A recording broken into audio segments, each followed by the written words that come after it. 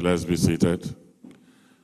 I'm very sure the essence of us gathering every year at this summit is not only just for us to leave a banner without stain for the coming generation, but also for us to be able to make Nigeria to be blessed. As we're coming in, we are starting now. Please come in and take your seats. We welcome all of you.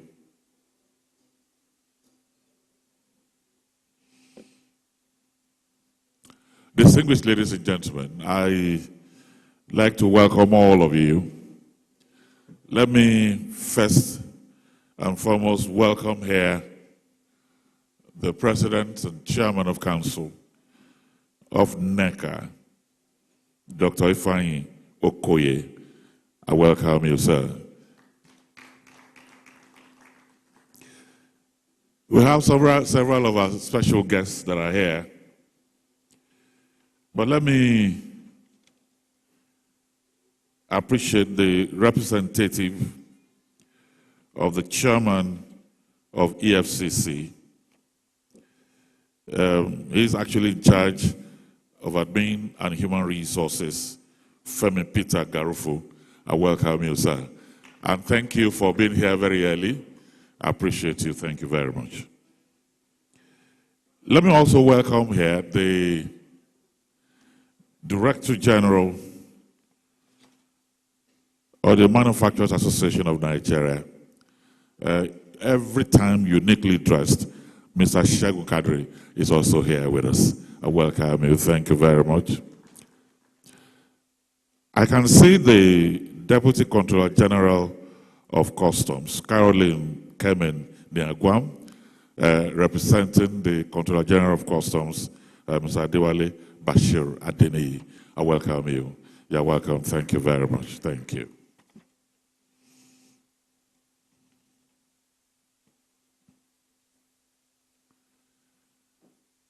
Let me welcome some of our very special guests that are here.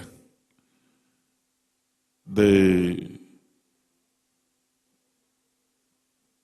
MD and CEO of the Nigeria Social Insurance Trust Fund, Barrister Oluseun Fale, is also here with us. I'd like to welcome you. And there are representatives of the Honorable Minister for Marine and Blue Economy, Mr. Saro Igor Sage, is also here with us. I welcome you. Let me welcome the Director General of Neca. He's been all over the place. Okay, I just saw him now. Mr. Wale Smart Oyerinde, you're also welcome.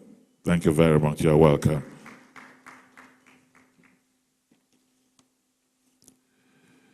The Managing Director of Promasido, Francois Gillette, you're welcome. You are seated at the back there, a very humble man. I welcome you. Thank you very much. Thank you. the Managing Director of Nestle Nigeria PLC, Nassim El Hussein. Did I get that pronunciation? All right, thank you. Thank you for attending. I wish I be thank. Let's put our hands together for him, ladies and gentlemen. Maybe if we clap hard enough, he will give us some Milo. Okay. Thank you. High Chief Vincent Barra, President, Federation of Construction Industry, is also here with us. I welcome you. Thank you very much.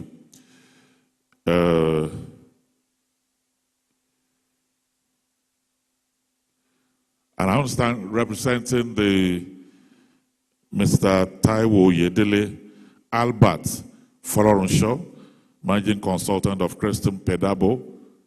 Where are you, sir? Okay, your representative is out, Oyedele? Okay, thank you very much. You're welcome. Thank you. Thank you.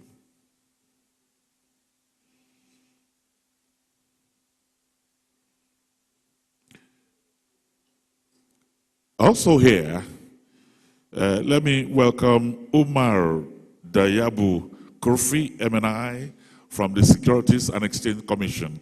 You're welcome, sir. Thank you. And then Mr. Williams Emeka, representing the Director General of the DSS, is also here with us. I welcome you. Thank you very much.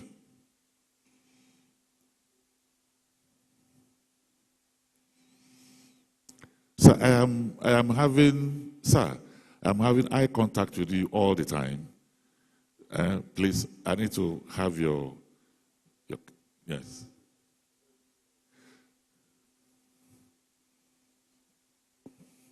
Thank you. Okay. Thank you very much.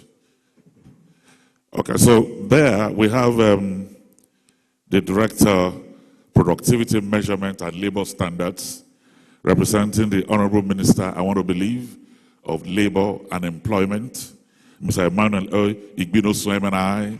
You're welcome, sir. Thank you very much. Thank you. We will continue to recognize all of you. As far as we are concerned, everyone that is in this room deserving of recognition. Mr. Fidelis Imosili, Director General, Federation of Construction Industry, FOSI. Oh, you're welcome, sir. Thank you very much. Thank you. And so, distinguished ladies and gentlemen, let me, on behalf of the Nigerian Employers Consultative Association, welcome all of you to the 4th edition of the Nigerian Employers Summit 2025. Since 1957, the Neca has consistently provided a forum for the government to consult with the private sector on socio-economic and labor policy issues. It's been 68 years of Neca providing a platform for the private sector employers to interact with government, interact with labor, interact with communities and other institutions. And so this year, the focus will be on enabling sustainable development in a transitioning economy. And this clearly requires a multifaceted support by stakeholders, engagement, and a focus on the long-term value of what we're doing. So I'd like to welcome all of you to this event this morning. Let me therefore now invite Ms. Victoria Uwadoka, Chairman, Summit Planning Committee, for her opening remarks. Please, let's appreciate her. Let's appreciate her. Thank you very much.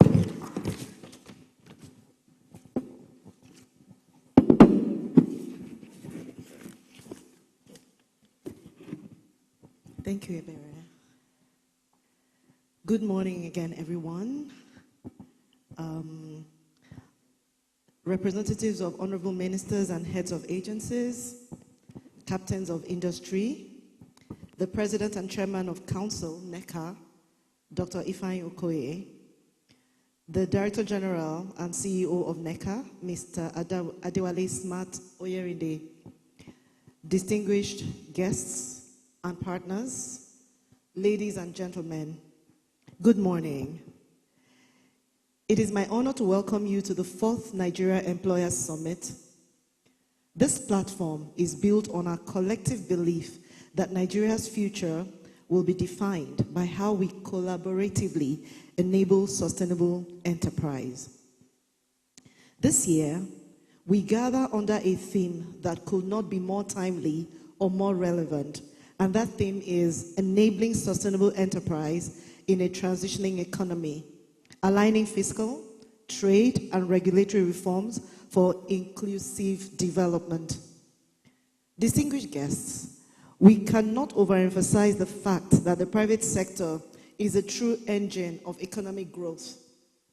From the agro-processor to the digital entrepreneur, from large-scale manufacturers to informal market traders, our enterprises create jobs, drive innovation, expand trade, and generate national revenue. However, despite this critical role that enterprise plays in socioeconomic development, businesses often grapple with the unintended consequences of fragmented policies, regulatory uncertainty, and infrastructure deficits. While the Nigerian business environment has made commendable strides in recent years, we must recognize that progress is not synonymous with transformation. True transformation requires sustained, cohesive, multi-sectoral collaboration. This is precisely why we're gathered here today. Our objectives are simple. 1, to catalyze bold reforms across fiscal, trade, and regulatory systems that can unlock the potential of Nigerian businesses. 2, to foster partnerships between the public and private sectors grounded in our shared goals and mutual accountability. And the 3rd is to build consensus on a forward-looking policy and institutional roadmap for sustainable enterprise and inclusive economic development. We therefore extend our gratitude to our colleagues in the public sector for their openness to consultation and collaboration. Your commitment to reform and transformation is pivotal. We assure you that the private sector is dedicated to co-creating the transformation needed during this transitional period in our economy. We are ready not only to advocate for change, but also to actively participate in its realization. Over the next few days, the 4th Employers Summit will delve into critical topics such as tax reform imperatives, regulatory reforms, facilitating trade and attracting investments, as well as ESG and sustainability. The fireside chat, which will close out the summit, will focus on aligning reforms across fiscal, trade, interior, and monetary sectors for national development. So, ladies and gentlemen, this summit is not just about dialogue, it's about alignment. Alignment across ministries, departments, and agencies to reduce the friction that businesses face across regulatory touch points. Alignment between fiscal and trade policy so that tax reforms support rather than contradict investment and export goals. Alignment with the private sector so that reforms reflect the realities on the ground and promote inclusive, sustainable growth. Ladies and gentlemen, rebuilding the Nigerian economy is a shared responsibility. If we approach this endeavor correctly, economic growth will transition from being just a headline to a tangible reality for Nigerian businesses and millions of Nigerians who are waiting on us. So on behalf of the Summit Planning Committee, I extend my heartfelt gratitude to you, our sponsors, and every individual and institution that has contributed to making this summit possible. Your belief in Nigeria, in Nigeria's private sector, and the power of collaborative reform is evident in your support and your presence here today. So, I invite you, as you go through the various sessions and listen to the fireside chat, to speak with candor, listen with purpose, build coalitions, not just getting contacts during your networking sessions, and commit to post-summit actions that foster enterprises that are supported, not stifled, empowered, and not burdened. Thank you for your attention, and thank you once again for your support and participation. Thank you very much. The room might not have been filled up. The number of people here, can we generate a round of applause for her, please? She's the chairman of the Summit Planning Committee, and she has done an amazing job. Saleh is here. He works for Sheraton, and it's a tradition here to take us through the safety rules of the place. Saleh, 3 minutes. Good morning, participants. You are welcome to Abuja Continental Hotel. Saleh Mohammed is my name. I'm the hotel safety officer. For your safety and security, the management deemed it necessary that you should be told of the safety and security protocols as regards the use of this place, so that from beginning till the end of the program, we will not record any incident.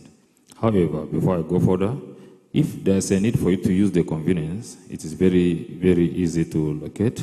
If you just pass through this door, as you walk straight, the 2 doors you are seeing or will be approaching are the convenience. If you are passing through the other door, turn to the right. Behind the scanning machine, the 2 doors are the convenience. The one to the left-hand side is for the female, while the one to the right-hand side is for the male convenience. You are advised to look before you enter, no matter how pressed you are, so that you don't go to the wrong location. Aside that, we have no schedule today for a fire drill. Therefore, should there be a steady ringing of fire alarm bell for more than 5 seconds, that suggests that something might have gone wrong somewhere or is a false alarm. However, whatsoever the rationale may be, do not panic, be calm, because we have emergency response team members on standby to do the needful should something go contrary to our expectation. And if evacuation becomes necessary, we have 2 assembly points. 1, you can pass through the main exit door at the main entrance by the scanning machine. Turn to the left, you see the muster point where you are expected to assemble based on your group, because you have functions taking place in the other halls.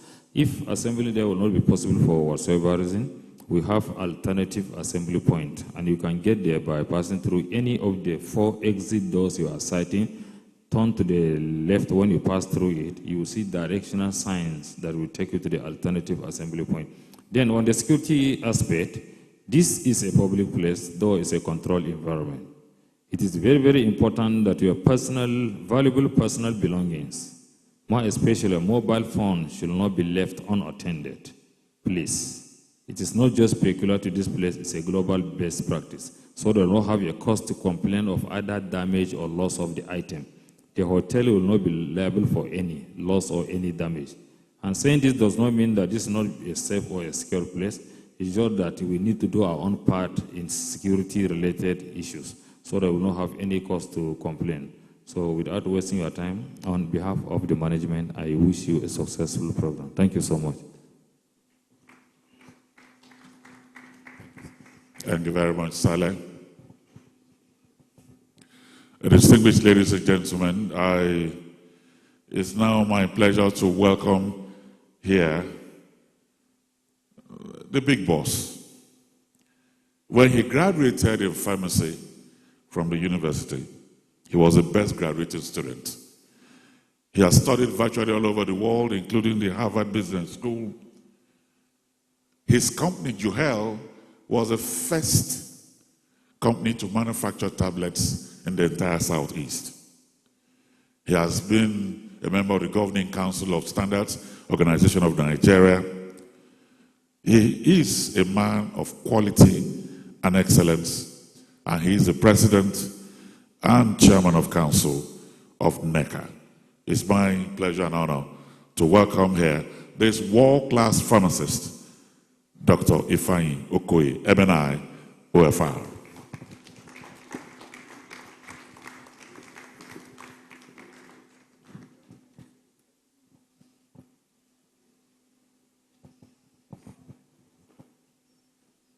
You're welcome, sir.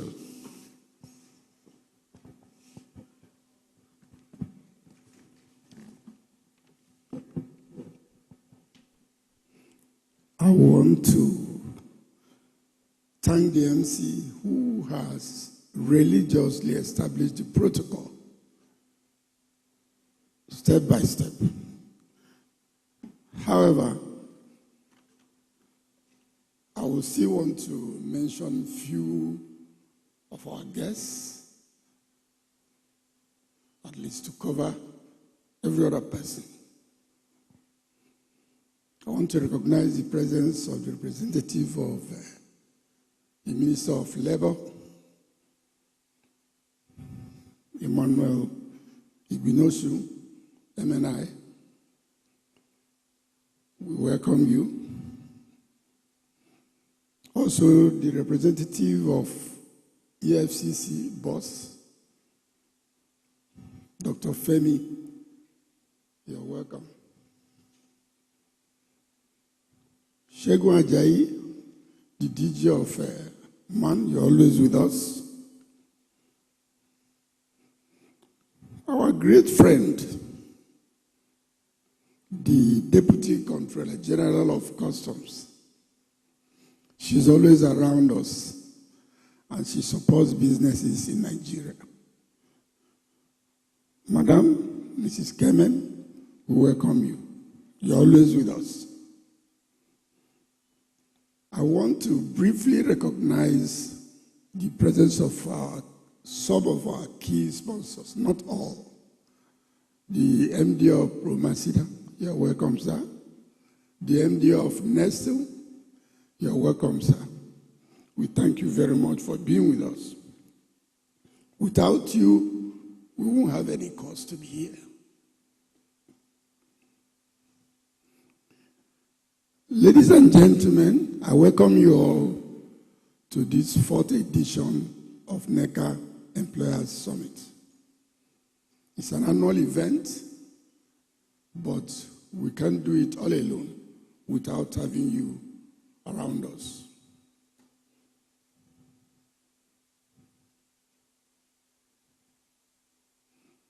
This year's edition comes at a defined moment in the Nigerian socio-economic journey.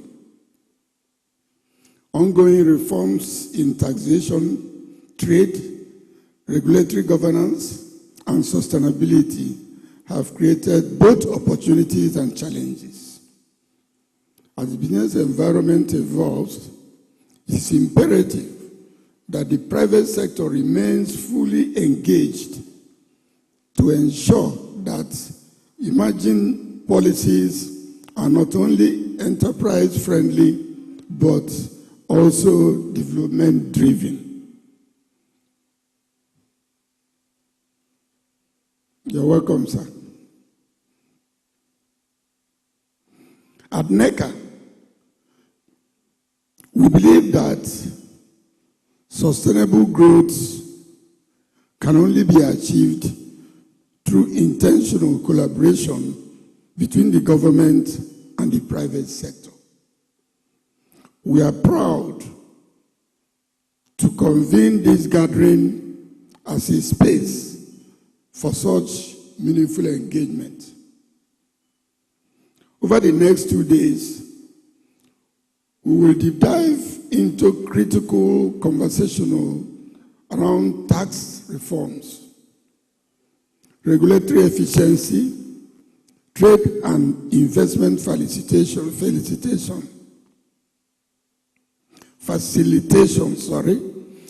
and ESG as a driver of competitiveness. These discussions are not just theoretical.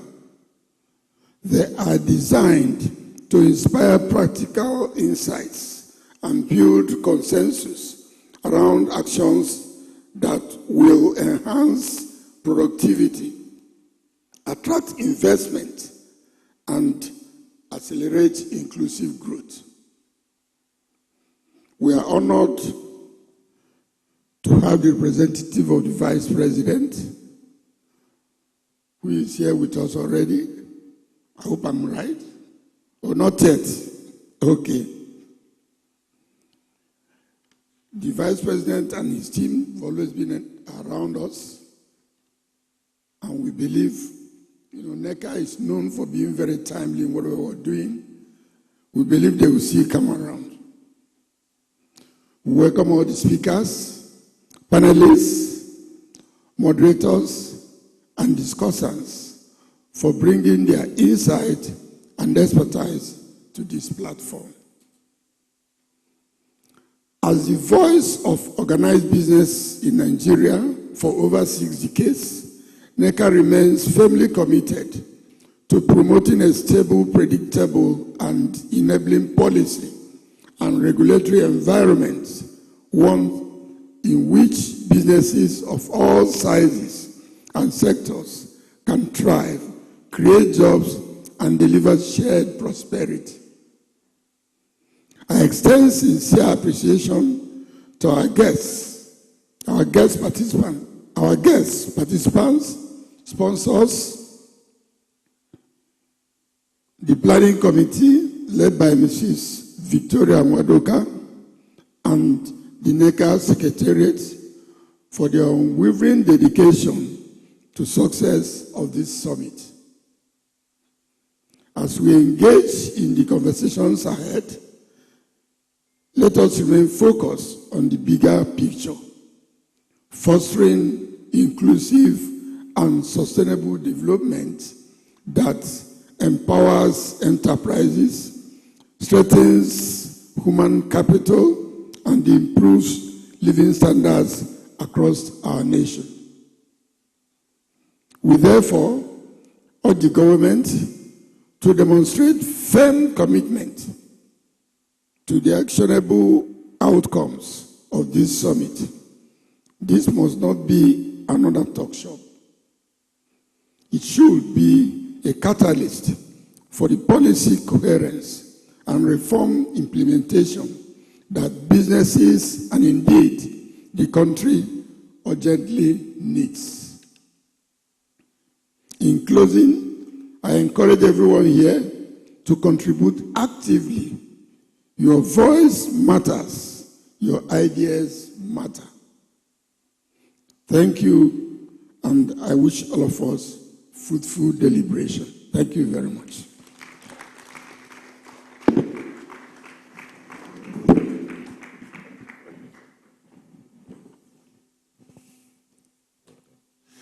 Let's appreciate him, the President and Chairman of Council of Neca. Thank you very much. Thank you. And while he was speaking, the Honorable Minister of Interior, for a long time, they consider him the poster boy of this administration. Effective, efficient, totally committed to national service. Honorable Lubumi Tunji Ojo is here with us. I welcome you. Thank you very much. I'd like to also recognize a few other people that are here. The DG National Productivity Center, Dr. Bafa Baba Dan Agundi, is also here with us. I welcome you, sir. Thank you very much. AIG Victor Olaya from Zone 7, representing the IGP, is also here with us. Thank you very much. Thank you.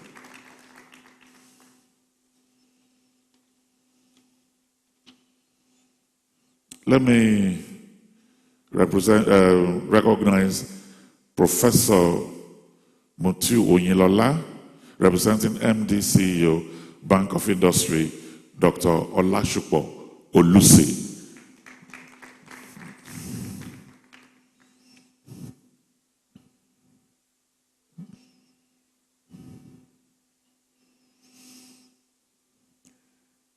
The representative of the Honorable Minister of Communication and Innovation, Michael Adeniyi, is also here. Mr. Michael Adeniyi, I welcome you. Thank you very much. Thank you.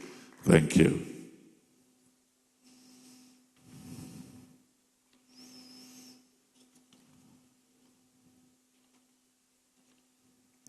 Let me also welcome the Assistant Controller General of Immigration, Franca Neca, MNI.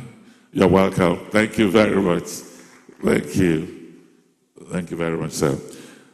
We'll continue to recognize all of you as we continue. But right now, to tell us why we're here, to set the tone for what will be an engagement for 2 days, let me welcome the Director General of Neca, Mr. Wale Smart Oyerinde.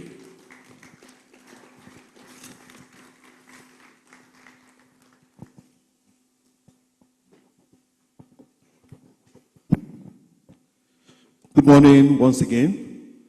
Good morning. I will permit me to rest on the protocol set by the President and to just share briefly, if you Google this morning and check what is the predominant thing happening in Abuja today, you probably realize there's so many summits. Even in these premises, there is about 1 or 2 summits also still going on. And summit seems to be losing the context of it, whether it's a social summit or economic summit or whatever summit you can think of. And so that we don't mix the context of this summit with every other summit, we need to share a perspective.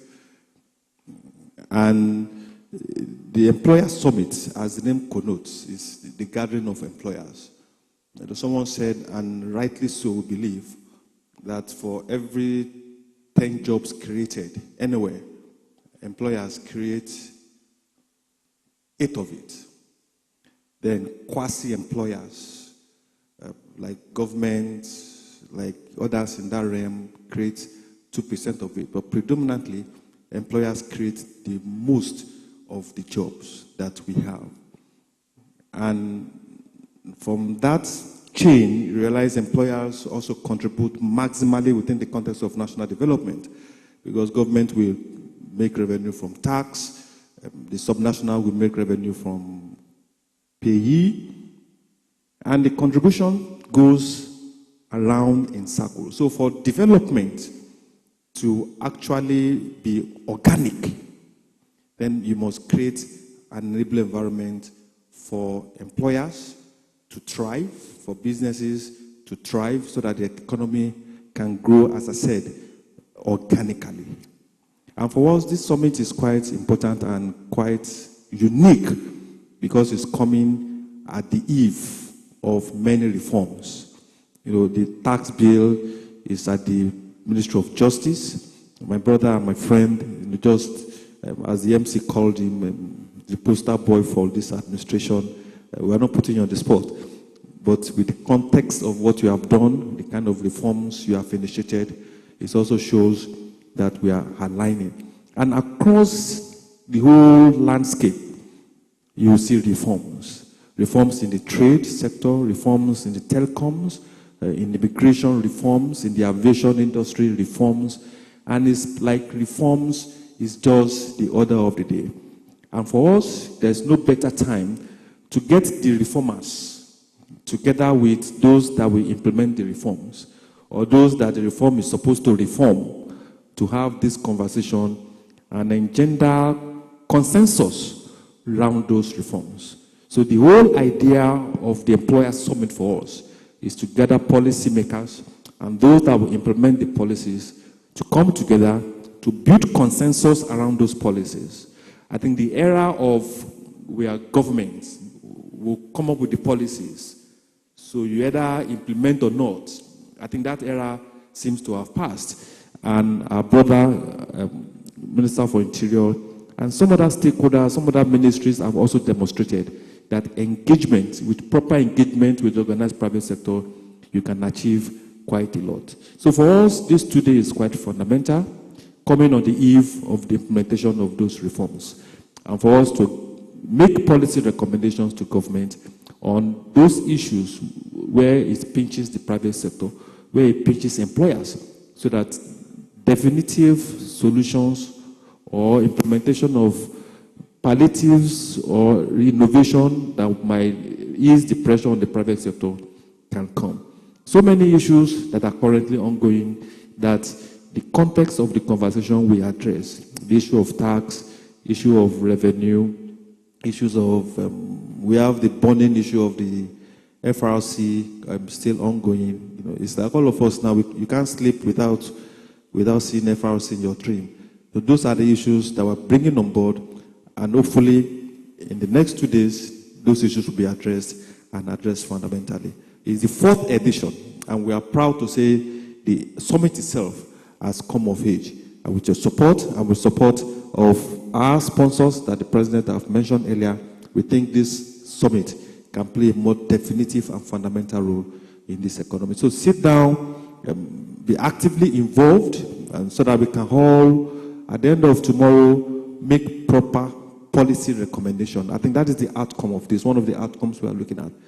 Proper policy recommendations, alternative policy recommendations to government on how we can drive this economy and drive it to the ideas that the President has communicated to all of us. So once again, you're welcome to the 4th edition of the Nigeria Employers Summit, and looking forward to a very engaging and very constructive conversation in the next 2 days. Thank you very much. Yeah.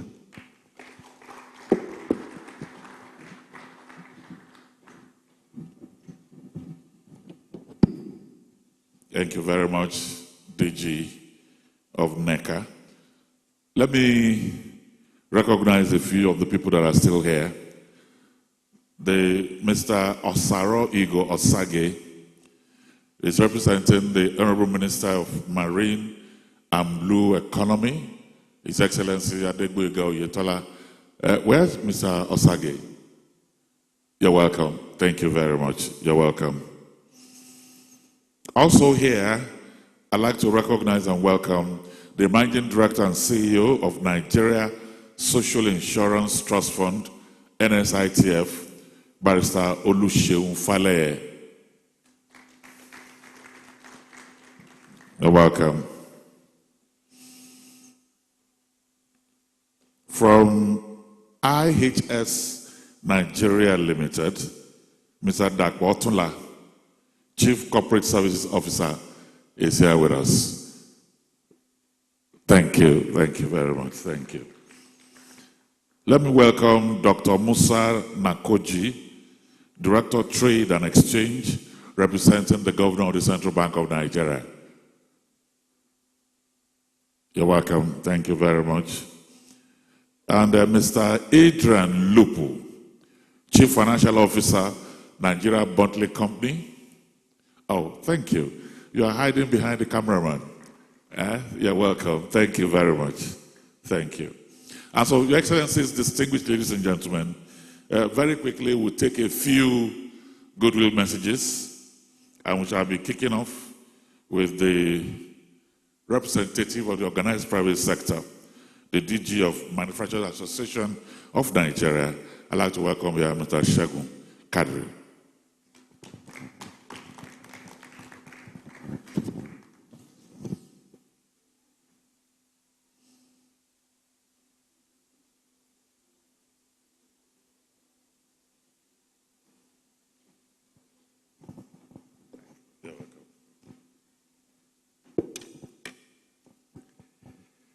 Good morning, distinguished ladies and gentlemen.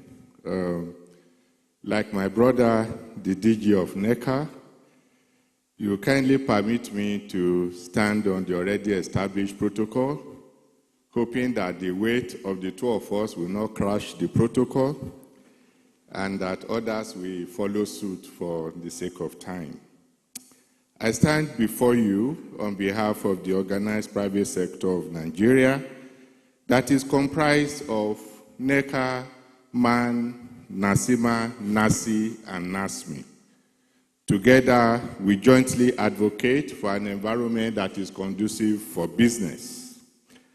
And so today, we are happy to associate with our veritable partner, Neca, and hoping that this summit will form a critical mass of public and private sector opinion that will drive the development of our great country. The theme for this event, which is aligning fiscal, trade, and regulatory reforms for rapid national development, is critical at this time. because with the onset of this administration, several reforms have taken place, and many of us are concerned about how to transit from reform to action.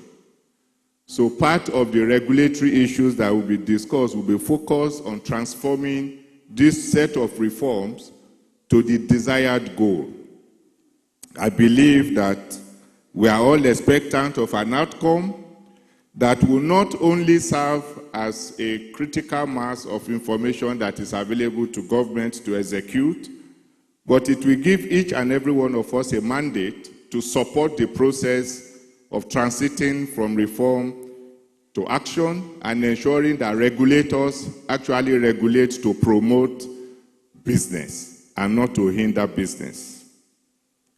So on this note, and without taking much time, I would like to welcome all of us in partnership with Neca and to say that we remain committed to working with government to create an economy that is vibrant, competitive, and can truly serve as a fulcrum for advancing the African economy and integrating it into the international and global systems. I thank you very much, and I welcome each and every one of us. Thank you.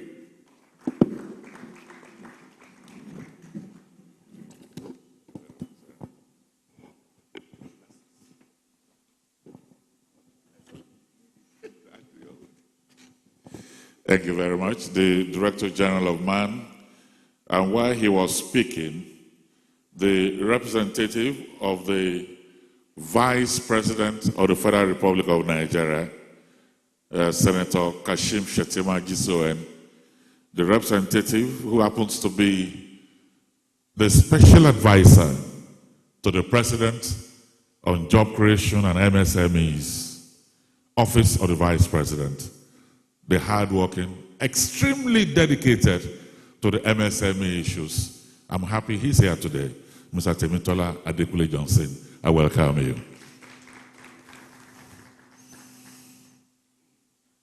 Let me also recognize from the Association of Licensed Telecommunications Operators of Nigeria, their chairman, Engineer Benga Debayo, is also here. You're welcome, Engineer. You're welcome. So our second goodwill message, Vice President, you maybe I'll let you take a little bit of rest before you do your speech. Thank you. Let me welcome here Mr. Ehosa Amagui, representing the DG Nigerian Governors Forum, for his goodwill message. Okay. Let me also welcome Mr. Femi Barufu, the representative of the chairman of EFCC, to please step forward here and present his goodwill message.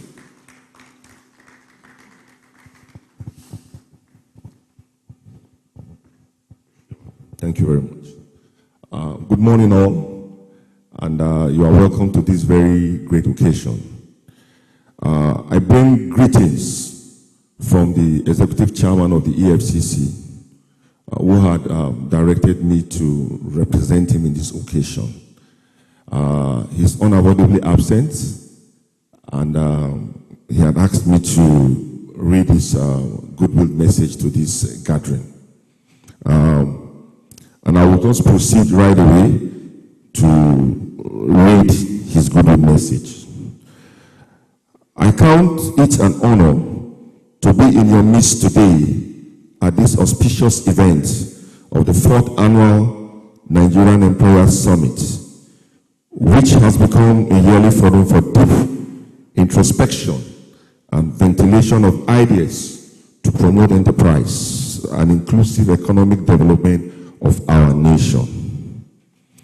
First, let me thank the leadership of the Nigerian Employers Consultative Association, Neca, for inviting me to this event.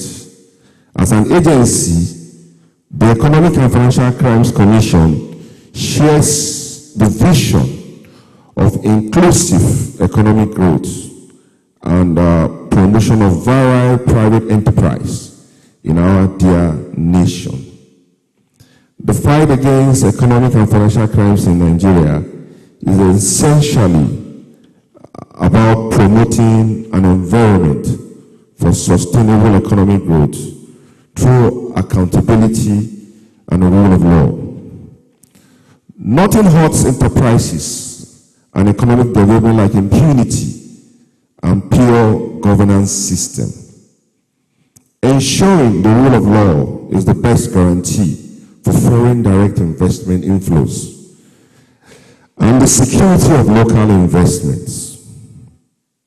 Upon my assumption of office as chairman of the EFCC, I reviewed the standard operating procedures of the Commission to enhance business sustainability and economic growth.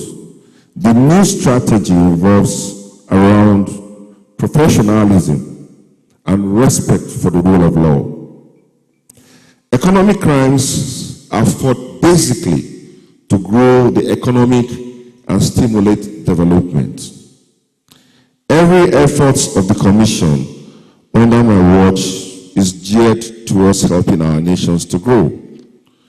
No longer are businesses being clamped down for offenses that can be tackled without shutting going concern.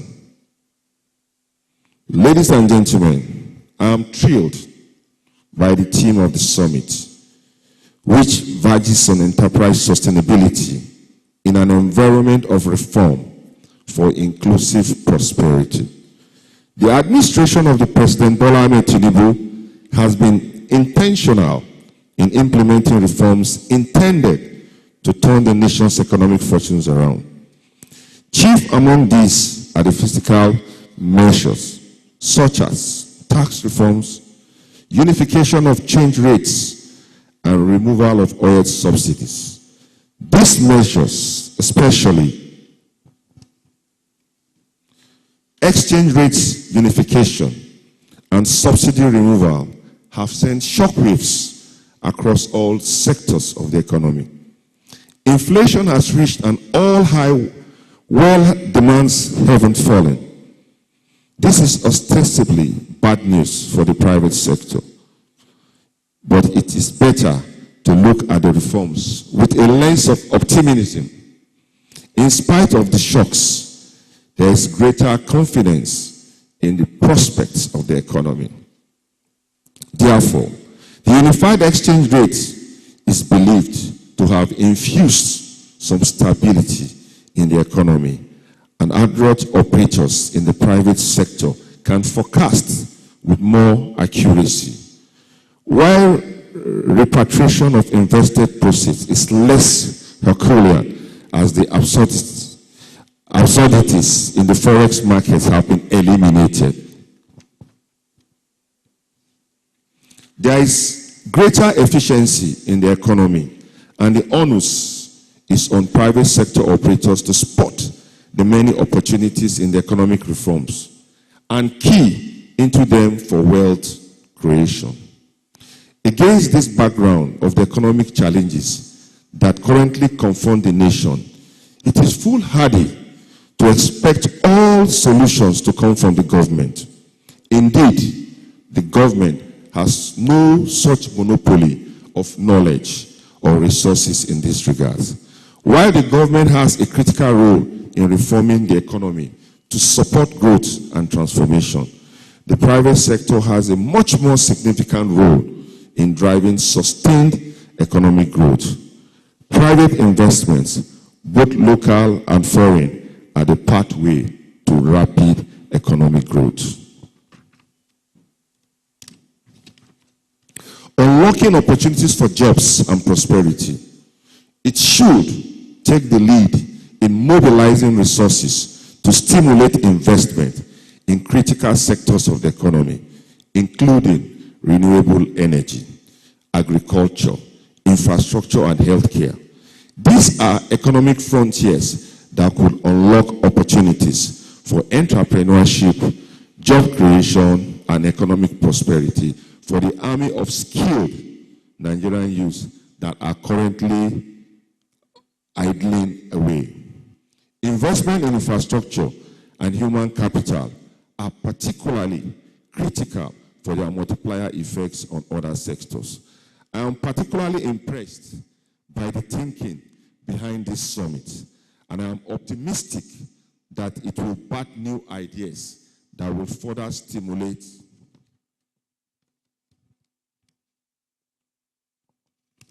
the economy and bring succor to the millions of our citizens. On this note, I want to thank you for listening and wish you fruitful deliberation. Thank you very much, sirs.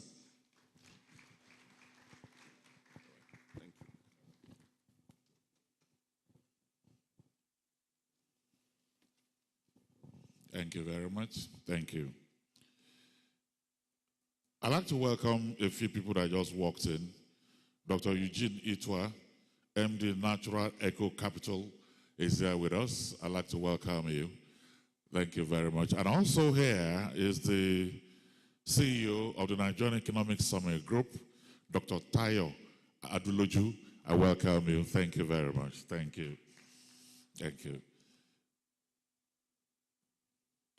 Dr. Muda Yusuf, CEO, Center for Promoting Private Enterprise, and former DG, Lagos Chamber of Commerce, Industry, Mines and Agriculture, is also here with us. Okay, you're welcome. Thank you very much. So let me, before we take our final goodwill message,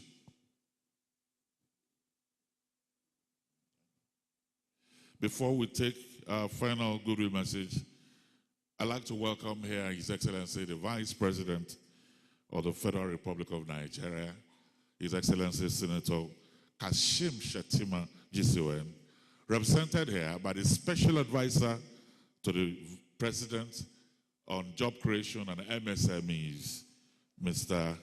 Temitola Adekunle Johnson.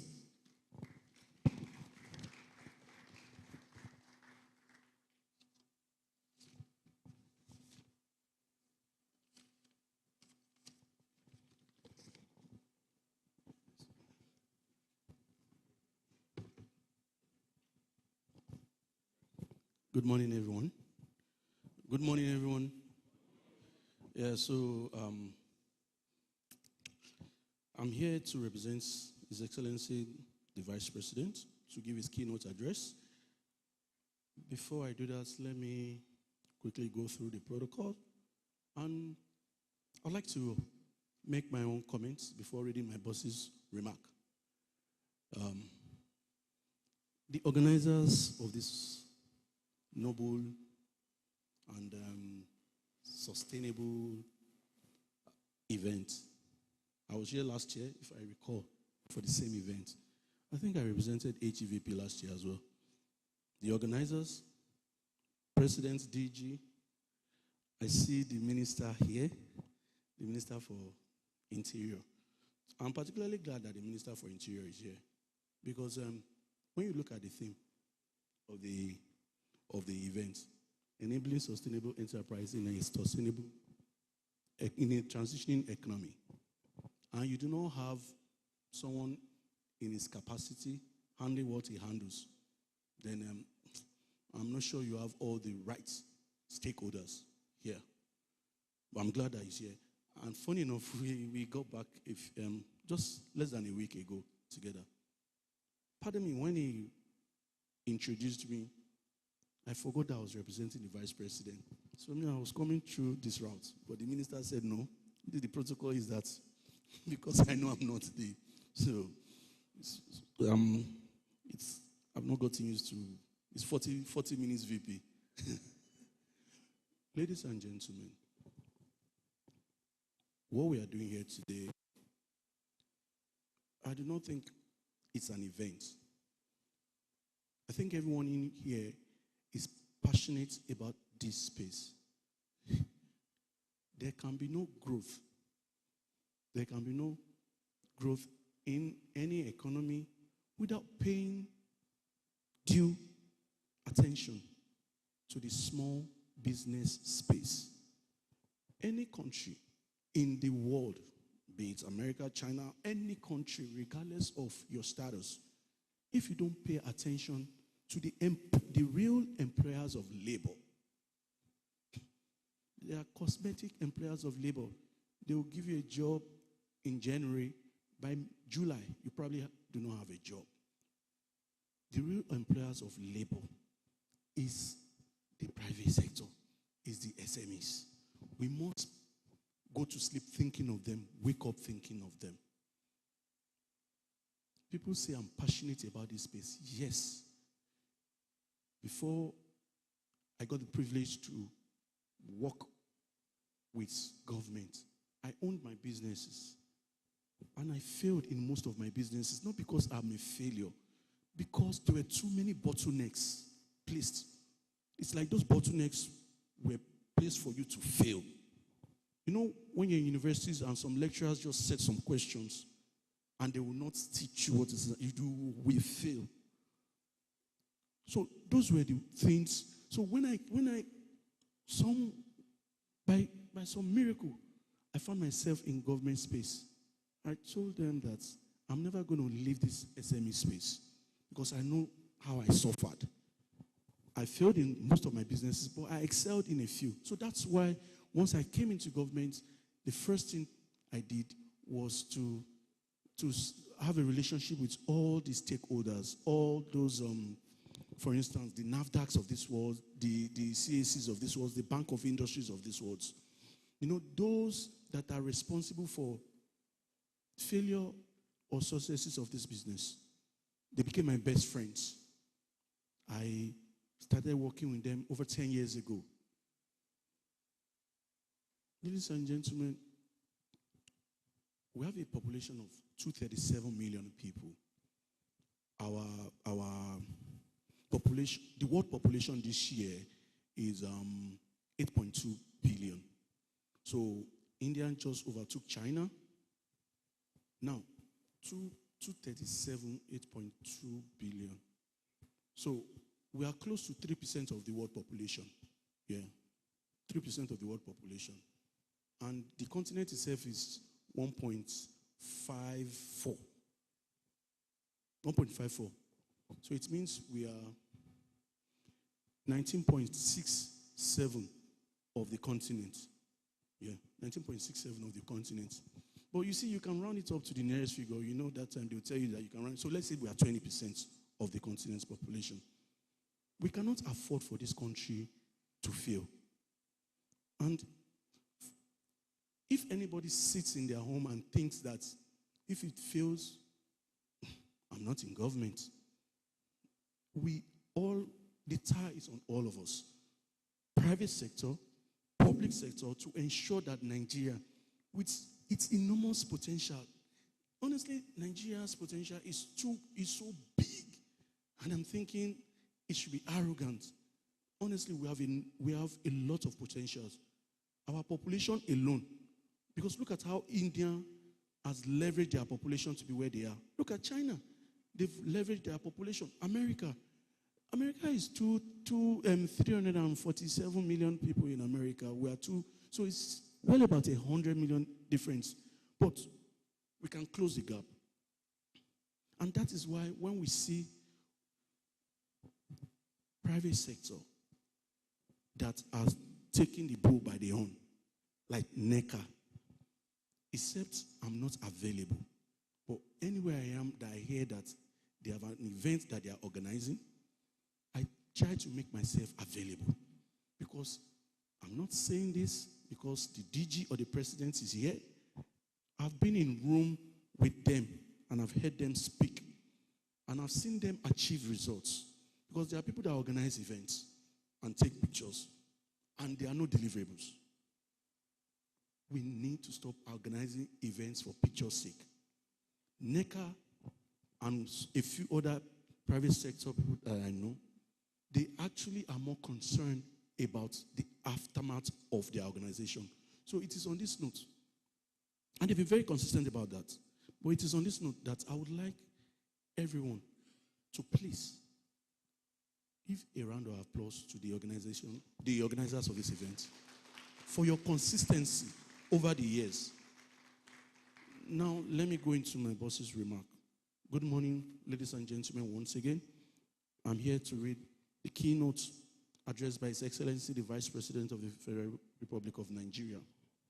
Today being the 25th of June, 2027.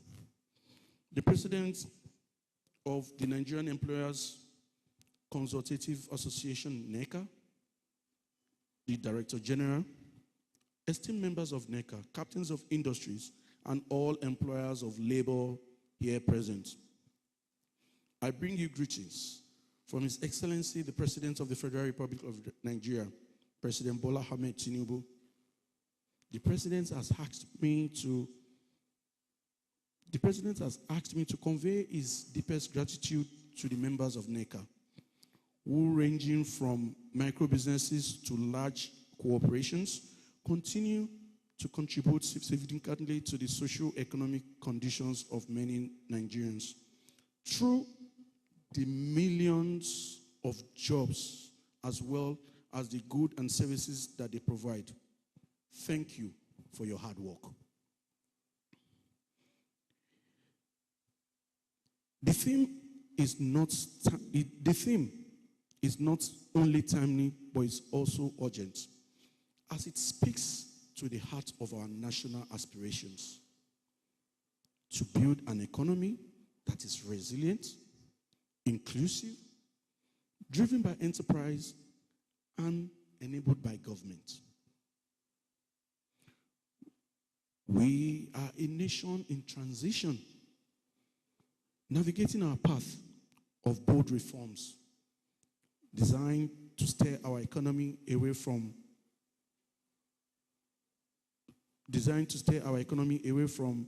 volatility into becoming a more stable, sustainable, and prosperous one. These reforms, though difficult in short term, are laying the groundwork for a more transparent, competitive, diversified, and investor-friendly environment. Rest assured that the vision of President Bola Ahmed Tinubu is to build an economy where sustainable enterprises like yours, like us, thrive and create decent jobs. One of the physical fronts we have embarked on, a comprehensive reform agenda that prioritizes prudent government expenditure and a more efficient, transparent, and equitable tax system.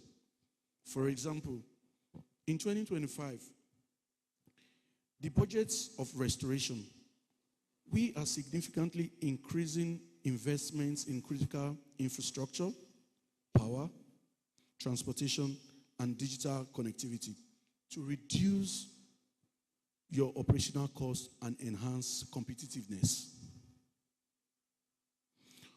The reforms also aim to improve the broader business environment. Our fiscal measures are designed to create an enabling environment. As employers, your businesses will benefit from reduced transaction costs, improved public service delivery, and overall more predictable economic climate. Before I continue, this paragraph is sort of very important. I would like to read the last bit of that paragraph. It says, as employers, your businesses will begin to benefit from reduced transactional costs, improved public service delivery, and overall more predictable economic climate. So, as a businessman or as a business owner, you must, to an extent, be able to predict that. You must be able to predict that your business can generate between X amount to X amount. And know that you should be able to an extent predict that by X, Y, Z, this is what you should be looking at. You see, the fact that you are not even working, or your business is not working in an environment where it is predictable, it's a problem on its own. And this government has sort of seen that as a gap and has lashed in on that to ensure that we try to correct that.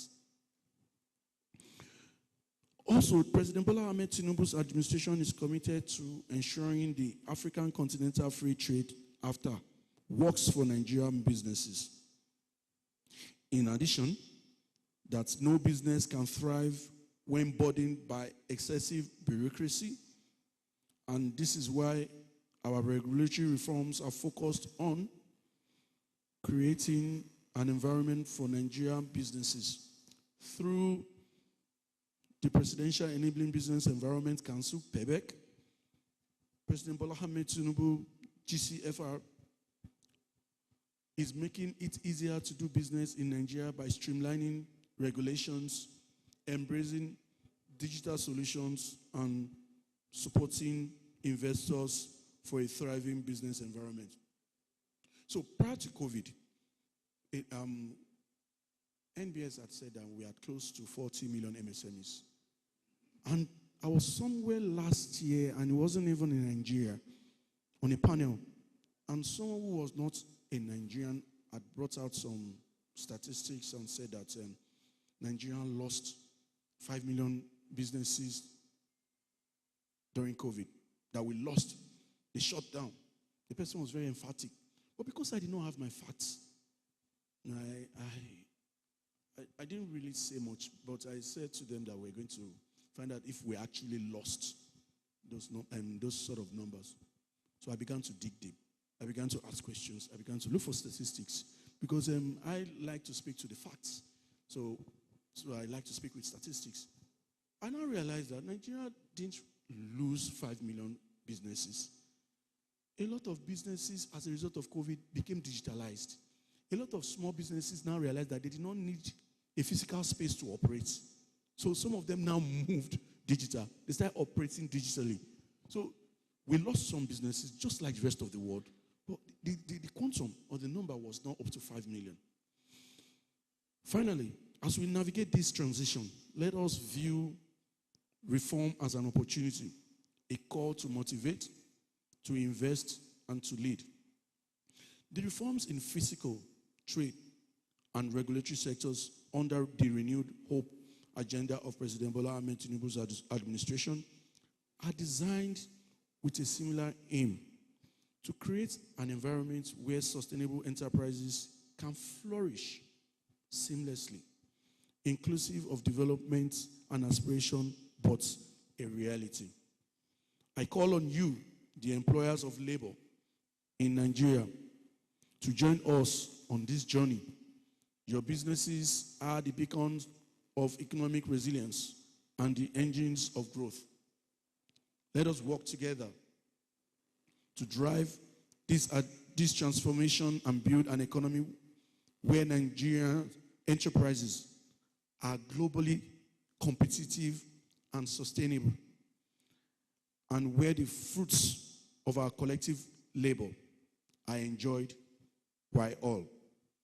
Thank you, and may God bless the Federal Republic of Nigeria. Thank you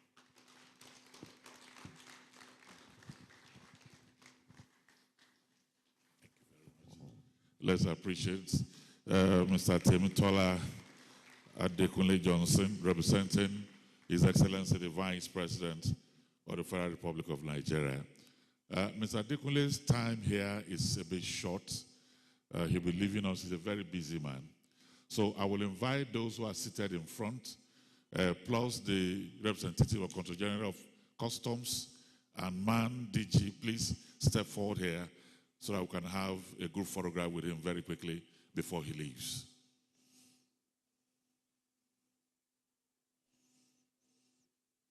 Maybe we'll do it.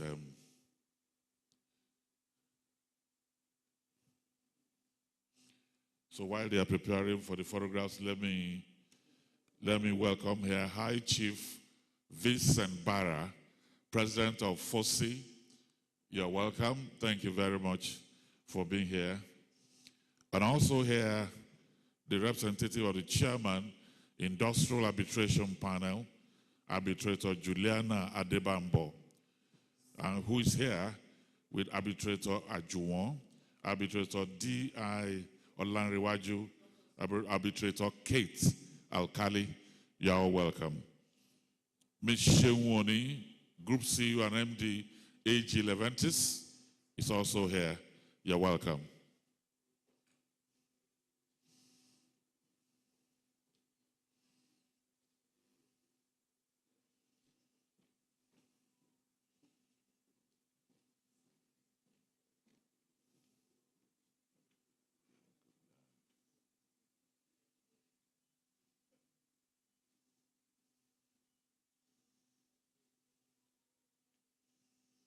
Cameraman, are you okay? Okay. So the rest of us will take our seats. The president and the DG will see him off, but the rest of us will take. He wants to make a comment before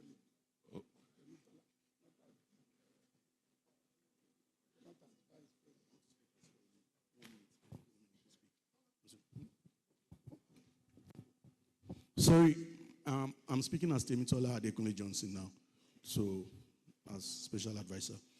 I don't know how many people in the room are aware that Nigeria is hosting the African Union MSME Forum. That's what's going on here.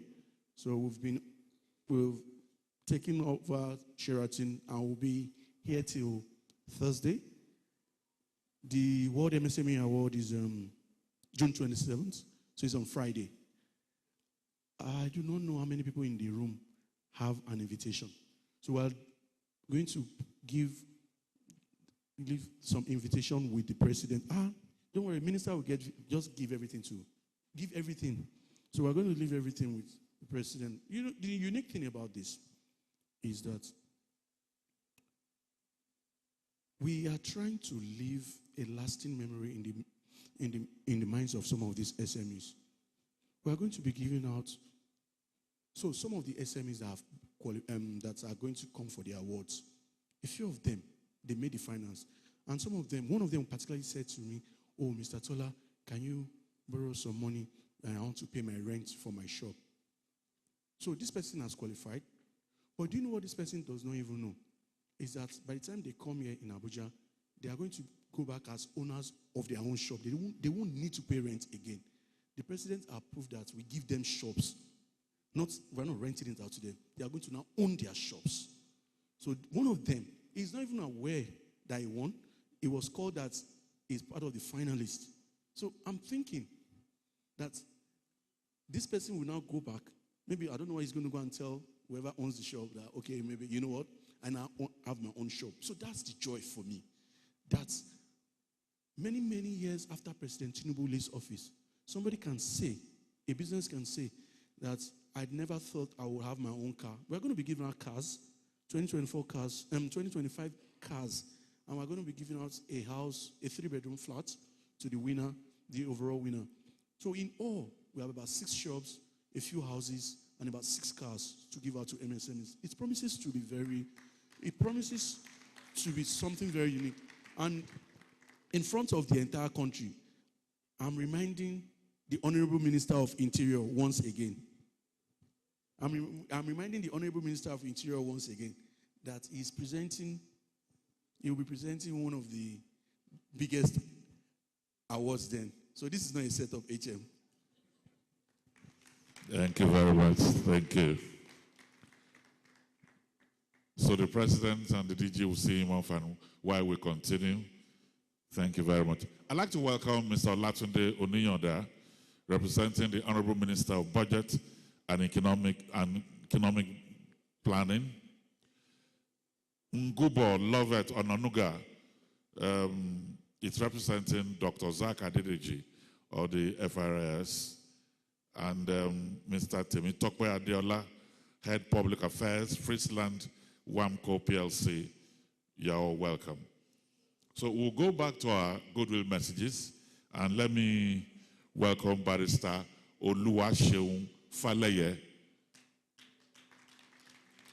from MD NSATF.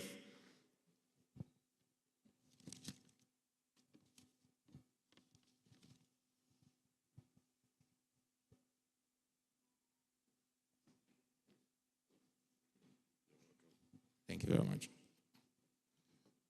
Good morning, ladies and gentlemen. Good morning, the representative of the Honorable Minister of Labor, my minister, and the Honorable Minister of Interior. I welcome you. Permit me please to stand on existing protocol. It's indeed my pleasure to be here this morning to share this platform and give this goodwill to this August gathering. Neca and I, and NSITF, are partners in progress, basically. Majority of you here will know that Neca are critical stakeholders with NSITF.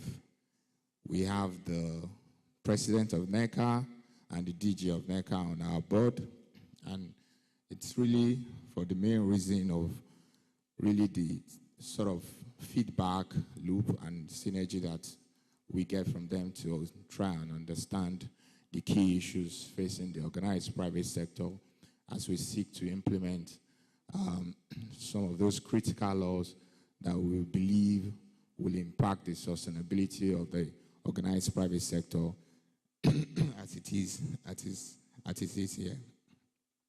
And Neca, being the umbrella body of the organized private sector, has really been at the forefront of engaging with us, not only on ensuring that our initiatives are mindful of the economic realities that the private sector face, but also in advocating the health and safety issues that we believe is also important to that sustainability.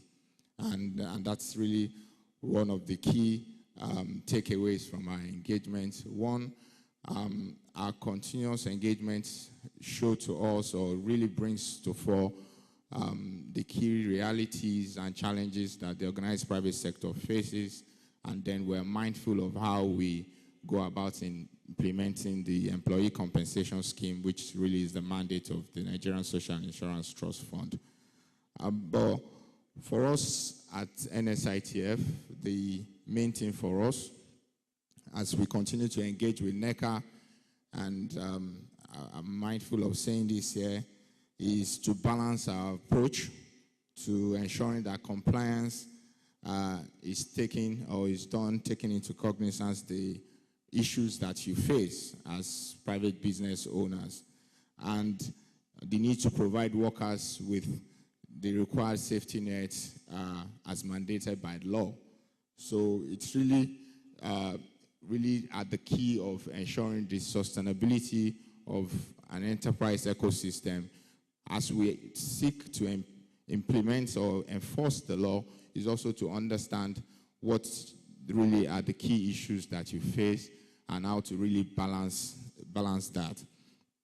And so, given that there are key industry leaders here, I call on stakeholders here to be mindful of this, to understand that in order to create the sustainability that you envisage and that we all envisage for the private sector, that we must pay attention to the welfare and safety of workers who are the critical stakeholders in that value chain. And it is by adhering to laws such as the Employee Compensation Act, which is really the basis for the implementation of the Employees Compensation Scheme, that we can see to this sustainability. Because if we cannot provide the safety net that is required for the workers that are really doing the hard work, the heavy lifting, then I don't see how we want to really deepen or really see to the sustainability of any business at all. So whilst in the course of implementation, in the course of enforcement of the Employee Compensation Act, we've had feedback on some of the issues that you face.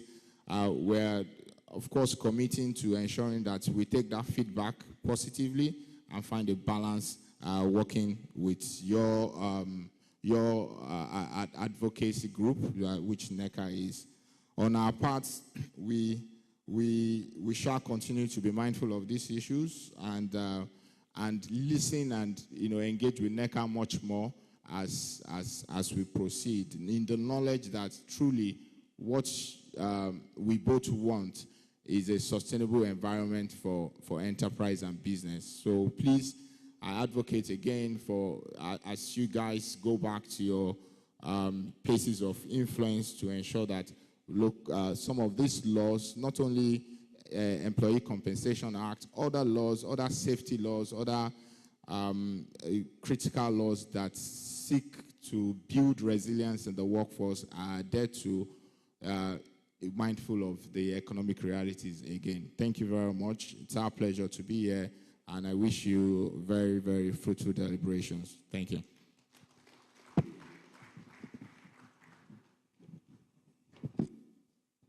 Thank you very much, Barrister Oluwaseun Faleye. Thank you very much. Thank you. Let me welcome here the Head Public Affairs, Friesland, WAMCO PLC, Mrs. Temitope Adeola, and also here, Mrs. Choma N. Njoko, representing the chairman of Abuja Chamber of Commerce and Industry. When you have events like this, and you don't have sponsorship, it makes it extremely very difficult. That is why I'm saying a very special thank you to all of the companies that made this year's conference possible. Dangote Industries, Chivita Hollandia, HIS Towers, International Distillers Limited, Nestle Food Nigeria PLC, Tulip Cocoa, ATI Group, Tropical Investment Group, Nigeria Bottling Company, AG Leventis, Nigerian Breweries, MTN, Friesland Campina Wamco, International Breweries, Wright Foods, 7-Up Bottling Company, Vitafoam Nigeria PLC, Ashaka Security Company Limited, Unilever, Anderson, Nigeria LNG Limited, GB Foods, UAC Foods, and Northern Cables Processing and Manufacturing Company. For all of these companies, can we say thank you to them with a round of applause? And I appreciate them. Thank you very much. Thank you. Also here, let me welcome Dr. Henry E. Emejo, of the Director General and CEO of the Pan-African Alliance of Small and Medium Industries. Dr. Oluwasoromi Dayo George, Director of Corporate Affairs, Sustainability, Nigeria Bottling Company, and Ruben O. Bamindele, the National Program Officer, United Nations Industrial Development Organization. We'll continue with our Goodwill messages as I welcome here AIG Victor Olaiya to speak on behalf of the IG.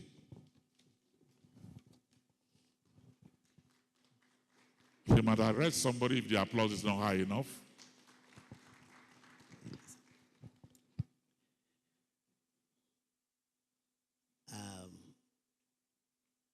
Please permit me once again to stand on the existing protocol. Good morning, everybody. I bring greetings from the Inspector General of Police, IGP, Kayode Egbetokun, NPM, PhD, who is well away on another assignment he has mandated that I represent him. I'm glad I was given this opportunity to be a part of this summit. I have interest. I always show interest in economic matters. And the reason is simple. Security and economic development are like Siamese twins. They are inseparable. Without security, then you have challenges with economic development. Where there is security, definitely you find economic development. And so that's why I take interest in anything and everything that has to do with economy. I'll just share one experience. Because if we have security, we have economic development. When there's economic development, the police will have less to worry about. Now, I was Commissioner of Police in Kwara State, year 2023 to March 2025. And I remember my experience during the last year August protest, 10 days of rage. That's how it was titled, 10 days of rage. And so, the whole bulk rested on the Nigerian police because the Nigerian police is the lead agency in internal security. So we went to work and did a lot of preparations. We expected the worst because, it was titled 10 Days of Rage. How somebody will think of that, 10 days of rage. And of course, later the organizers, some of them regretted it because it got out of hand. But I did something in Kwara. As the Commissioner of Police, I began to engage all of the stakeholders from the NUJ to TUC to the market women, National Union of Road Transport Workers, the Students' Union, both NANS and the state, and I went round. I had at least a day for everyone. Sometimes we take 2 a day. I spoke to them, and all I did was to convince them and prove to them that the government, this present administration of President Bola Ahmed Tinubu, GCFR, is doing everything to put the economy back on the right path. I brought facts and figures to let them know that, look, what the present administration is doing will get us out of the woods. And there is no alternative to the present economic reforms. No alternative to it. These are hard decisions that must be taken, but at the end of the tunnel, there is light. I explained to them, because some of the key things they were, clamoring over were the fuel subsidy removal and, of course, the exchange rate, the unification of that exchange rate that made the US dollar to go up. And I told them, concerning fuel subsidy, you need to understand certain things, that there's no alternative to it. And the private economy is being promoted. As at that time, I think Dangote Refinery was yet to actually start producing, but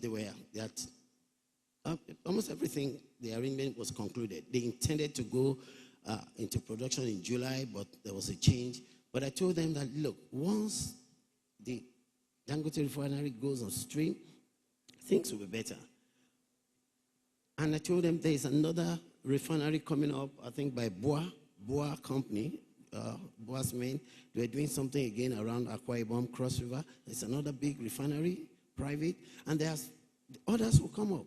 In the long run, will be the better for it. And you will agree with me, since then, we have not experienced anything like fuel scarcity in Nigeria since the present administration came on board. I did my best to also explain to them about the exchange rate.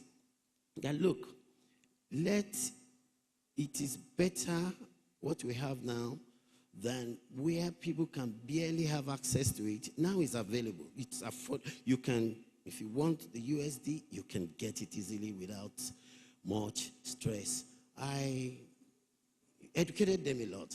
And of course, at a point, some of them looked at me and felt that because of Lagos State origin. They said, it's Mr. President. But I said, no, I'm telling you as it is. And the market women, when they came around, a bag of rice, they said, was 80,000. I said, yes. But we also have information as to why it is like that. Those are man-made problems. We discovered that in the market there at that time, rice was coming in. Rice was available. But when there's rice in the biggest market, the traders would tell them if they are bringing more, don't bring it. Because if it floods the market, the price will drop. That was one tactic the market people were using to keep the price as high as possible. And another strategy they were using was that now if rice must come into the market, they would make sure the truck come in at night when everyone have closed. So they won't even have an idea that additional rice has come into the market, all in the bid to keep the price of rice high. I told them, we know these things, and these are man-made. And these acts are almost counterproductive to what all the efforts the government is making. I was able to make them to see reason, and I am proud to say that Kwara State was one of the few states where there were no protests throughout the 10 days last year, August. And the records are there. And that is why I make it my business to know about the economy and all the reforms that are going on, because by and large, you cannot separate economy from security. On this note, I want to thank the organizers once again for a job well done, for this well thought out. This is the 4th edition, and I'm confident that they'll keep it up. I congratulate you once again, and I wish everybody happy deliberations. Thank you very much.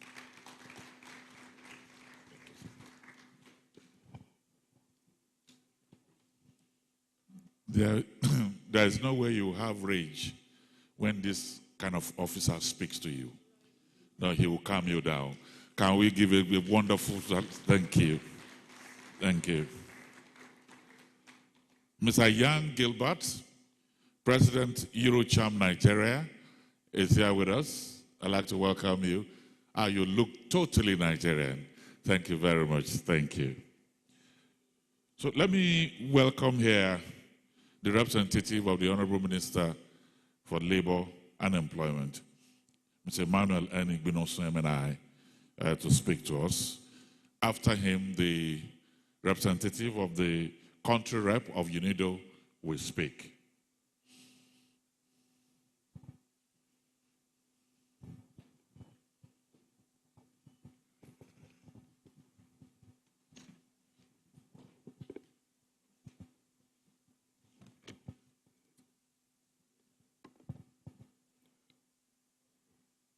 The Honorable Minister of Interior, here present, Dr. Olubemi Tunji-Ojo, representatives of Honorable Ministers, the President of Council, Neca, Dr. Ifeanyi Okoye, MNI, and the DG Neca, Mr. Adewale Smart Oyerinde. Ladies and gentlemen, permit me to stand on the already established protocol in the interest of time. I stand here to present the remarks of the Honorable Minister of Labor and Employment, Dr. Muhammad Megari Dingyadi, CON, who is unavoidably absent. And so the voice you would hear might be mine but the message is that of the Honorable Minister of Labor and Employment. It is with great pleasure and a deep sense of responsibility that I stand before you today on the occasion of this 4th Annual Employers Summit, a gathering that has grown into a cornerstone for shaping Nigeria's enterprise future and economic direction. Permit me to begin by expressing my sincere appreciation to the leadership of the Nigeria Employers Consultative Association for their consistent efforts in fostering meaningful dialogue between the public and private sectors. Neca's unwavering commitment to harmonious labor relations, enterprise development, economic advocacy, and tripartite cooperation is commendable and worthy of emulation. The theme of this year's summit, Enabling Sustainable Enterprise in a Transitioning Economy, Aligning Fiscal, Trade and Regulatory Reforms for Inclusive Development, is both timely and reflective of the critical juncture in which our nation finds itself at the moment. As we confront the challenges of economic restructuring and seek new pathways for growth and sustainability, we must prioritize dialogue, reform alignment, and partnerships between all stakeholders, government, businesses, and labor. Ladies and gentlemen, Nigeria is undergoing a bold and comprehensive economic transformation under the visionary leadership of His Excellency President Bola Ahmed Tinubu, GCFR. You will agree with me that the Renewed Hope Agenda is not just a slogan, but a call to action and a policy blueprint for national rebirth. In the last year, we have witnessed difficult but necessary policy shifts from the removal of fuel subsidies and the liberalization of the foreign exchange market to major strides in fiscal reform and revenue generation. While these decisions have created short-term pains, they are laying the foundation for long-term national stability, competitiveness, and inclusive prosperity. The Ministry of Labor and Employment has been working to ensure that these reforms are inclusive, equitable, and beneficial to both employers and workers. Our ongoing efforts include the harmonization of labor laws in line with global standards, the expansion of social protection coverage, and the development of active labor market policies focused on skills, employability, and productivity. Through tripartite dialogue and institutional strengthening, we are building a modern labor ecosystem that can support the evolving needs of our transitioning economy. I must commend the resilience and contributions of Nigerian enterprises, both large and small, in sustaining our economy in the face of global disruptions and internal pressures. Your resilience is why Nigeria remains the largest economy in Africa and a key player in regional trade and development under the African Continental Free Trade Area. The task before us, ladies and gentlemen, in the next 2 days is not merely to discuss policies, but to collectively agree on concrete and actionable strategies that will help shape the economic future of our country. As we all know, the private sector is not just a stakeholder, it is the engine room of innovation, employment, and national development. In this regard, it is my sincere hope and belief that this summit sparks bold ideas, foster and strengthen existing partnerships that will catalyze real change in our economy and society. May the promise of renewed hope become not only a government mantra, but a lived reality for millions of Nigerians who depend on us to get it right. Thank you, and may God bless the Federal Republic of Nigeria.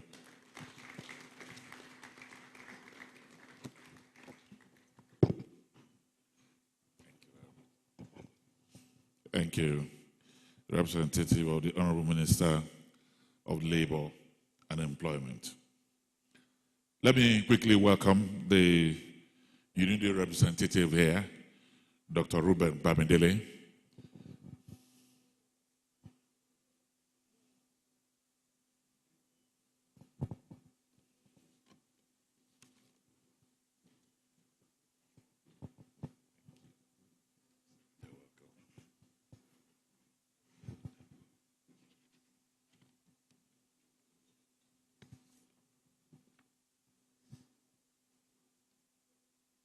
Honorable Minister of Interior, Other Excellencies, President of Neca, please permit me to stand on the already established protocols. My name is Ruben Bamidele. I came to represent the UNIDO rep in Nigeria. He would have loved to be here today, but he just assumed office last week, Monday, and he hasn't been able to present his credentials to government.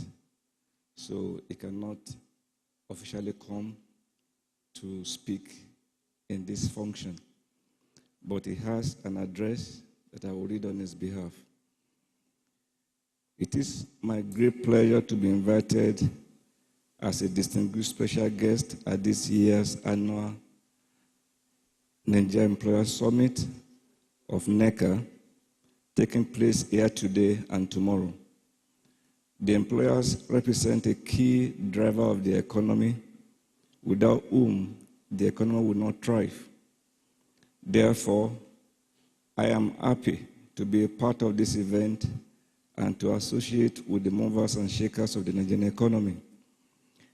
Excellencies, ladies and gentlemen, the theme of this year's summit, enabling sustainable enterprise in a transitional economy, aligning fiscal, trade, and regulatory reforms for inclusive development, isn't only apt but couldn't have come at a better time than now.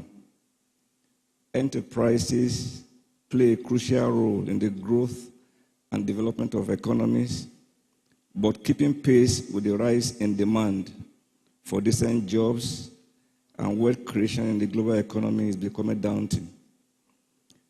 The nature of jobs is constantly being redefined, particularly with the revolution occasioned by internet, communications, technology, and innovation, which substitutes machines for humans and gives more prominence to remote working in the global labor environment. Consequently, the employer's responsibility is getting more complex by the day, particularly in the developing world. Coming home to Nigeria, the government is implementing far-reaching reforms to reposition the country by diversifying the productive base of the economy, to reduce dependence on the oil and gas sector, promoting value addition in other sectors, and promoting domestic and foreign trade to meet local demand and earn foreign exchange globally, including within the framework of the African Continental Free Trade Area Agreement. On the 2nd of April 2025, the Nigerian government has also signed the Program for Country Partnership with UNIDO. The Program for Country Partnership is focused on a set of priorities aimed at ensuring a quantum shift in industrialization in Nigeria. The priorities in the program are in 6 areas. Number 1 is industrial policy and strategic governance. Number 2 is startups, micro, small, medium enterprises development, innovation, science, technology, and digital economy. Number 3 is special economic zones, industrial parks, industrial clusters, and investment promotion. Number 4 is value chains development, particularly in the area of agriculture and minerals. Number 5 is sustainable energy development and environmental management. And the 6th part of that program is the trade capacity building and the AFCFTA. You would agree with me that building viable and sustainable enterprises is at the heart of this process.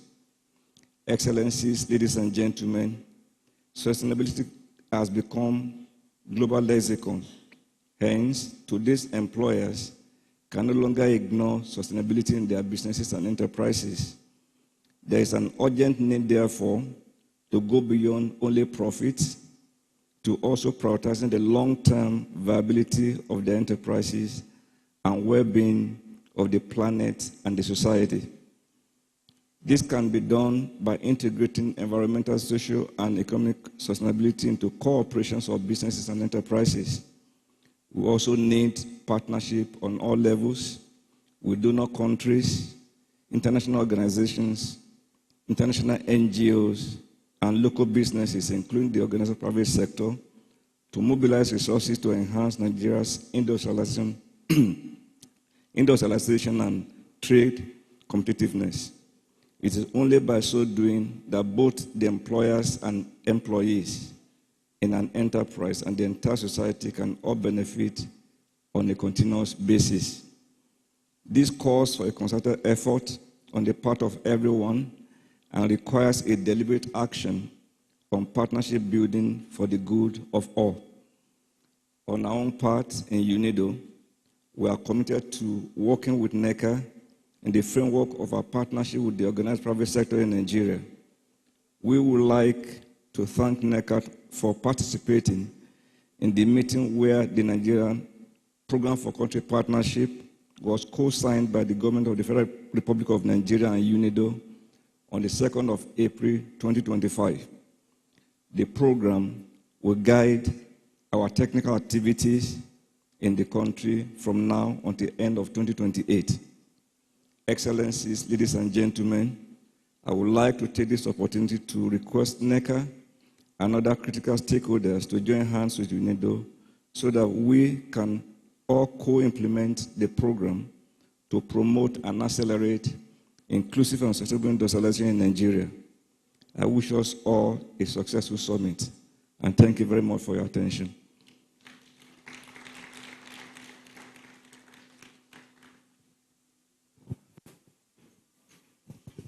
Thank you very much, Dr. Ruben Bamidele. Distinguished ladies and gentlemen, we will now be rounding off the Goodwill messages as I'll be presenting to you an entrepreneur, an engineer, a philanthropist, and one of the poster boys of this administration in terms of delivery and efficiency is the Honorable Minister of Interior. Please join us. I welcome here. Olubunmi Tuji Ojo. Honorable Minister, I welcome you.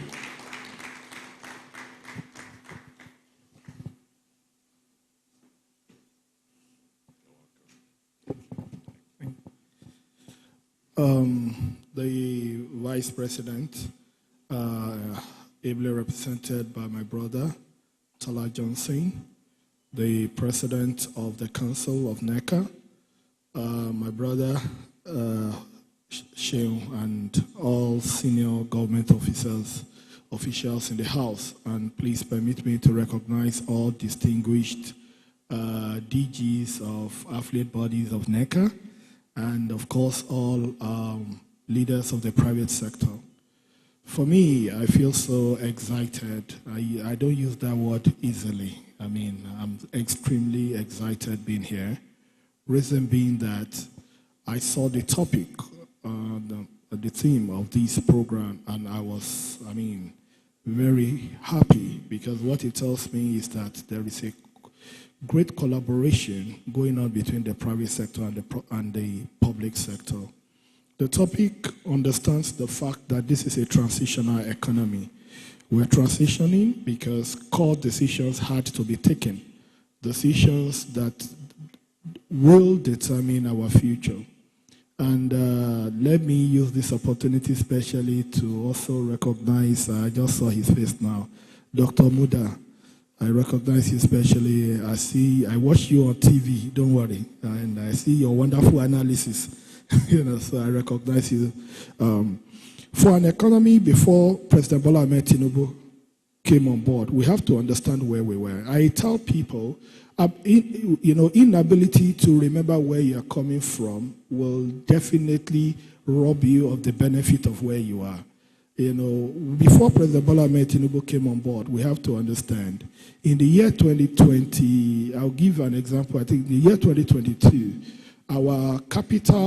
the capital component of the budget was 4.9 trillion. We had a budget of about 16 trillion that year. And 24% precisely, over 4 trillion of that budget was used strictly on fuel subsidy. In a country where you spend equal amount of money in subsidizing fuel consumption as capital development, you know what happens. And so, this president came on board in 2023. That was a year before he came on board, and decided that, listen, we have to stop that.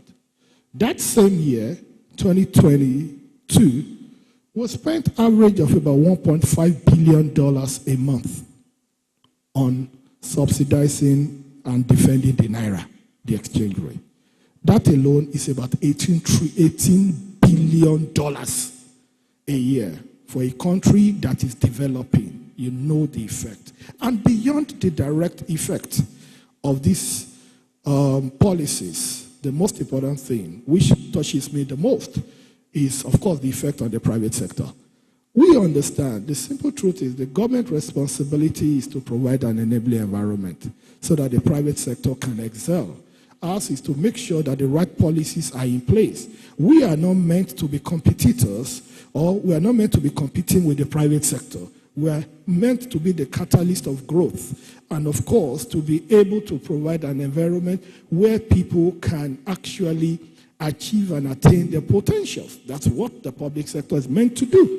But in a scenario whereby access to Forex was a problem, bringing money in was a problem, taking your investment out was a problem. We saw what happened with the UAE with regards to Emirates Airlines and all these things. We can't continue like that. And this president came, and that's one of the advantages of you bringing somebody who, with due respect, who understands the value and the importance of figures. It's very important. Somebody from the private sector, somebody that has created wealth, somebody that has built wealth, and somebody that understands that that simple policy that you sit in your office just to sign has ripple effect on the generality of Nigerians. That is what Mr. President has done. And today, we can see that all those areas that we've been spending money, wasting money, those areas are gone. Investors are coming in. And of course, no investor will come into a country where the investor cannot realistically project what will happen to his investment. Because an investor is not a charity person. He's not here for the purpose of charity. An investor is here for the purpose of business, value addition, and of course, return on investment. But when you cannot predict what your investment, what your return on investment will be, when you do not know, maybe you brought $10 billion, in the next 2-3 years, it will have come down to maybe $1 billion. When you cannot project what happens to your investment, nobody will come. And of course, we might be the most populous country in Africa. Yes, I agree. We might be the biggest black nation on earth. Yes, I agree. But we must also understand that population is only one of the conditions. It's only one of the factors of growth. And it's not even the most important factors of growth. The most important factor of growth is enabling environment that leads to effective productivity. Growth is a function of productivity. You can see so many. Singapore, what's the population of Singapore? Finland is just 5.6 million people, 5.6 million. But today, see the space administration system, ICE, You see Singapore, what's it called? Finnish companies doing exemplary well, even though they're 5.6. You can have a population of 5 million that has a higher productivity than a population of 200 million. So sometimes when we concentrate on population, we must also pay more attention to productivity. What is your population producing? Can you produce without an enabling environment? Can you produce without removing all these bottlenecks? So we came in 2023, Mr. President, and he said, listen, the issue, there must be monetary policy reforms, there must be fiscal policy reforms, there must be even immigration reforms. When I got to the Ministry of Interior, I tell you, the simple thing as getting a Nigerian passport by a Nigerian was that difficult. When I got to the Ministry of Interior, we inherited a debt of about 28 billion naira on passports alone. And I asked the question, were people collecting passport on credit? You pay before you get the passport, so why is there a debt? But here, the renewed hope came. And Mr. President, holistically, said it's not just about the forex. Hey guys, it's not just about the fuel subsidy. Come on, it's not just about even the tax system. It's even about our immigration and our labor laws. And we can see an all-round reform. And I said this very clearly. I think it was Aristotle that said it. Knowing oneself is the beginning of wisdom. As a country, we didn't know ourselves until this president came on board. And not because I'm a minister, I can say it emphatically. And the old saying, no pain, no gain. And I said, I'm not a doctor, I'm an engineer by training. I'm not an economist, I'm not a lawyer. But the simple truth is this. If you have tumor and you have constant headache, using Panadol to suppress the pain does not cure you. Sometimes you go through that surgery. It might be painful, but every successful country in the world today, may it be United Kingdom, may it be United States, may it be Singapore. We know the popular story of Singapore. We know the story of Laos. We know the story of Luxembourg.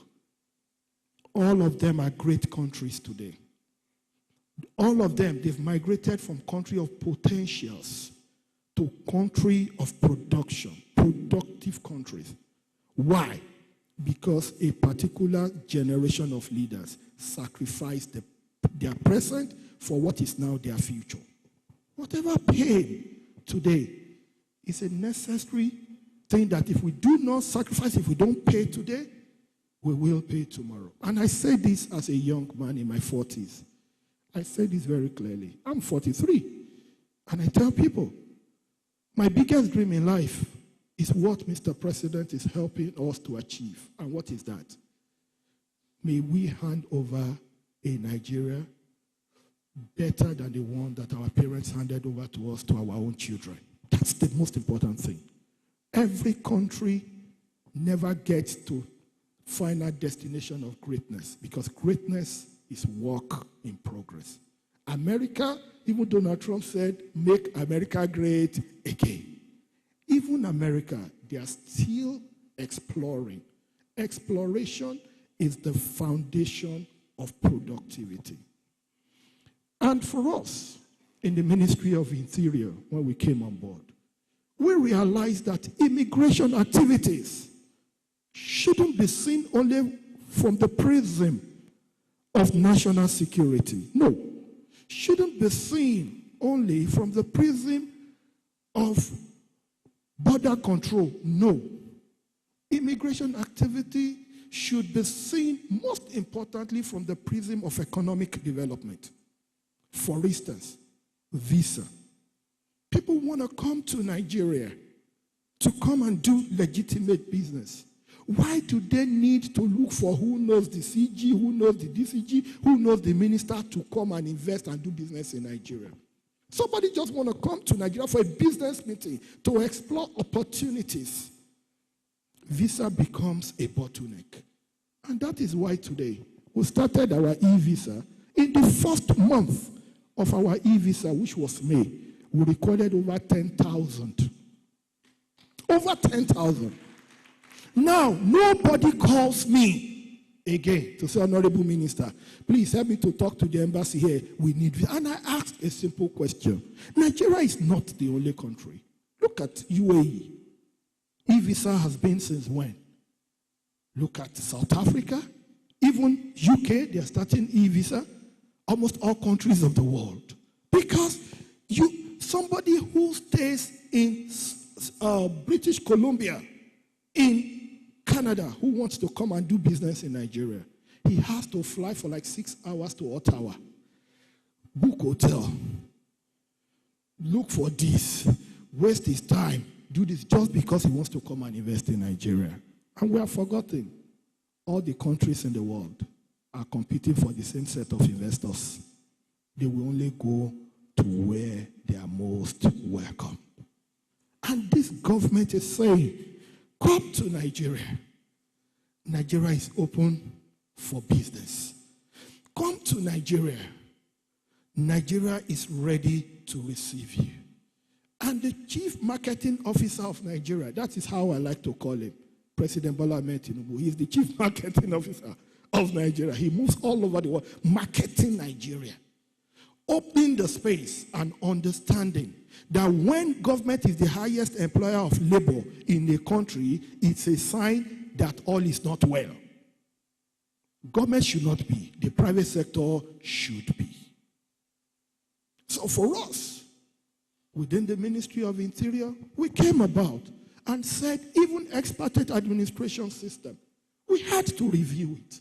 Because in the first place, there was a fundamental disconnect between immigration service in terms of data sharing and handshake with the Ministry of Interior. The ministry issues quota, immigration issues SEPAC. And when the data that is here is not the same as what is here, then what do you see? People taking advantage of the system. But I'm happy to inform you that on the 1st of July, we're supposed to have gone live last month, but we're ready, we've tested. On the 1st of July, the new e-solution will go live.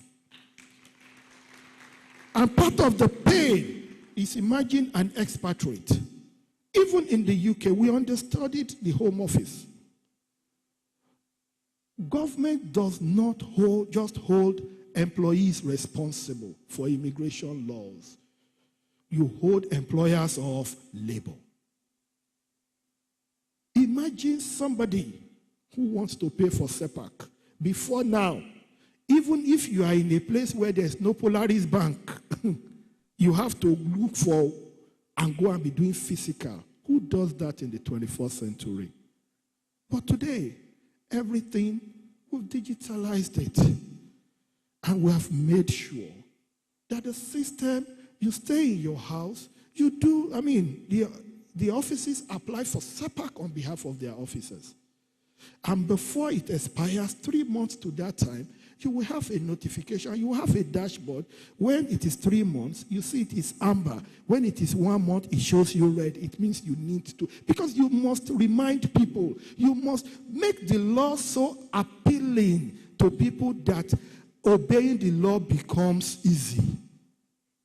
The law is not meant to fight people. The law is meant to create opportunities for growth.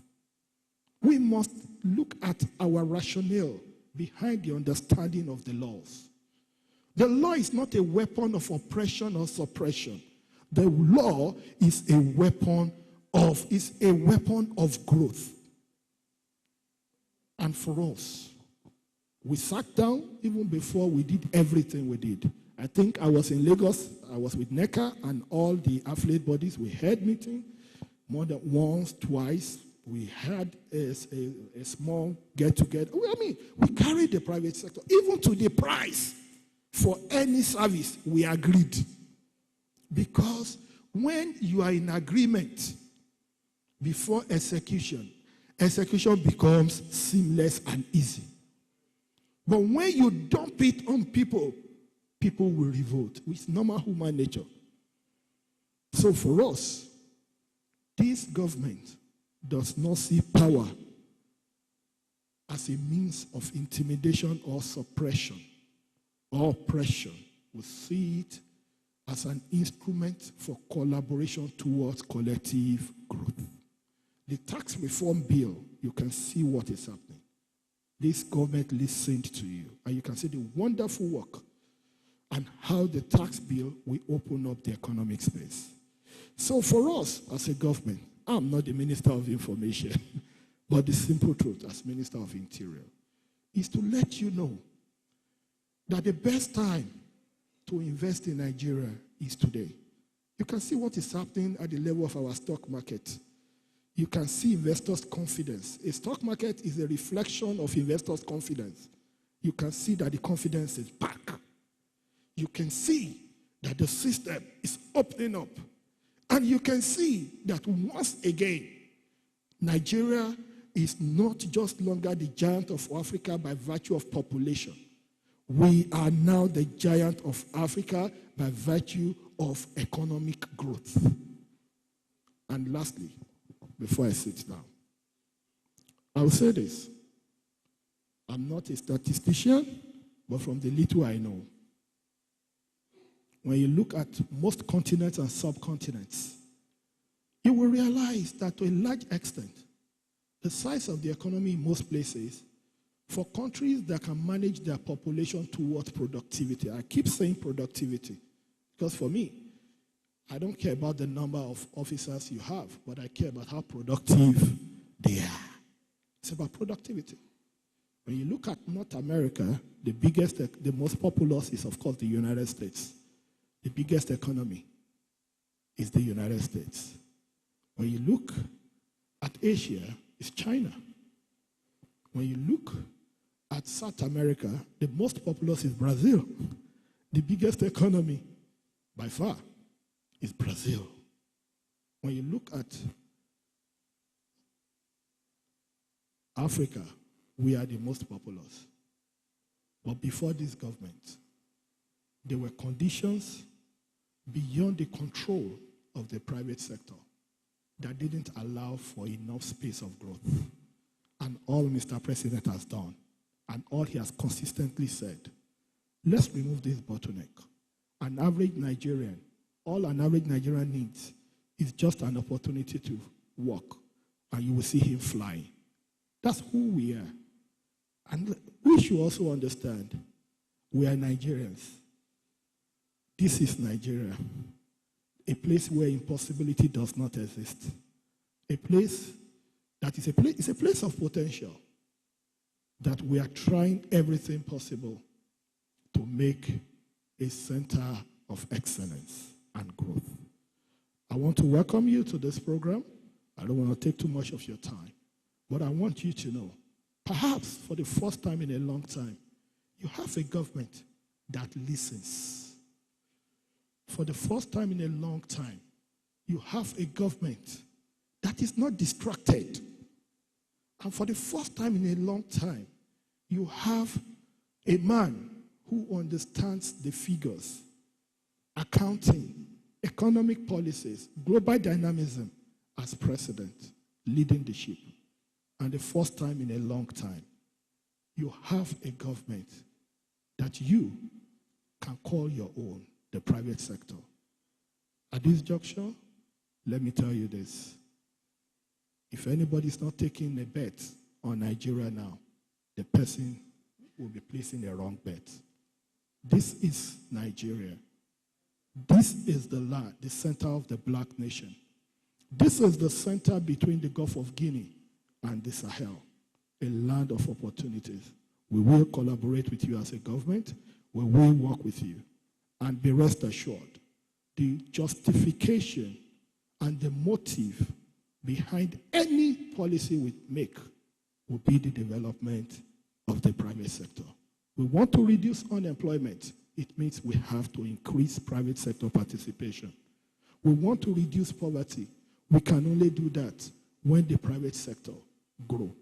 And we will be here to work with you. Mr. President will be here to support you and make sure collectively we'll build a Nigeria we will not just call our country, but a Nigeria we'll call our home. God bless you.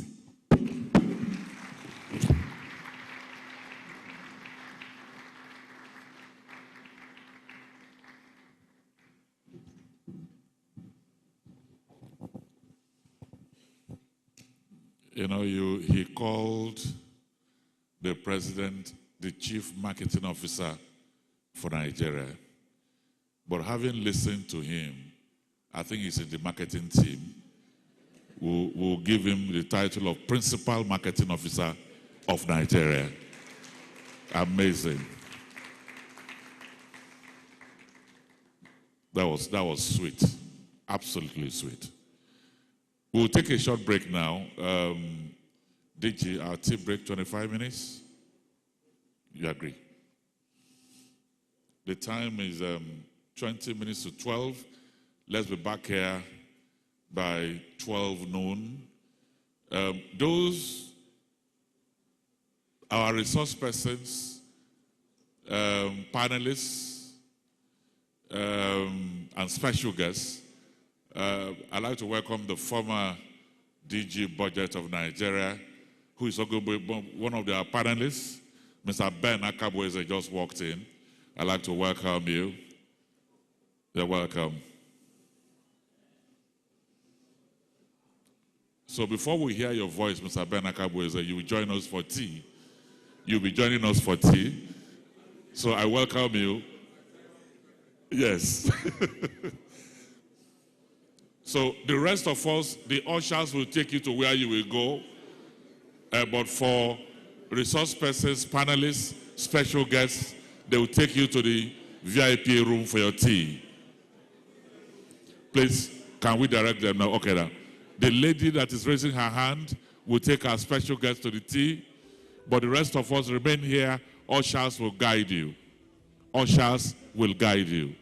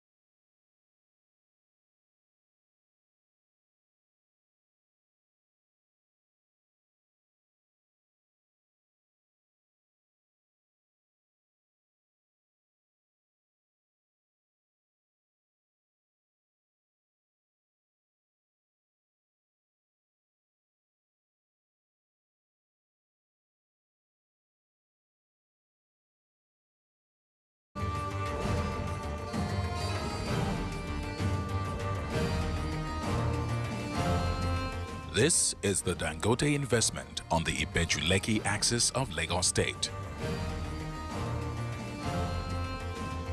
An investment of over $20 billion. The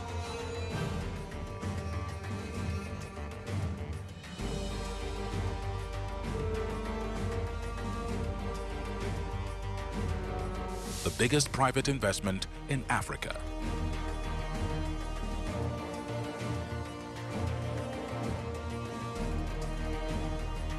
Seated on a landmass of 2,635 hectares at the Dangote Industries Free Zone Enterprise. A project that once could only be imagined now stands firm as an economic game changer.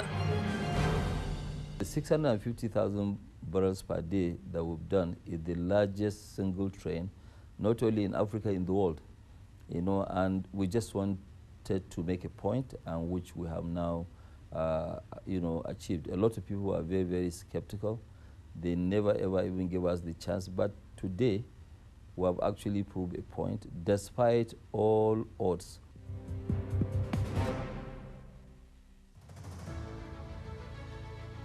Nigerian Bottling Company Limited, NBC, is a growth-focused consumer packaged goods company and the strategic bottling partner of the Coca-Cola Company in Nigeria. Incorporated in November 1951, manufacturing operations began in 1953 from the basement of Mainland Hotel in Oyigbo, Lagos. NBC is the pioneer bottler and member of the Coca-Cola Hellenic Bottling Group, which now operates in 29 countries across Western, Central, and Eastern Europe, as well as Africa, serving over 740 million consumers with 197 brands. Refreshing Nigeria for over 70 years, NBC's operations have continued to grow. Today, the company operates 8 manufacturing plants, 11 depots, and over 58 commercial territories spread across the country. Our vision is to be the leading 24/7 beverage partner, growing with our customers by ensuring we have a beverage for every occasion around the clock. NBC manufactures, markets, and distributes a range of sparkling soft drinks, including the iconic Coca-Cola, Coke Zero, Fanta, Sprite, Schweppes, and Limca. NBC also produces a refreshing range of still drinks such as Five Alive and Eva Premium Table Water, along with energy drinks like Monster and Predator. Our partnership with Edrington and Brown-Forman means that NBC also distributes a range of premium spirits like Jack Daniels, the famous Grouse, the Macallan, and Highland Park Whiskey, together offering solutions for every beverage consumption occasion. Our 24/7 portfolio is one of the strongest and broadest in the beverage industry, with a growing range of tastes and a variety of healthier options.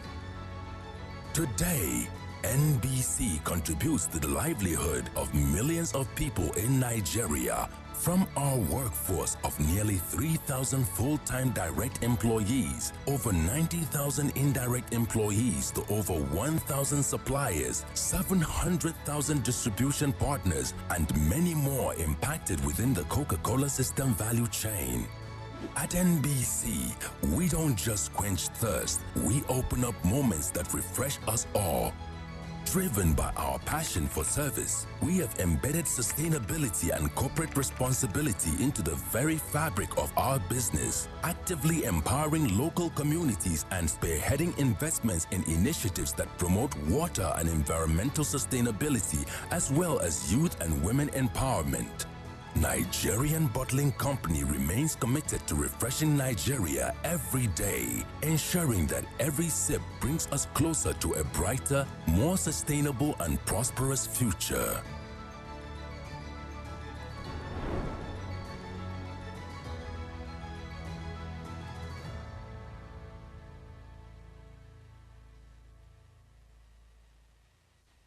Nestle touches lives every day.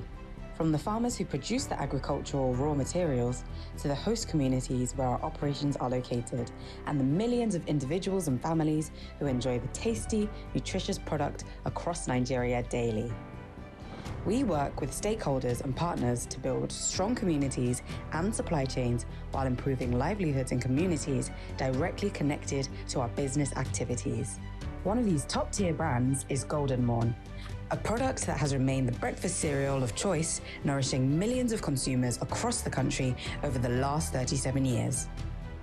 Let us take a glimpse into the evolution of this beloved brand and the meticulous hands, bright minds, and loving hearts behind its success story.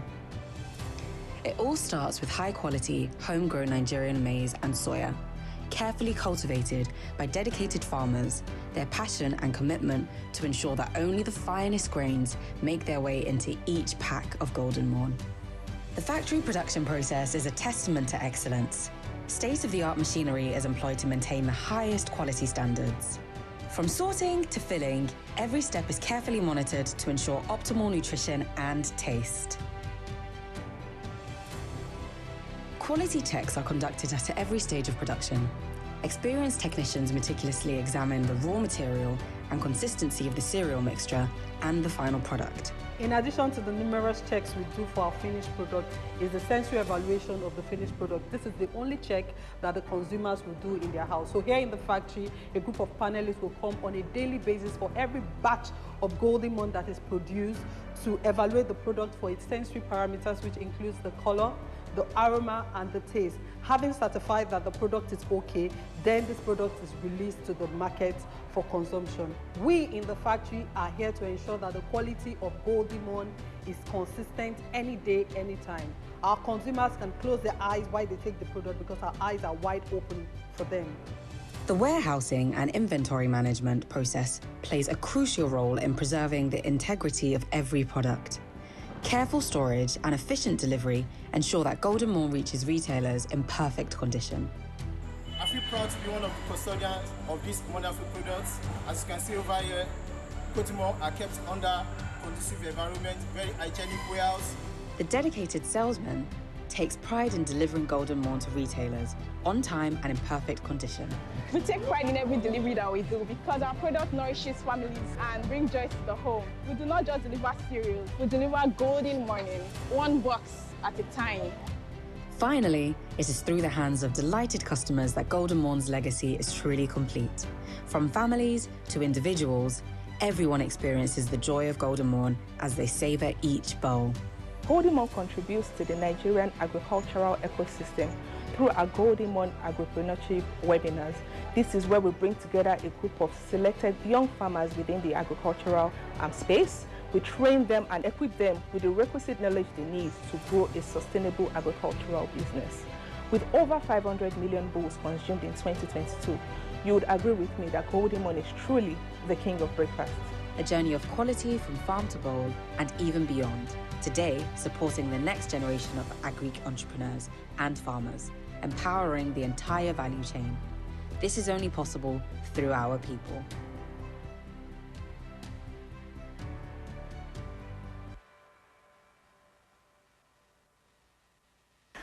The new Peak Mini fits your pocket. Contains the right nourishment you need for your breakfast. Creamy and tasty. This Peak Mini is just my perfect size, filled with the right nutrients, just for me. This Peak Mini dey sweet my belly. Who fit believe say me sef fit do shakara with better enjoyment? Enjoyment. Now this kind of breakfast I want the top now. Introducing the Peak Mini Pack. Breakfast for you. Peak. Reach for your peak.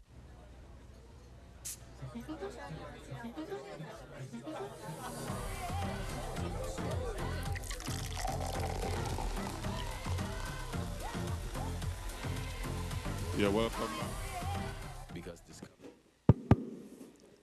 You're welcome back. Please, let's come in and take our seats. And for those that are standing, let's just settle down, please. Let's settle down. We'll be moving into the first panel. And this panel will be taking a look at the tax reform's imperatives balancing revenue generation and enterprise competitiveness for sustainable national development. This is how we'll go. We'll first of all invite our speaker. After he delivers the paper, he will now join the panel for the conversation. Representing the chairman, Presidential Committee on Fiscal Policy and Tax Reforms, I'd like to welcome a consultant and a man that is absolutely knowledgeable about the field, Mr. Albert Folorunsho. Mr. Albert Folorunsho will be talking to us, and afterwards, he will be part of the panel.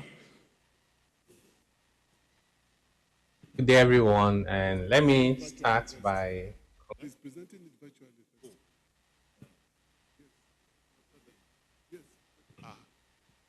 I understand Mr. Udele is actually talking to us virtually. Can you hear me now? Okay, he's on. Good day, everyone, and let me start by congratulating Neca for the 4th summit. I think it's commendable that such a credible private sector group are speaking to issues of national importance and helping us to bring our thoughts together from the private sector, collaborating with the public sector for a better Nigeria.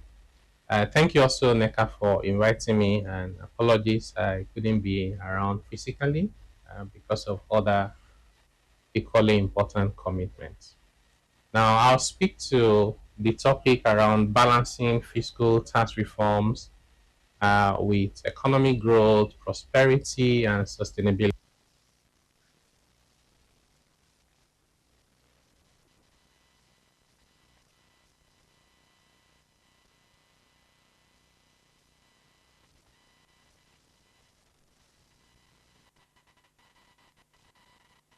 And sustainability.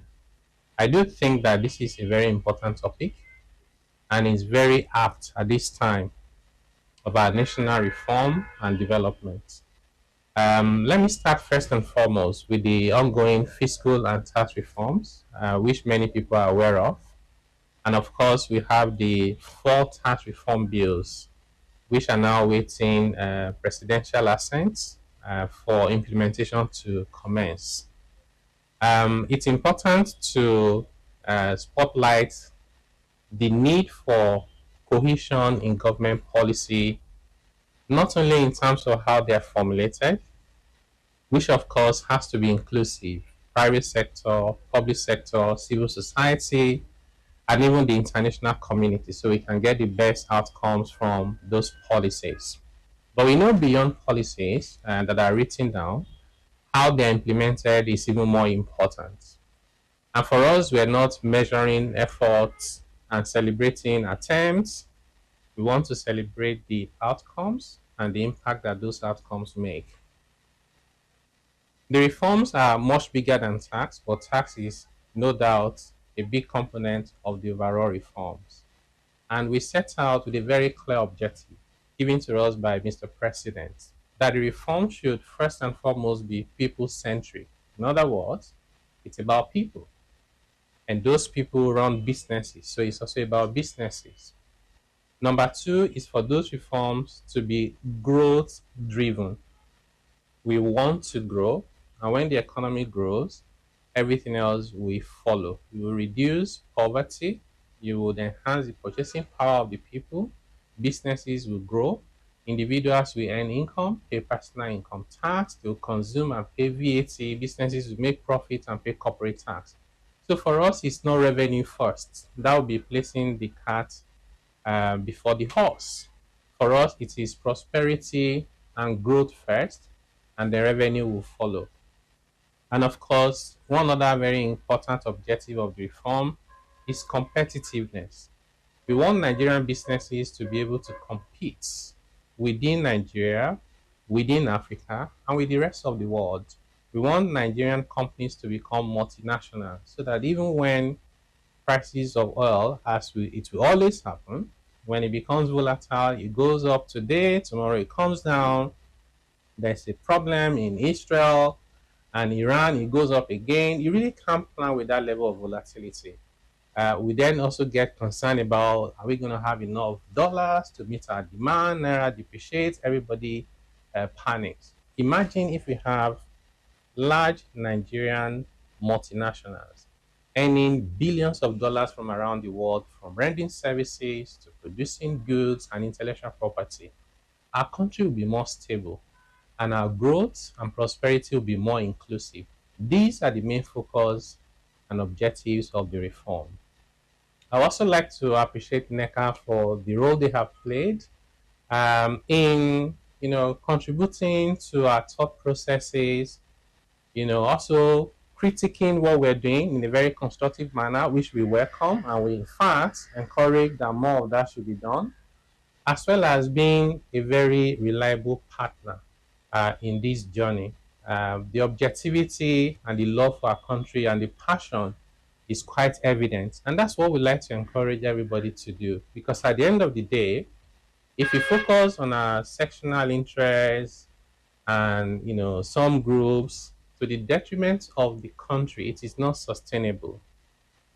If we have a Nigeria that works, everyone can find a place within that Nigeria that is working. And that is how to truly promote shared prosperity.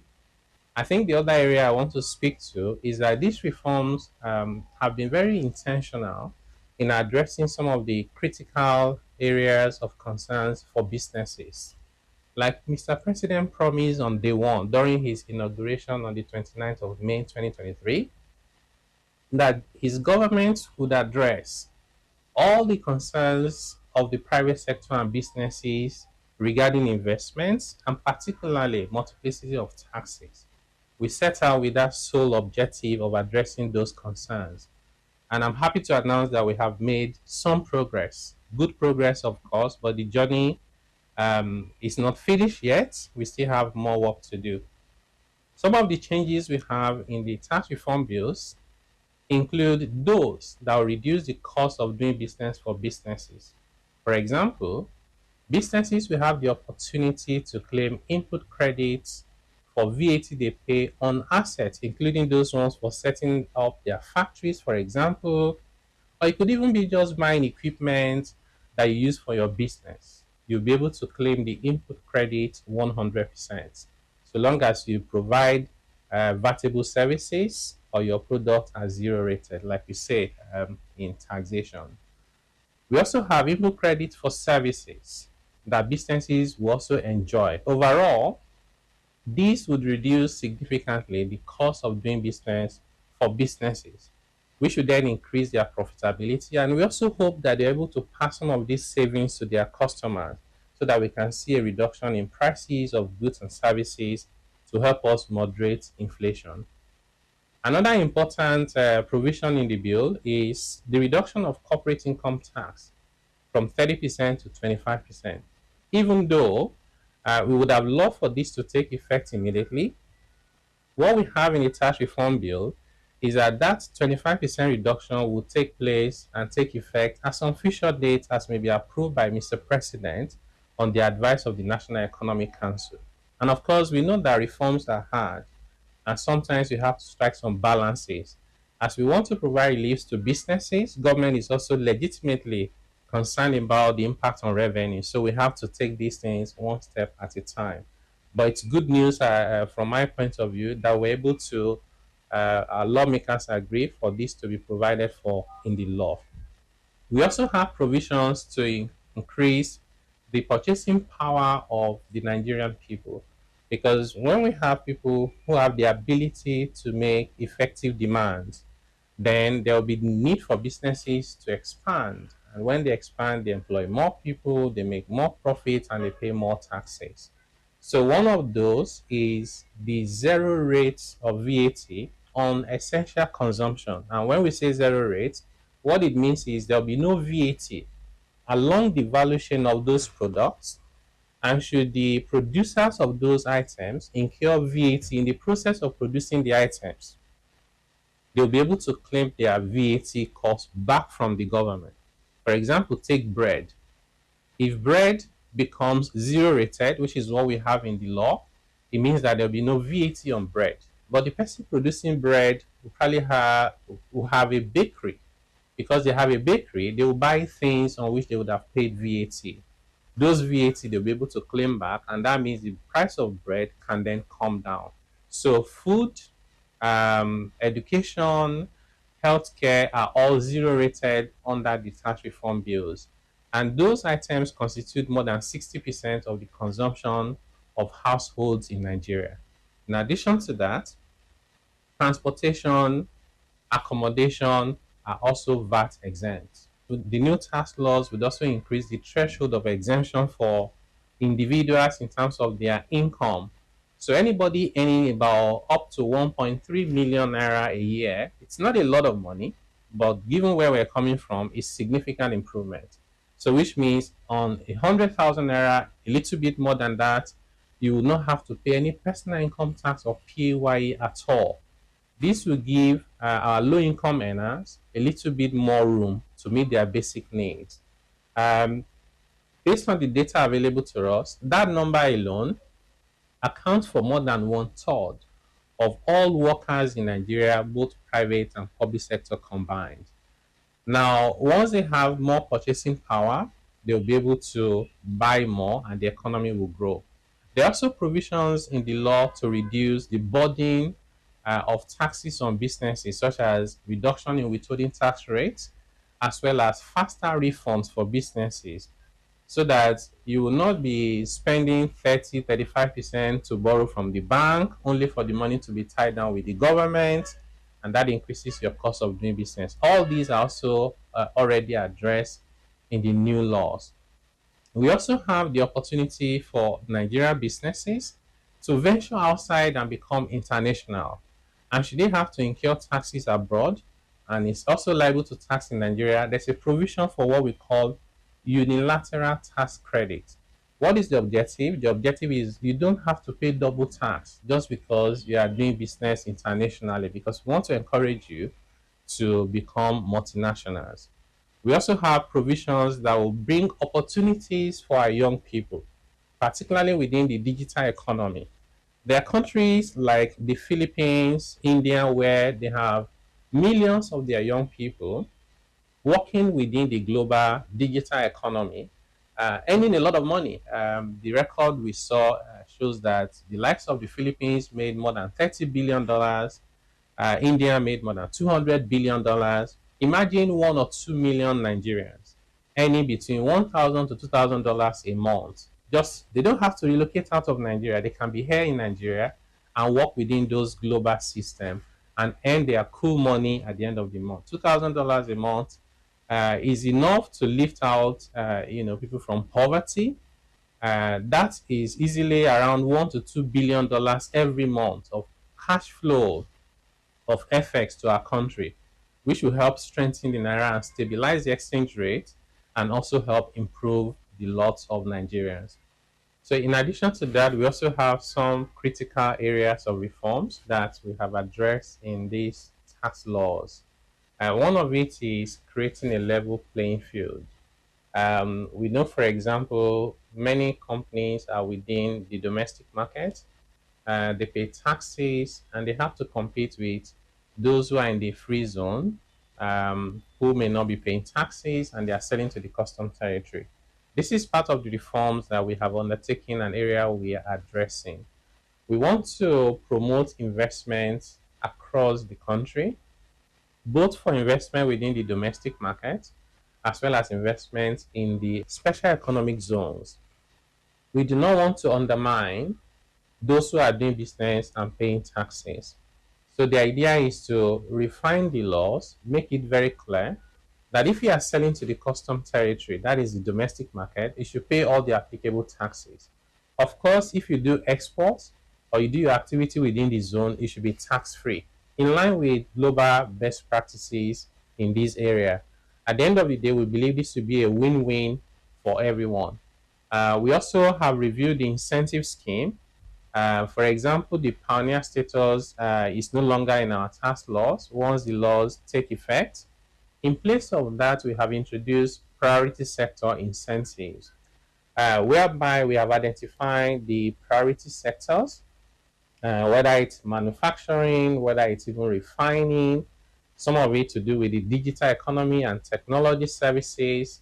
We have things around utility like power. All those critical sectors of our economy have been identified with threshold as to minimum investment. And then there's a sunset for how long those incentives will be enjoyed, ranging between 12 to 20 years and so on and so forth.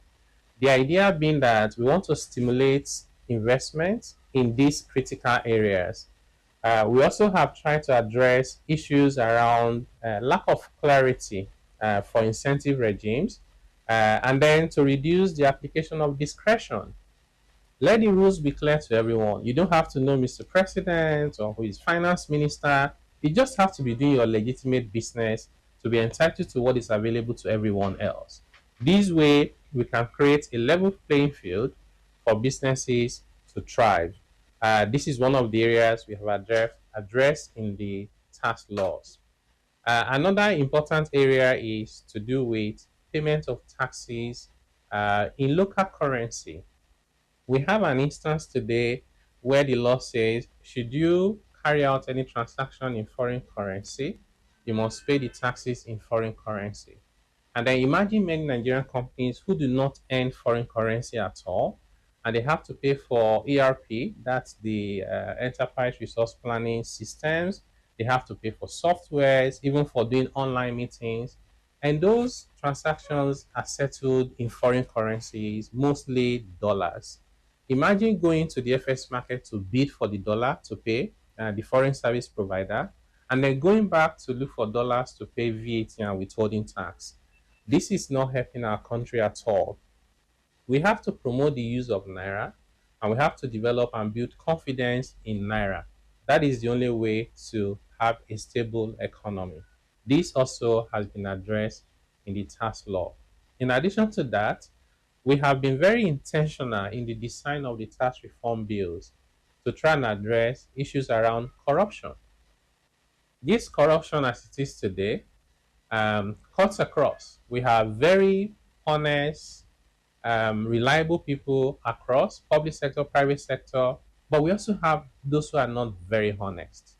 So one of the areas we are addressing this is introducing more technology, including fiscalization. Fiscalization, for example, means if we issue an invoice, that information is captured automatically within the system of the tax authority. Should you under disclose, we will be able to find out. If you import an item and you do not disclose for import duties purposes, or you haven't paid import duties correctly, we would also find out. The objective is that if you operate in a society where some are doing their best to do the right thing and others are not doing the same thing, if you do not address that, you are essentially and effectively giving incentive to bad behavior and punishing good behavior. We need to address that, and these reform bills will do exactly that. We want to make it more expensive for people to do the wrong thing and simplify doing the right thing, and in fact, reward it as much as possible.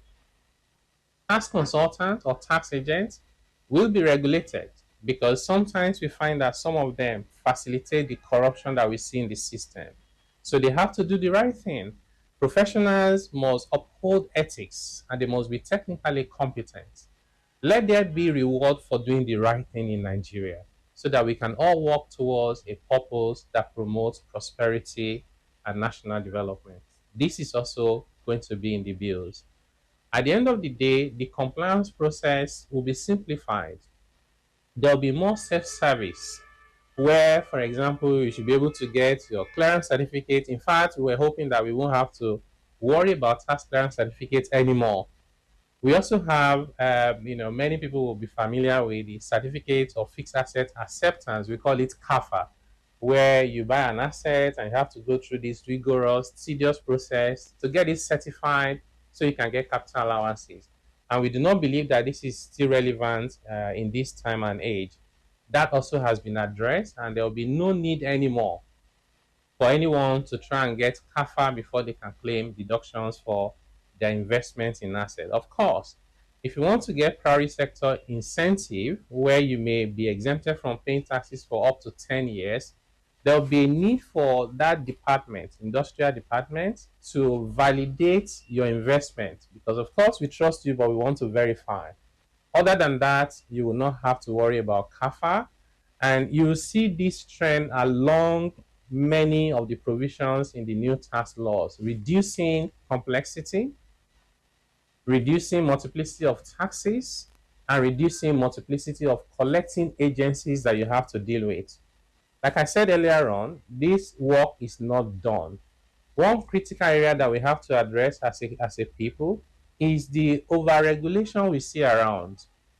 There are processes that are more than 10 when they could be one. There are things you have to worry about for 2 months when it could be 2 days. We have fees that are charged on businesses that are ridiculously high and for which there's little or no accountability. We need to address that. These things add up. At the end of the day, whatever we do, businesses will do to the people. If you raise the cost of doing business, the cost of goods and services will go up. I was very pleased that the governors recently agreed that we have to address the nuisance taxes, which our committee has identified, such that we saw people moving goods, something like yams from the north to the south, and they're having to pay more than 700,000 naira on one trip. They were being stopped more than 50 times, 2,005 here, 3,005 here. By the time you get to the south, the poor person cannot afford yam. This is self-inflicted pain, and we have to address it as a matter of urgency. Let's make Nigeria work for Nigerians, and may Nigeria work for all of us, and may Nigeria win. So we are quite optimistic that these reforms are the beginning of a journey to the Nigeria of our future, the Nigeria of our dream, and it calls for collaboration, especially now that we're moving into the implementation phase. This is not something that can be done by anyone alone, not by government alone, not by the private sector alone, but by all of us collectively. Let's build capacity. Let's continue to criticize constructively with the intention and the objective to build, not to tear apart our country. Like I said during my birthday lecture, if you wish ill of your country or you want your government to fail, it's like taking poison and hoping that it kills your enemy, to paraphrase Nelson Mandela. So once again, a very big congratulations to Neca on this very important summit. And then congratulations to everyone attending the program, and I'll be watching this subsequently. God bless you all, and God bless the Federal Republic of Nigeria.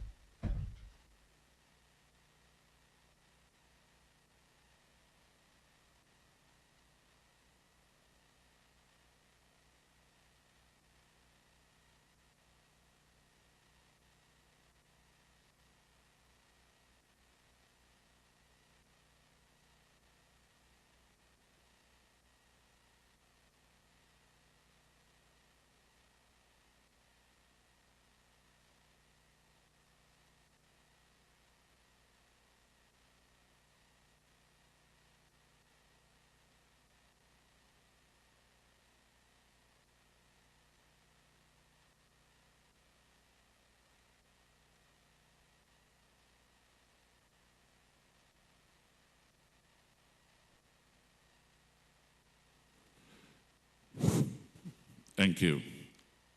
Now we'll have our panel.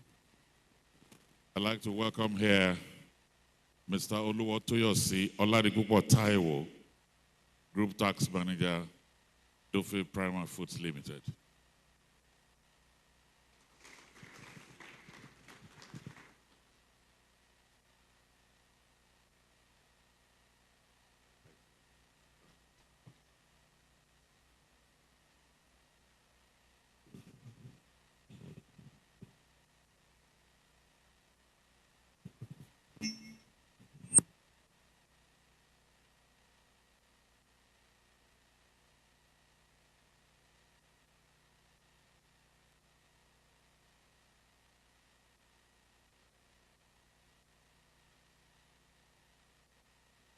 To follow the established protocol My name is Taiwo Oluwatoyosi, and I'll be moderating this section. Today, we will dive into the topic, the tax reform imperative, balancing revenue generation and enterprise competitiveness for sustainable national development. By the end of this section, we are aimed to find a balance between taxpayers' expectation of value for the tax paid and the government's need to generate sufficient funds to increase an enabling environment for individuals and business to thrive. So today I will be having some discussants with me who would tell us their view, who will give us their view as to how the tax reform bill is going to affect the business and how sustainable it's going to be for business. So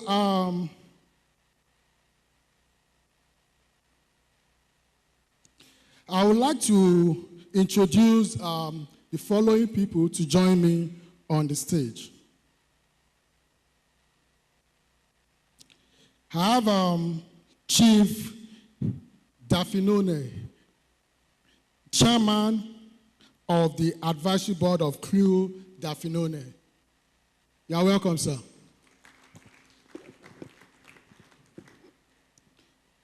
Also, I would like to call Ms. Amaka Nku, Head of Eurasia Groups Africa. I hope I called it well.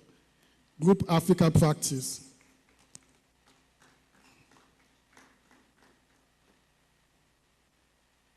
Also, I would like to call on Mr. Ajibola Olomola, Partner and Head of Deal Advisory at KPMG.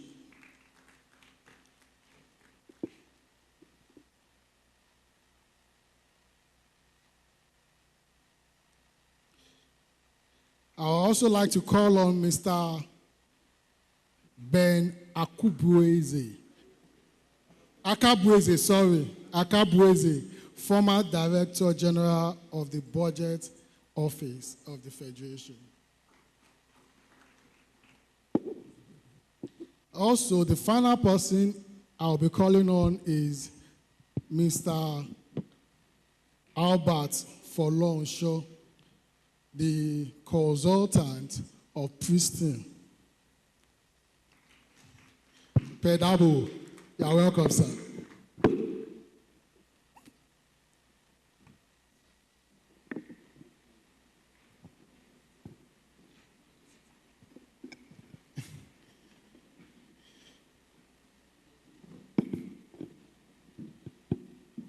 Well, we've all heard what Mr. Taiwo Dele has said, and I believe we would have one thing or the other to say. So within 2 to 3 minutes, I want us to quickly give us your view on Mr. Taiwo Dele's presentation. Probably addition or some elaboration, kind of. Thank you. Starting from Mr. Folosho.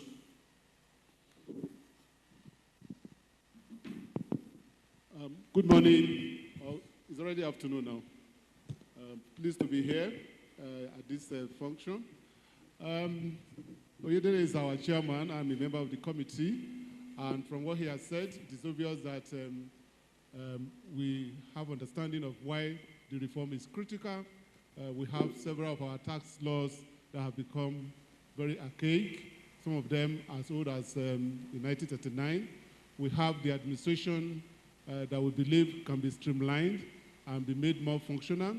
From all the discussion from the morning, we observe that definitely there is a deficit in terms of revenue in Nigeria, and so something has to be done to enhance the revenue generation, and that is one of the reasons for the reform. Of course, not only that, we have seen the issue around the nuisance taxes all over the place, particularly for businesses. When you travel across the country, you stop all over the place for taxes, for levies, for all sorts of something that looks like taxes, even though that has not been fully addressed, like he said, because some of those issues are things that has required some constitutional amendment, and there has to be collaboration with the subnational, the state, the local government, most of which are the one in charge of those collections.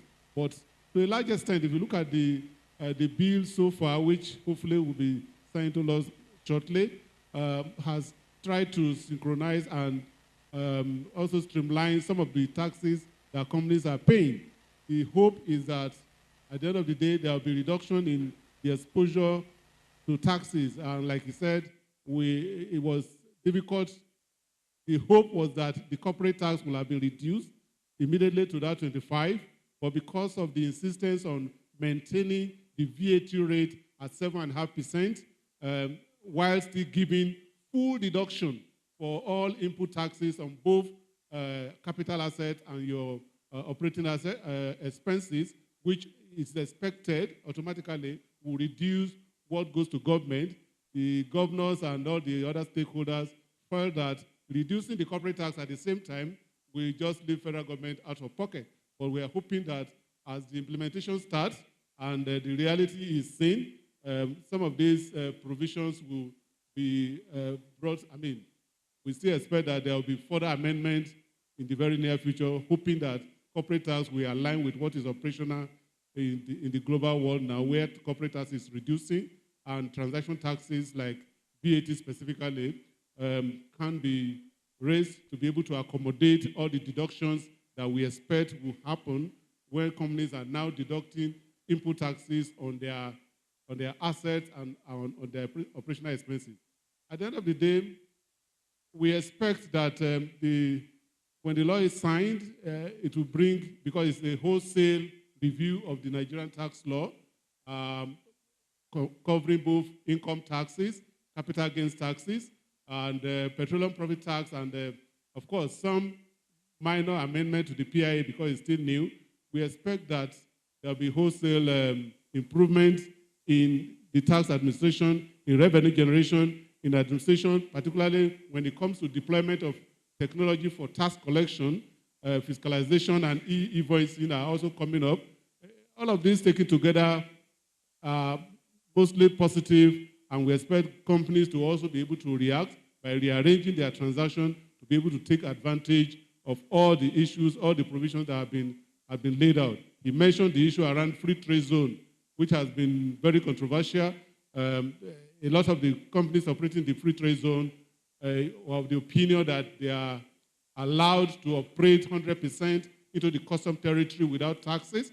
Okay, but if you look at the NEPSA Act, that is not exactly what is there, even though we heard that there are some federal government orders that give them that impression.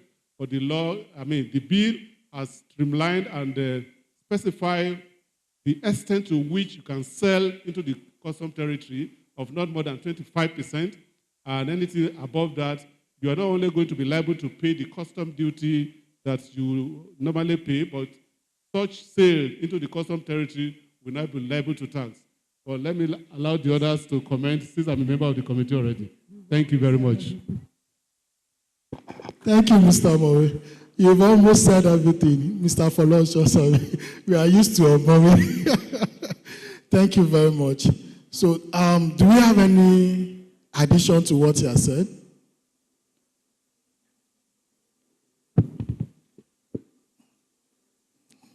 Okay, so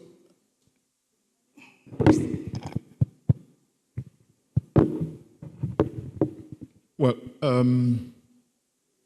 I don't know whether it's an addition, but just some, because as discussants, we're basically supposed to be speaking to his presentation from different perspectives. But I had really hoped that by this forum, we will not still be discussing the tax bills, but we'll be discussing the tax acts that have been passed because right now, until it's over, it's not really over. So we're not, totally clear about what made it into the final version and what didn't. Okay, so we may be celebrating prematurely, some of the successes, and by the time the signed act comes, it's not there. But let's hope, let's keep a positive view. No one can really, contest the laudable objectives of, the tax, bills. But, we're now gone beyond 2 years into the administration, and this is still a work in progress. And for some of us, this speaks to a fear that we had that trying to take all of these reforms together might put us in the take us through the experience of the PIA, but hopefully that will not be the case. So we've lost 3 years. For the past 3 years now, we haven't had the annual Finance Act. That was a piecemeal, progressive approach to these reforms that he tried to take to bite them. And I suspect that some of the things that have proven difficult now, because people are looking at everything together, like increasing the VAT rate, may have sailed through if it came alone or along with a few other things. Because you can't really call, deferring the increase in VAT rate a trade-off to holding the income tax rate at an uncompetitive level. Remember, one of the core objectives of the reform was improve competitiveness. And even from the standpoint of, public revenues, the VAT accrues more to the subnational governments and less to the federal government. The corporate tax that you're trading that off accrues more to the federal government. So that's really not an equitable, trade-off. So, but as I said, when we finally, see the past versions of the law, we will then be able to, speak more authoritatively about, what has changed. Thank you. Thank you very much. Thank you. Maybe I'll just add a few words. Ben, of course, has captured most of my views. But firstly, one must commend the government and particularly the fiscal committee. Taiwo isn't here, but Mr. Folorenshaw is here and will take the feedback to the rest of his team. They've done a really tough job over the last 2 years, synthesizing issues across the tax divide, fiscal divide, because it goes beyond tax, and consolidated that into a number of bills. In the US, the talk now is about the big, beautiful bill, which in itself is also a tax bill in the US. So it seems to be the season for big, beautiful tax bills.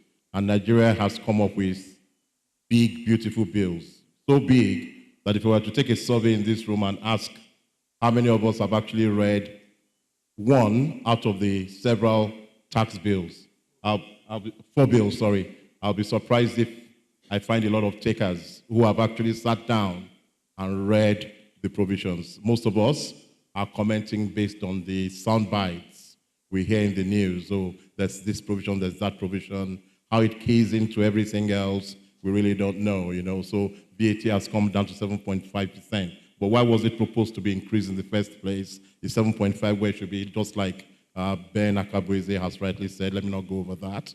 So it seems to me that we've taken a very giant leap forward once the president assents to this bill. But it seems to me that we'll still need a few more steps. So there's a lot of work that's not yet been completed. And going through the bills, I know the Honorable Minister for Interior was here earlier, and he spoke about simplicity, making things easier for everyone. I was saying to Mr. Folorenshaw earlier today that the one thing this bill doesn't do is make things simpler for everyone. In a lot of respects, it's going to make life a lot more complicated for all of us. So for the companies represented here in Neca, I think you should invest some time in getting your finance team acquainted with the provisions of these bills. It's not going to be business as usual. If you thought you understood taxation in Nigeria prior to today, you're going to have to do a crash course once this bill is signed into law, because everything changes. And yet, there's still some not covered. Technology, for example, ProMax is not yet included in the tax law. So, and that's what everybody uses to file tax returns these days. The tax law is still talking about self-assessment, and yet it's FRS that tells you what your tax should be, not actually a self-assessment. So technically, all corporate taxpayers in Nigeria are tax defaulters. You don't do what the law asks you to do anymore. And we didn't take the opportunity of the tax reform to make provision for ProMax. But I'll stop here, just my opening remarks. Very big step forward, and we congratulate Nigeria, and we are hopeful that the president will sign in short order. Thank you, Mr. Jibola. Hi, okay. So, Anku, for people who don't know me, I lead the Africa practice at a global consulting firm called Eurasia Group. So allow me, if I may, to just set the scene here for why this conversation is important, right? Because we often, I think as a Nigerian, I often argue with a lot of Nigerians about this. Nigeria as a country doesn't collect a lot of revenue. And I argue that that fundamentally is one of Nigeria's biggest challenges. And I want to put it in a global context, right? Globally, the average tax to GDP rate is about, for OECD countries, is about 30%.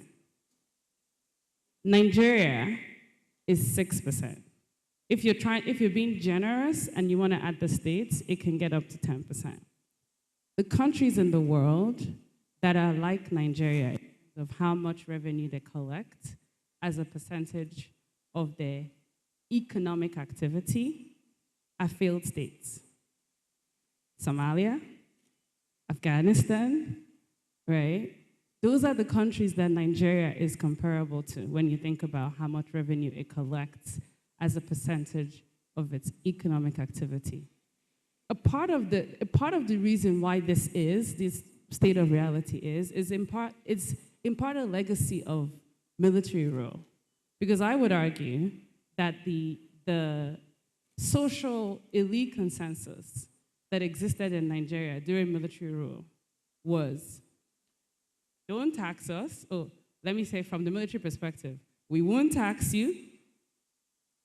We'll take all the oil money and we'll do with it as we wish, right? Steal the money, whatever, corruption. And from the elite perspective, don't tax us and you can do what you want. Anyway, so that's something that we have to get away from. So the reason I say that, what does that mean for Nigeria now? I know you have other questions, but I just want to set the context. I think we need to understand that in order for all the things that Nigeria wants to do as a country, industrialize or whatever, it starts with better revenue mobilization. So I talked about the global context. What about the regional context? Nigeria and South Africa are about the same in terms of economic activity. And I know that Naira has been devalued, and so in dollar terms, it doesn't look the same anymore. It's really about the same. South Africa spends 125 billion USD a year. That's South Africa's budget. Nigeria spends 30 billion USD a year, if that, right? And every year it gets smaller. South Africa collects about 80 billion USD a year in revenue to fund its budget. Nigeria collects about 10 to 15, depending on exchange rates. South Africa has 4 times fewer people. Nigeria has 4 times more people than South Africa. Nigeria is collecting about the same amount of revenue as Ghana, less than Kenya, right?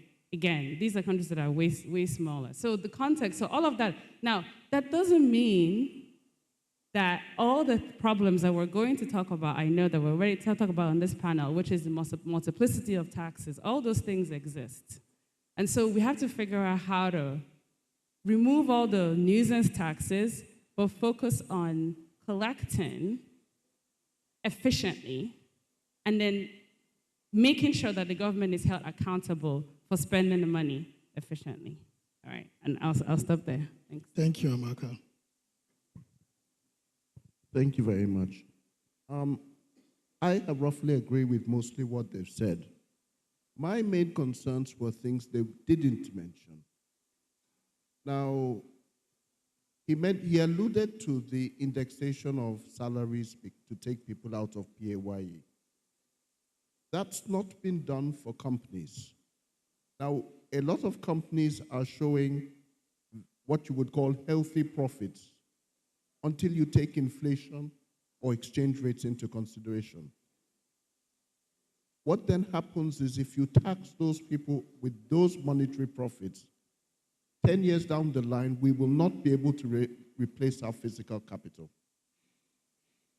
That will be a problem, and I think inflation needs to be considered, given that our inflation figures, at least by the National Bureau of Statistics, were in the region of 40%.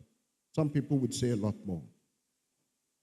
The second thing I think, which is directly with taxes and goes to a lot of what people are saying, is this.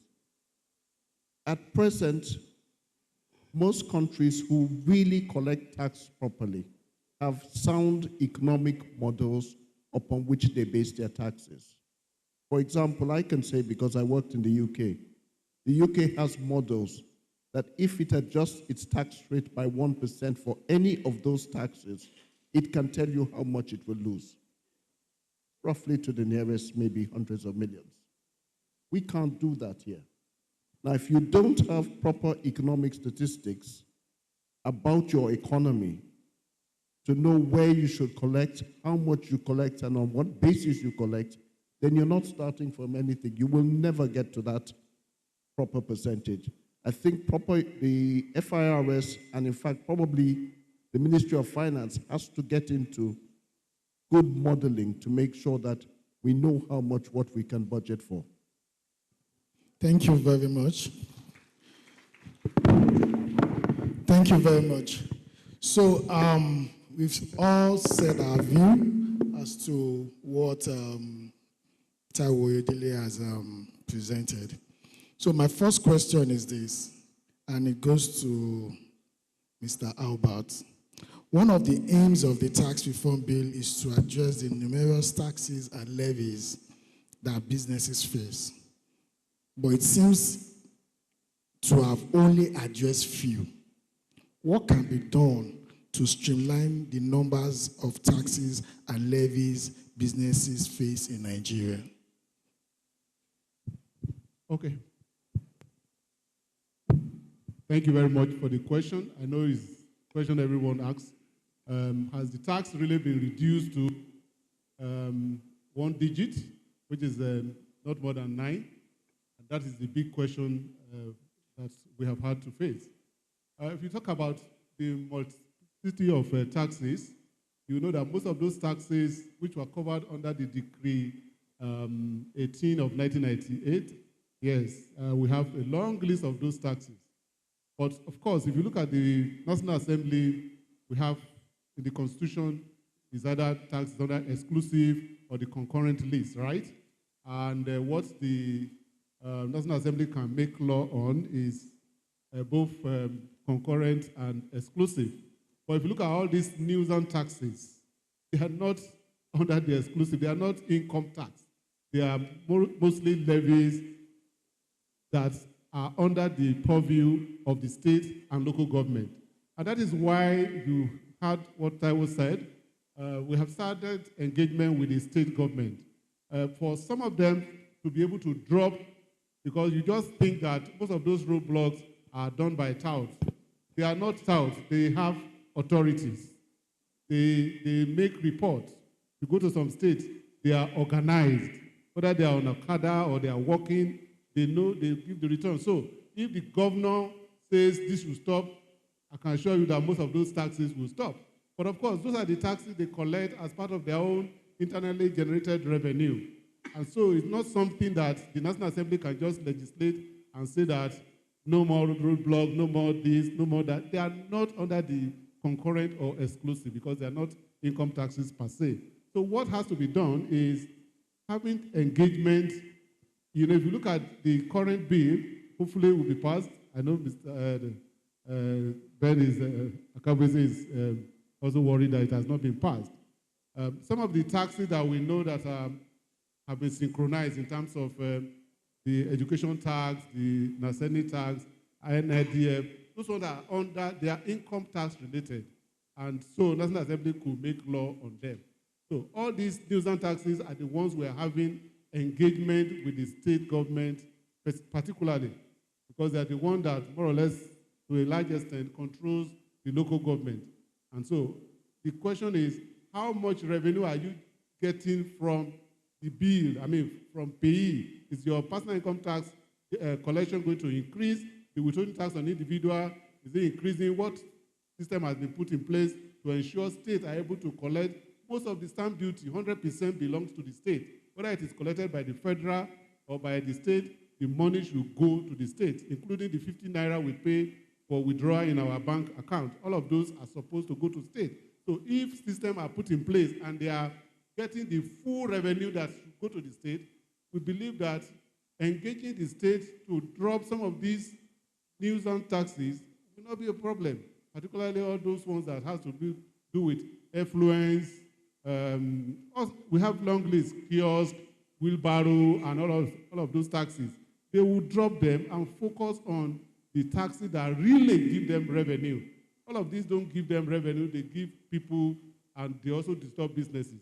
So that is the step that is being taken as we speak, and it's not something that can come along or go along with this one that is already being passed by the National Assembly and waiting assent. That is the second stage. Thank you very much. Thank you, sir. Thank you, Mr. Folonsho. The next question will go to Mr. Ajibola. Tax officials and policymakers often mention that Nigerian tax rate is low compared to other countries. And I believe Amaka also said something like that. What do you think is the cause of the country's low tax GDP ratio? What do you think is the cause of the country's low tax GDP ratio? Thank you. I guess there are no easy questions in your box. I'd have asked for to change that question to an easier. It's a tough question, right? Because we've been debating this for what? Over a decade, actually 2 decades. First time I ever worked with EGO was in 2002 when we were working with Minister Okunjo-Iweala on reforms, tax reforms. And we asked ourselves the same question. Why is the tax GDP ratio so low? There are myths around it. Some of the myths have been discussed by Amaka in her earlier contribution. I say they are myths because they are not fact-based. So for example, we like to say that Nigeria's tax to GDP ratio is 6%. It's not. It's what are you calculating, right? Because in that 6%, you don't include personal income tax because that's not collected by the federal government. That's collected at the state level. But if you compare with a Ghana or a Kenya, or a Germany, which is more, it's federal, right? So their income taxes are collected at the federal level. So you find that you're not comparing like and like. So firstly, it's not that low. Secondly, it is also low because the government itself deliberately gives giveaways. I'll give you an illustration. So we now have the biggest investment that's ever come into Nigeria since independence, a $20 billion investment into petrochemicals, right? You can model the impact of that on our GDP. It's not just the refinery, you know. There's the supply chain, value chain. There's the feeder industries that will grow around that business. There's the supply chain as they move products up and down. The impact of that refinery on the Nigeria GDP is almost $100 billion now. But that won't be today. That will be as it's still ramping up, right? So it's not, you won't get that 100 billion today. You will get that as the economy grows to accommodate that investment. And imagine if we had one similar project in each of the geopolitical zones in Nigeria. Now, but to get that project in Nigeria, one of the factors that led into the final investment decision is locating it in a free trade zone. By being in a free trade zone, potentially some tax incentives come. So in other words, the government forgoes the tax it should collect in exchange for investment into its economy that grows the economy. If you look at your pioneer status framework, it does exactly the same thing. We're inviting businesses to come into Nigeria, and that's how, for example, Nigeria achieved self-sufficiency in cement production. In the days of the Shagari government, Nigeria was a net importer of cement. In fact, we had the cement armada that led to a glut at the ports. But circle back today, Nigeria has not only achieved self-sufficiency in cement production, we are now exporting and getting export revenue. That is the direct implication of the pioneer status incentive that Taiwo was speaking to earlier. So it is sometimes low out of a deliberate attempt by the government to stimulate investment into Nigeria that then grows. MTN, when the telcos came into Nigeria, they all benefited from pioneer status. They're all out of pioneer status now. Have you seen how big they've grown? But for the first 5 to 7 years, we allowed them to operate without paying tax. So that's the balancing act that the government has to undertake.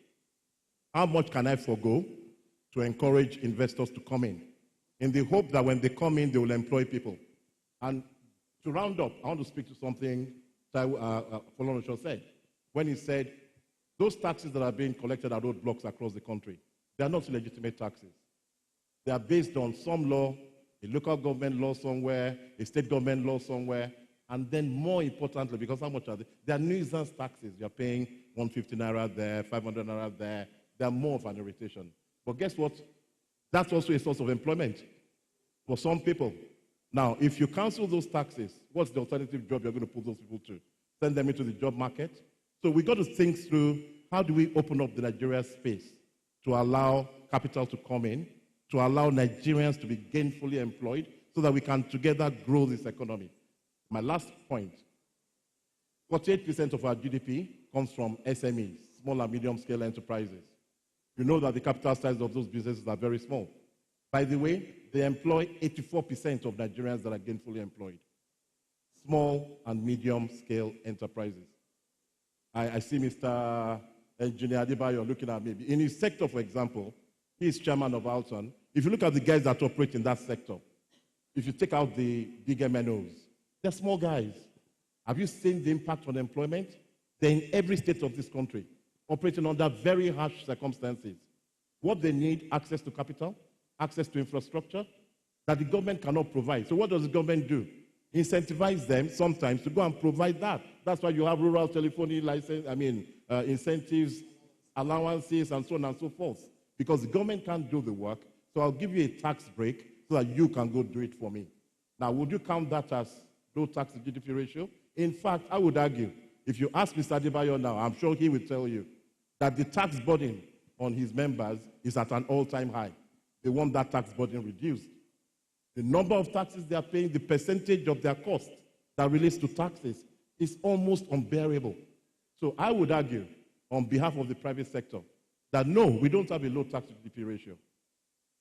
What we need to work on is how to make our tax system smarter.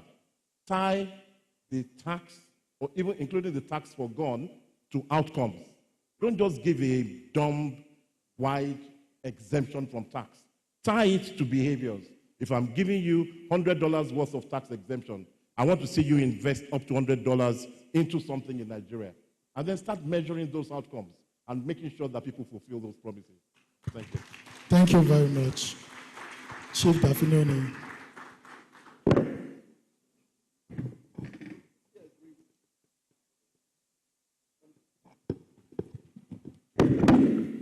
Sorry.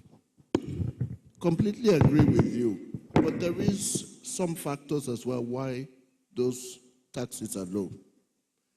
A lot of it is the will to collect. There are okay, you take somewhere like Lagos State, circumstances forced it to become more internally generating revenue. But there are a lot of states, when myself and Mr. Lomo were on the Bigger State panel, I sat before a commissioner of finance who looked at me in my face and told me that he cannot collect PAYE, that he doesn't think it will be much. This was Delta, with oil companies there. A lot of it sometimes is unwilling to touch people who are, shall we use the term, politically exempt. So you've got lots of people who do have money, who have earned money, but because of connections, they don't pay or don't pay their fair share. You also have circumstances where, to be quite frank, you see certain classes of traders assumed to be poor. Until, as I joke, you get to church on Sunday and you suddenly see a different attitude. Without proper information, I stress again, about people's incomes and an economic base, you cannot lift that. The other thing is, there is a common misconception that this money by the roadside is more money. It is irritating to the people going through. But let me assure you, the local governments make quite a bit out of it. The final thing that worries me is this. I would predict that that is going to go up. A lot of the local governments share out of VAT, share out of certain taxes that are allocated. Now, if you're cutting down on the VAT, you're giving a lot of reliefs, you're giving a lot of offsets. It means the share by definition to the other tiers of governments are going down. I would like to see how the sums balance, where the local governments receive less and they don't resort to things like this. Okay. I just want to add a couple things to that. I think Nigeria's tax to GDP ratio is low. I think you're making a difference. I mean, I think it's hard to deny that even if you take it at 10%, right, including revenue not generated by the federal government, Africa's average is 18%, so it's still low. I do appreciate the point you make, which I think everybody here agrees with, which is that it doesn't mean, two things can be true at the same time, right? The tax to GDP ratio can be low, and you could still have nuisance taxes that inhibit business. So the one thing I want to add to the answer to the question of why it is low, because I totally agree with what you said about the will to collect. Tax exemptions are not new to Nigeria and not unique to Nigeria. Almost every African country I've worked on have the same issues. They still have much higher tax to GDP ratios than Nigeria does, right? The IMF, for example, estimates that Senegal is losing 8% of its GDP from tax exemptions. It's similar numbers in Ghana, and so on and so forth. So it's not unique to Nigeria. It is a problem. It is a problem for why our tax to GDP ratios are so low in the region. So it's something that we should be looking at very, very closely, and I agree with your ideas of making sure that we're getting something back. But I think that a lot of the problem is also the nature of tax, the way the tax collection works in Nigeria, and you were alluding to it, which is most countries in the world, the majority of taxes is collected from VAT and personal income taxes. In Nigeria, the federal government cannot collect personal income taxes. Personal income taxes is collected by states. And a lot of states either don't have the capacity or the will to collect it on a systematic basis. And when I say here, remember, please, in most countries, 80% of tax revenue comes from 20% of taxpayers.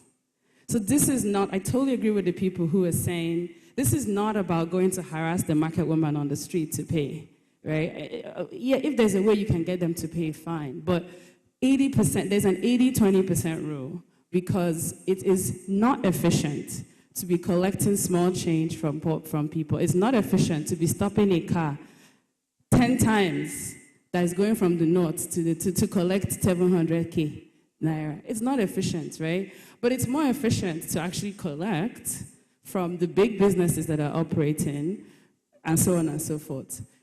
I live in the US, I pay federal income taxes, I pay state income taxes, I pay it in one place, and that's it. Anyway, so I think that there is a lack of, Nigeria hasn't focused on tax collection in a systematic way. Property taxes, for example, also collected at the state level. Do we even know how that is collected, if that is collected in many states, right? And those are the things that we should be focusing on. And I think oftentimes the role that the states have to play in tax collection gets lost in the conversation. Because the biggest, again, in many countries, income taxes is the biggest share of taxes, and the federal government cannot even collect it. So we need to be focusing on how to get the states to focus more on this, capacitate them, whatever that takes, to make sure that that money is getting collected and being used to build the infrastructure necessary to make it easier for businesses to reduce their costs and have more money to pay and not have taxes be such a big part of their revenue because the infrastructure is there. And when I started in the beginning, all those countries that I talked about, South Africa, Ghana, whatever, infrastructure is better because the government is providing infrastructure at scale. In Nigeria, you have to build your own road, provide your own electricity, whatever. It's not efficient, right? But I just say we need to understand that we also have to pay, the 20% of people who are making money also have to pay to make sure that the government has the money to provide those services. But we have to do those two things at the same time. We have to make sure people are paying, and we have to then make sure that we're holding the government accountable to using the money properly. Thank you. Thank you very much. So invariably, what you are saying is Nigerians face implicit tax, where they get all those things they need for business by themselves rather than the government, making provision. I want to hear Mr. Okabwe's view. Well, thank you.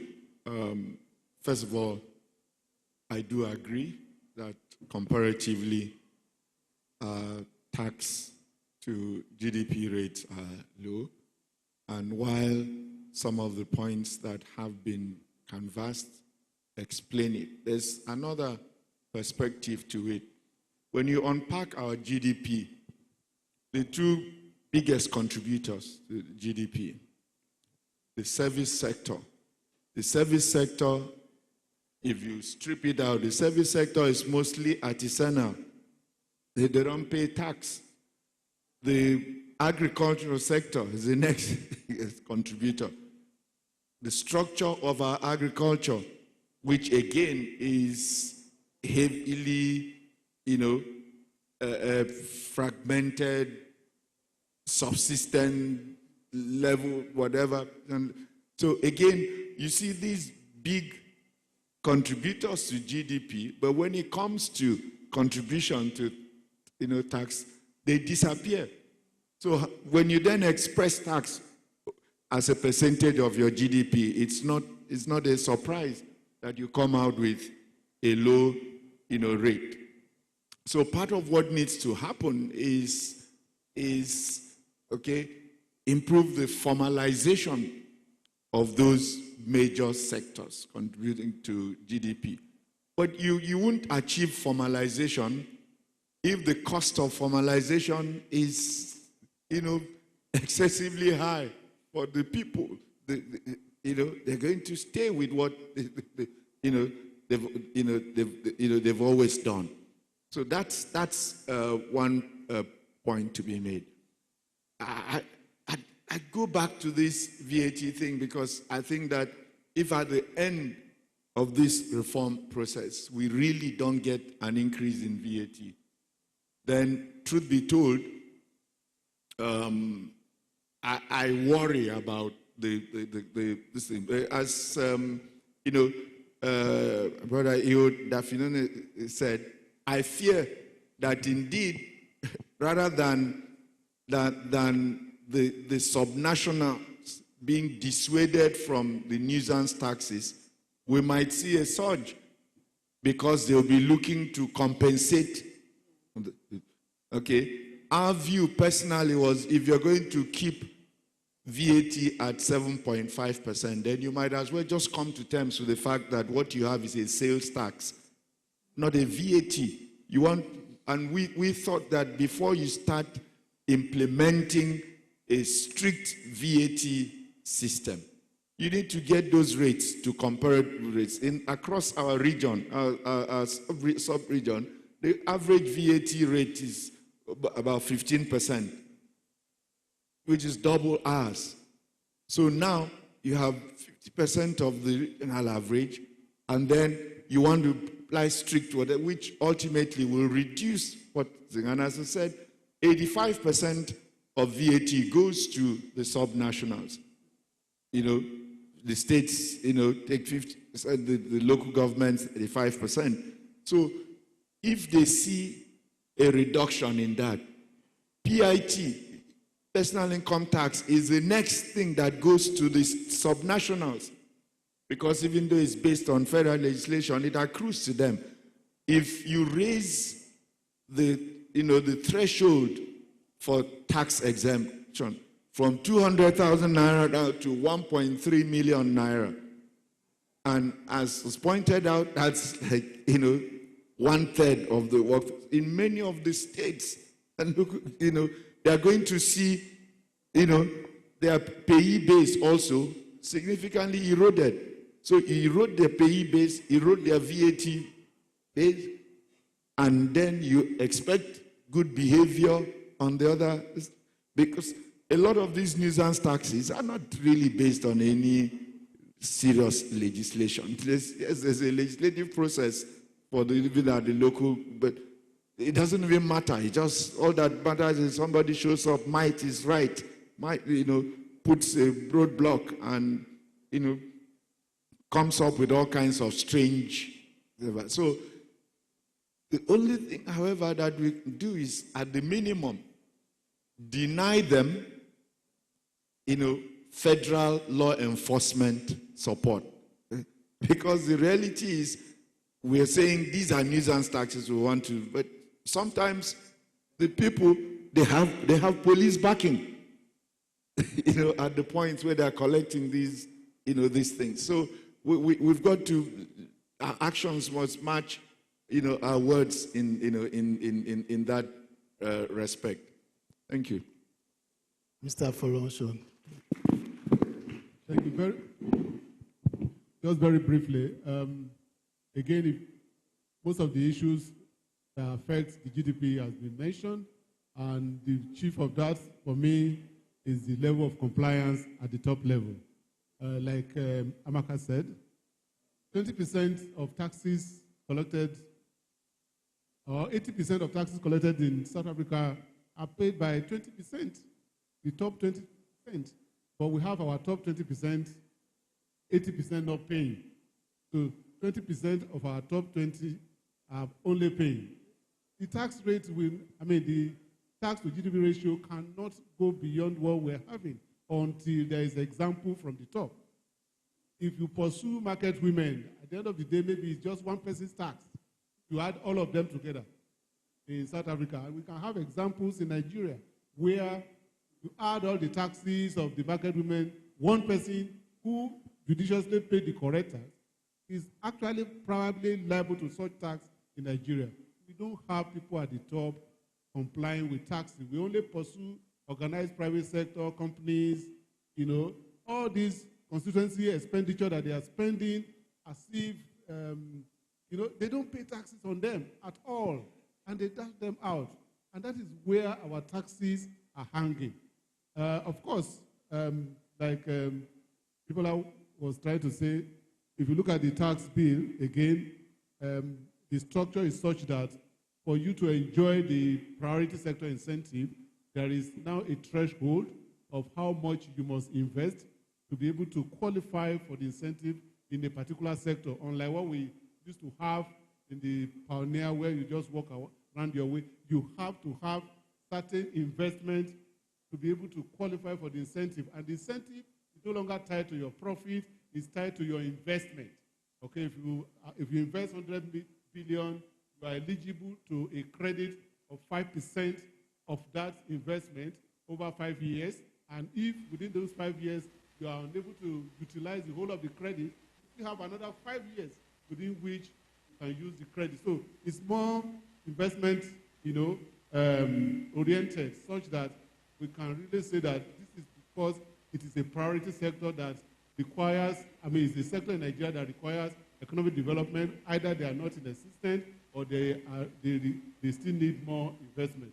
So I just wanted to mention that, what Jibola said. Thank you. Thank you very much. My next question will go to Chief Dafinone. The tax reform... Sorry, just to add something before we leave this point about, let's not, look, there's no country in the world where people pay taxes because they are good people and whatever. The system just makes it difficult or impossible for you to evade. So we have the deficiencies of the systems, and so, but the least we can do is focus on indirect taxes. Okay, so people can hide their incomes, they can put the whatever, but they can't hide their expenditure. And that's why I still feel very whatever about this failure to get the VAT whatever, because, the man can hide away all of his income and declare that he does whatever. But he will show up. If he has the money, he will spend it. He will show up and he will spend it at those places where VAT is payable. So it looks like an elite whatever us to just keep themselves from paying whatever by, okay, no, we don't. And that really needs to be is this... Sorry, let me just say something to that. Because I know that if you look at the tax bill, the original bill, the proposal was a 15% tax, rate for VAT, either in the first instance a 12.5%. The thought is that if you rate at 12.5%, maybe government, and then you now have the full VAT system of claiming your input, maybe government will virtually break even. And then we believe that after 2 years, maybe that goes to 15%, and then we can really say that there is revenue coming from VAT. It's also going to the subnational mostly. But of course, going through the process of this reform, I've seen a lot of things. Personal interest, governor's interest, they just came and said, no, there should be no increase, this is what we want. And at the end of the day, as a committee, we are only making a proposal. We went to the National Assembly, another round of, I saw a lot of things going on, and then National Assembly, the House, the Senate, they passed whatever they think is positive to their own interest. At the end of the day, there's now a harmonization section where everybody's interests now have to be harmonized. And that is where you will now know that Senate and House can be very close, especially where they have interests that they want to pursue. A lot of things. The committee is limited in terms of, in those committees, you are not even supposed to speak. They can send you out if you decide to engage some areas that they have said no to. Let me help you. Yes. So, let me help you to stop you from, getting yourself into trouble, yeah? But, I agree with everything that's been said, but let me also play a contrarian script. One of the reasons why most Nigerians would not want to pay more VAT is because of the inflationary trends in the economy. So the size of our wallet has really shrunken. In terms of the business case for the increase, it's well made. I've been an advocate of that for many years now. If you remember, it was initially increased to 10%, then reversed. So we've needed this for a long while. But in today's Nigeria, the pressure on the final consumer is so large that if we were to increase the VAT willy-nilly, it could actually exacerbate the situation. But then that's where smart taxes come in. It doesn't have to be a blunt 15% on everyone. You can decide what item, maybe your luxury items. If you're buying a car, for example, why should you pay the same VAT as someone who can only afford a motorcycle? You can decide that for your motorcycle, the VAT can be progressive, depending on what you're purchasing, you know? So all I'm saying is we can bring smart taxation to the table that can help us achieve our objectives. And with least resistance. So, and the second point I'd also then like to make is to again commend Mr. Folorunso and his team, Mr. Odile and his team, because if you look at the tax bills, there's been a lot of emphasis also on retooling the withholding tax system, the collection at source for VAT, and if you look, it's a pity FRS doesn't publish the tax data. If they were publishing their tax data, I know Ben probably used to see that when he was DG at Budget Office. You can then start seeing the sources of revenue. The increment in tax yield, and I heard Zach speaking to that yesterday, the increments in tax yield over the last 2 years has come from improved collection mechanisms, not by FRS going out there to go and collect the tax, but by deduction at source and appointing aggregators, for example, in the trade in international trade in goods and services. You now have to collect that thing at source and remit to the tax authority. And you've seen the increment. We need to do more in that direction. This whole idea of making tax compliance difficult for the taxpayer. Minister for Interior said it earlier. Make it simpler, make it easier. If you make things easier for people, then you'll see progress. Why should a company that wants to pay tax first have to go and be looking for evidence that when he bought goods and services, somebody deducted VAT on him? Look, if somebody deducted VAT on me, how am I supposed to have evidence of that deduction? And then I can't claim a deduction until I prove it? It just doesn't make sense to me. Make life easy for me. If you ask the CEOs in this room, and these are large corporates, they were introduced earlier in the day, they are spending a large percentage of the CFO's time is spent dealing with tax authority. They're coming from one audit after another. How are they going to grow their business if all they're doing is dealing with administration every day? And as soon as you're finished with one, another one comes. I mean, it's ridiculous. Like they are feeling you, sir. Well, I know I'm out of time as well. But no, it's not about the time. I think your point makes sense a lot. Yeah. It really makes sense. And this is what the private sector has been talking about. Help us. People have brought money into Nigeria. Nigerians too have raised money. They want to do business. And if they do business, they make profit. And then they pay taxes. And then to even pay that tax is a nightmare. I know someone who said to me, yeah, you've advised me on what my tax should be, but I'm not going to pay it 100%. I'm only going to pay 50%. Because in a few days' time, FRS will come for an audit. And if they don't see additional tax to charge me, I will have problems. So they are deliberately not complying so that they can satisfy FRS later on. Make this thing simple. Collect your money up front. Nobody is interested in tax evasion. Thank you, Mr. Ajibola. It's really an insightful comment. Thank you very much. Back to my question, Chief Dafinone. The tax reform bill defines a small company as one earning a gross turnover of 50 million or less per annum, with total fixed assets not exceeding 250 million, excluding businesses providing professional services. Please, what is your opinion on this definition? What can you say?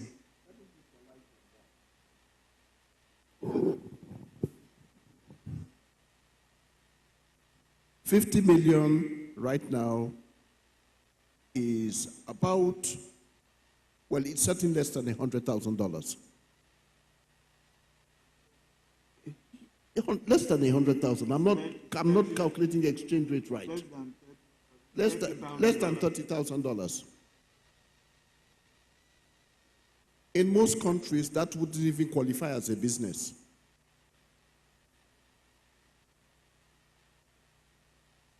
By the time you take the cost of actually getting any funds out of that business, the cost of compliance, you've already sunk that business.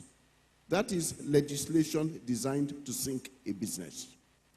To me, if you are looking, the standard definition before, from what I used to remember on the OECD, used to be $1 million.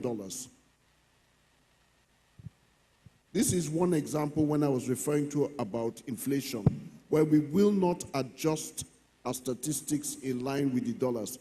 We adjust our penalties, but not our allowances. Which business can you tell me can bear those costs? $30,000. And you're saying these people are in a tax net. It just doesn't justify. I mean, I would prefer my colleagues to speak, but quite frankly, they should be out of the tax net. Mr. Folosho, it seems you want to say something. Okay, because the idea of inputting or defining a small business to be able to give them special dispensation, such as exemption from income tax. They are not supposed to file VAT returns. To recognize the fact that they are small, and then to allow the tax authority to focus on those large taxpayers that we're referring to, that should be paying 80% of our revenue from there, because they are just about 20%, having tax offices all over the country, pursuing taxpayers that are having turnover of 50 million, ridiculous. In fact, I expect that from what the National Assembly passed, that minimum has been increased to about 100 million. And that brings in more smaller companies that are going to be exempted from what? From tax. They're also going to be exempted from payment of, not payment of VAT, exemption from filing VAT. No, companies really don't want to run and be classified as small because they're also going to lose the privilege of making deduction for their input.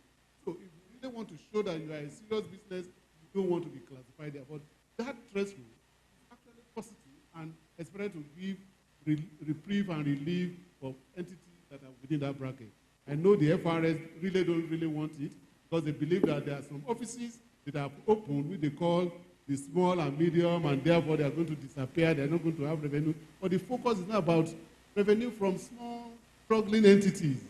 To focus on large taxpayers and leave the small companies to survive. Thank you. It's one area where I must commend again the drafters of the bill. By exempting, and it's 100 million, not 50 million, in the harmonized version that I saw. It's 100 million, that's the exemption. And I think that's significant because 100 million naira revenue is, like we say in pidgin English, is beans, no be beans, you know? So that's a serious business, right? At that level. You may find that business may have maybe 2 or 3 employees, but it's not a large business. Now, there's no need to saddle them with tax administration costs. So it makes sense to do what the committee has recommended, exempt them from tax. But again, it's a blunt exemption.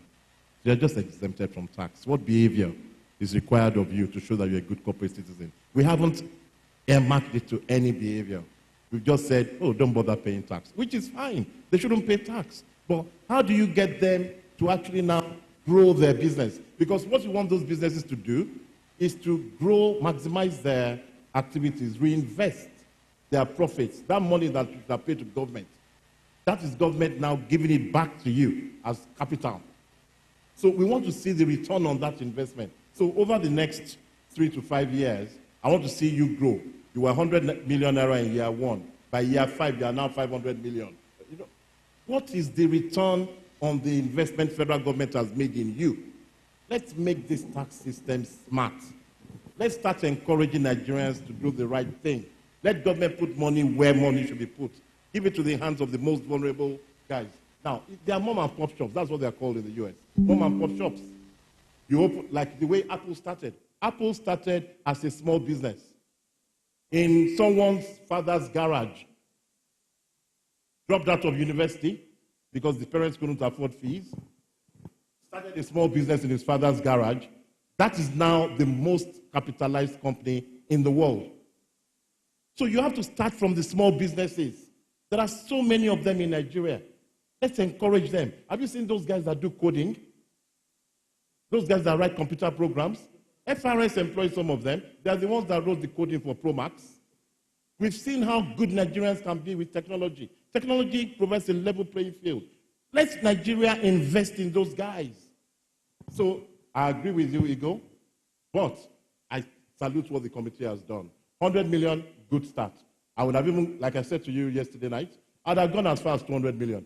But that's me. I don't believe FRS should be focusing on small companies. Let them go and chase the big companies. Yes, I agree with you. I mean, that's correct. What we have to be careful about is we have no transitional positions at the edge. So somebody goes from 100 million straight into the tax net. There's no tapering off to make sure that people don't move from one to the other extreme. But yes, I mean, for me, the small companies, I mean, it's not worth, well, let's say if the FIRS were doing a profit and loss, they'd be making losses on those, and they would soon stop. Mr. Ben? Well, you know, the truth in Nigeria is that all of this threshold for small businesses is very often academic, because a lot of the guys doing multi-billion naira businesses, they are filing, you know, taxes of, you know, if you say it's 100 million, they will all be filing their tax, whatever, showing 90 million naira annual turnover. So unless the NIRS, you know, initiative makes it through this law, so that you can loop all of this, whatever you, for instance, you know, that guy who is importing tons of, you know, containers every month and generating 10 billion naira in turnover, but his tax return says his annual turnover is 90 million. Somebody has to be able to match and link that. Right now, it just falls through the whatever. You go to many of these people, there are at least 3 different sets of accounts. There's one for the taxman, there's the one that he knows that he's different. If there's something else he's pursuing with the bank, he needs to show that he's a more serious player than 90 million. He will show the bank whatever. So unless we have this, that we can use technology to this thing, these numbers ultimately will just be academic. And by the way, it doesn't take a whole lot to get to 100 million naira these days. The favorite spot where I buy roasted corn to eat in Lagos, when you stop there now, one piece of the thing is 2,000 naira. If that woman does 50, you know, pieces of corn every day and 100 pieces of ube, she's at 100 million at the end of the year in terms of turnover. That's the small business threshold that you're trying to this thing there. Meanwhile, we have property taxes uncollected in some municipalities across the world. 65% of their budgets are funded by property taxes. There's no state in Nigeria funding 2%, you know, of his budget from even property taxes. So these are the things we should be really, you know, focusing on. People can hide their incomes, but They won't hide those properties. Those properties, so those people own them. So, if I can just add to what you just said, the FRS, they also have a system now where they track people's turnover in your bank statements. They've been marketing e-invoicing. I also know that there are provisions for fiscalization, which is coming up, even though it requires some high level of capital investment. I know in the Finance Act, several provisions were made that gave the FRS the ability to deploy technology. And they have done that in several hotels and malls here and there. So it's much more difficult for people to, if truly the FRS want to pursue all this fund flow. As long as your money passes through the bank, they can track. Just for them to do the work. You see again, if you're going to, you make progress in one direction, you pull it down. We say, financial inclusion is a challenge. We're trying to grow the number of Nigerians with bank accounts. By the time you start linking bank accounts with taxation, you create a disincentive. The people start putting the thing again under their, under their pillows. The point is, you have a building, it is standing. Even if you are collecting the rent in cash, we know how much rent that can be collected here, and that can be taxed. So let's be, careful about how we approach this thing so that we don't undo the progress we're making in, one area. We want all of those market women, everybody, we want them to start owning bank accounts. But the moment you start linking ownership of bank accounts, of chasing everybody, whatever, you create another disincentive. Thank you very much, Mr. Ben Akabweze. I believe I'm correct. Mr.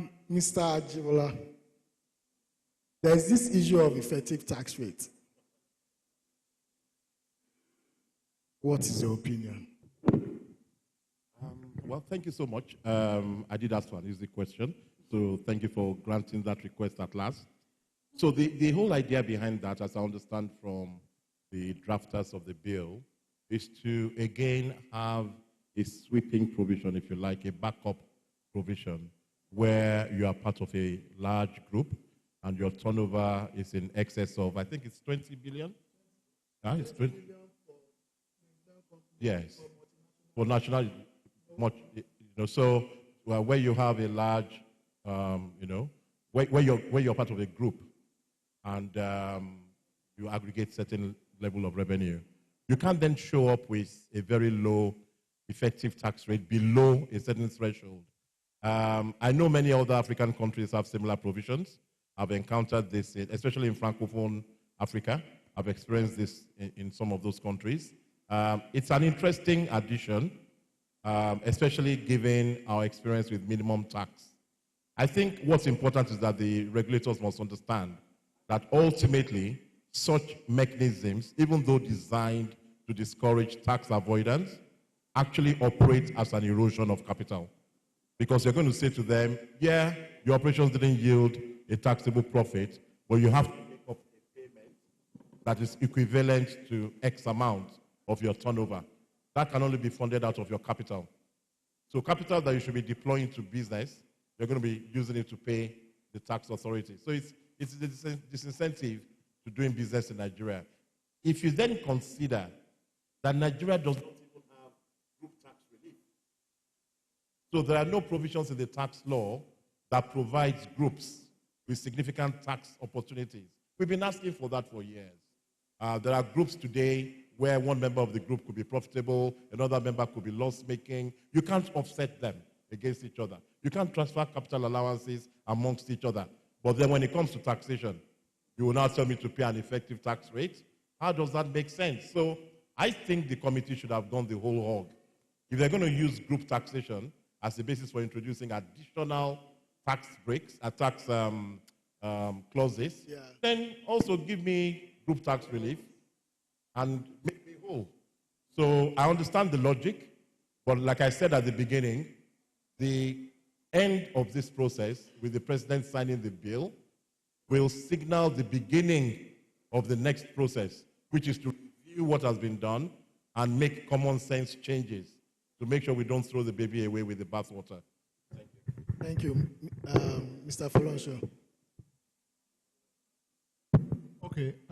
The idea of the minimum tax is an offshoot of the OECD provision on Pillar 2, which requires companies with a turnover of 750 million euro, who are members of a global group, to pay a minimum of 50% of their profit, so that Nigeria will not lose out. If a Nigerian company or a company that is a subsidiary of a Nigerian company is a member of those Euro company and the tax is not paid in Nigeria, the company will be made to pay the tax to the home country. So that provision was imported and localized, okay, in a way. One, if you are a member of such multinational group, okay, you must pay the minimum of 15%. So there will be a top-up rate to make your effective tax rate be at least 15%. Again, the calculation is a bit complex, but we have also tried to simplify that to just make it the profit before tax, okay, divided by, the tax you paid divided by the profit before tax. Very minor adjustment for provisions and all that. Again, looking at that same provision, in order not to make multinational companies to be less privileged, if I can use that word, we have also said that for companies with turnover of, actually the recommendation by the harmonized bill is 50 billion and not 20. Okay, if your turnover in a year is 50 billion, then you should be able to pay the minimum tax of 15%. 15% of your profit based on the calculation, what is called covered taxes. And I'm sure in the coming days, hopefully, if the bill is passed before the end of the week, we'll have more conversation around that, get to know how it is done. Thank you. Thank you. Amaka, do you have anything to say on it? No. Thank you very much. There's this question on the potential implementation challenges that might arise when the new bill is signed by the president. Mr. Ben, so the question is, what are the potential implementation challenges that might arise if the new tax bill is signed by the president today, and how can they be mitigated?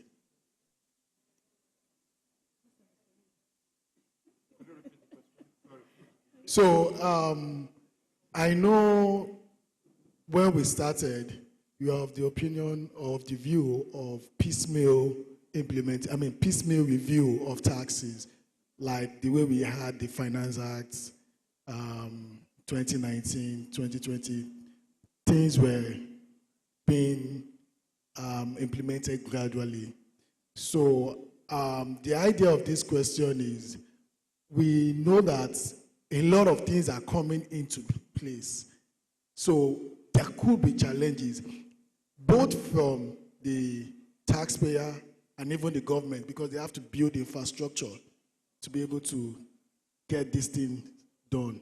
So my question is, how do you think we can mitigate these challenges? I've done some little explanation. I don't know if you get what I'm trying to say. Well, basically, the truth is, if you look at the history of infrastructure development so far, you'll have to question to what extent has our infrastructure development been funded by taxation. Certainly, at the federal government level, practically all of the infrastructure has been funded by debt. In a number of the states, it's no different, because basically the revenues get eaten up by recurring expenditures and cost of governance. So really, so it's not a strong whatever, the nexus between the tax collection and investment in infrastructure so far hasn't been. But of course, the expectation was that as you begin to collect more taxes, then that will then give you, okay, a greater, capacity in terms of additional revenues to invest in access, but in infrastructure. But I was and I remain an unrepentant advocate for the infrastructure tax credit, because that was one way of actually, ensuring that our tax revenues went into infrastructure provision.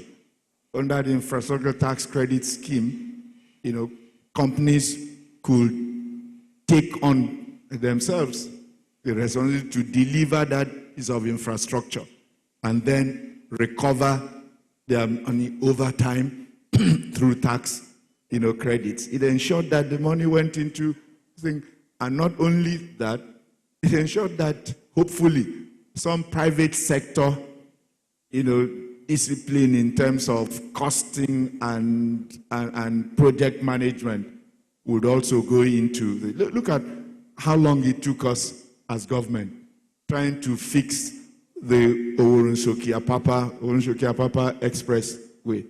It became an annual, perpetual thing until, Dangote stepped in, and, today we have a decent, of road contributing significantly. That's one of the cases where you can see tax money actually going into delivery of infrastructure. So, but I'm not sure exactly what is the fate of this infrastructure tax credit in this,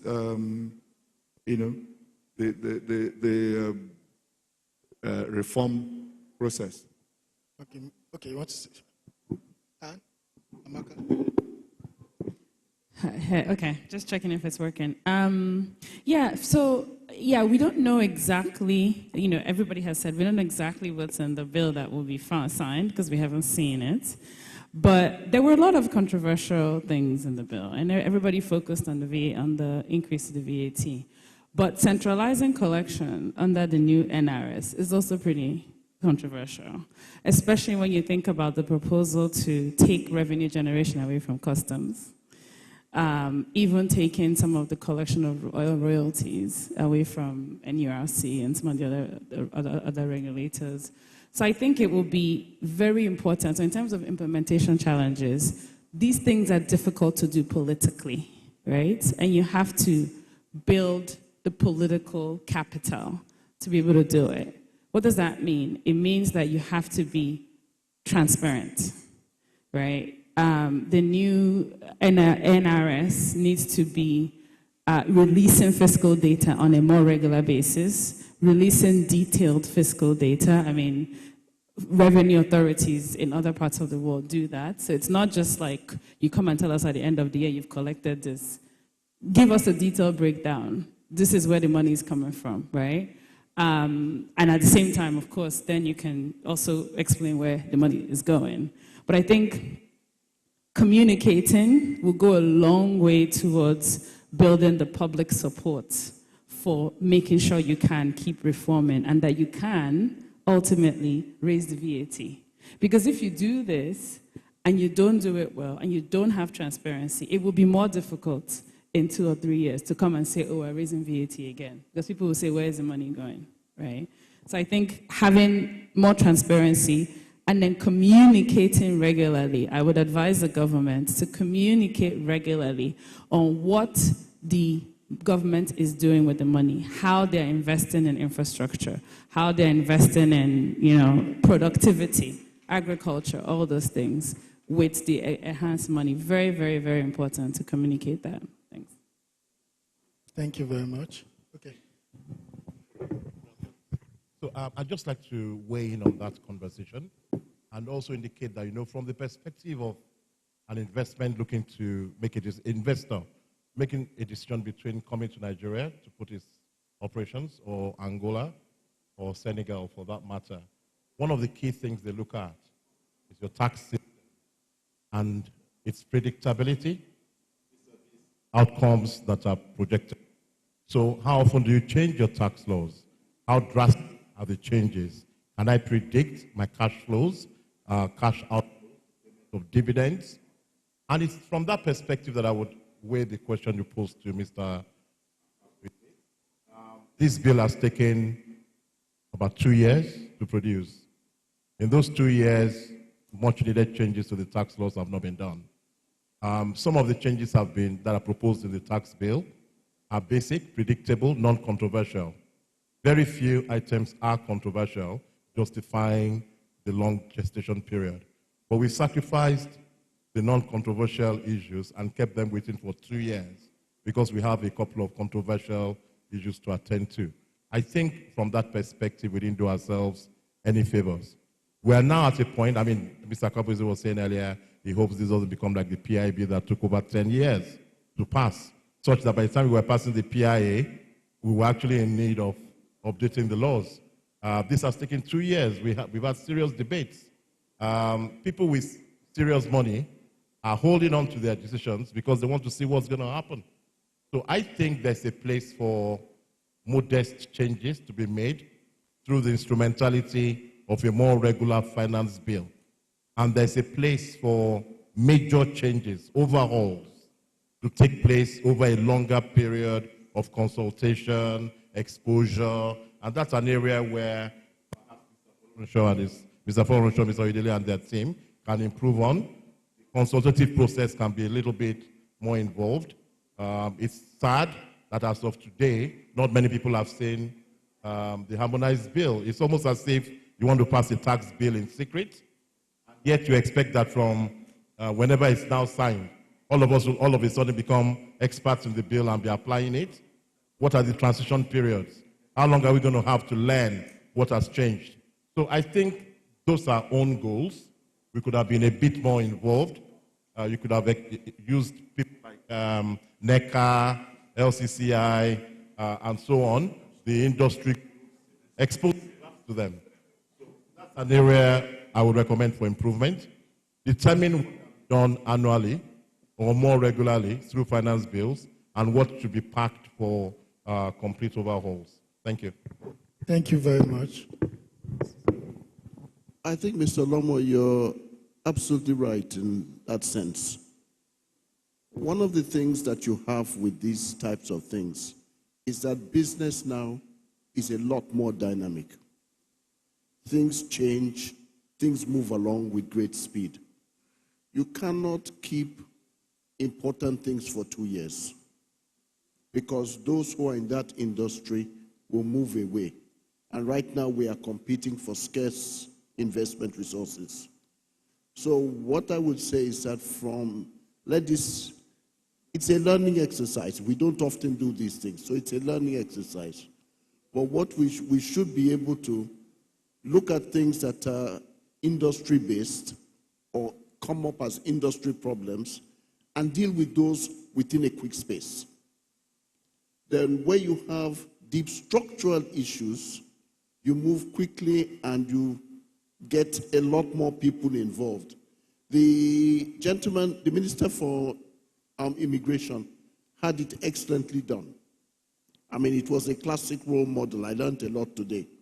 How you gather everybody, get everybody's opinion quickly, and move along very smartly.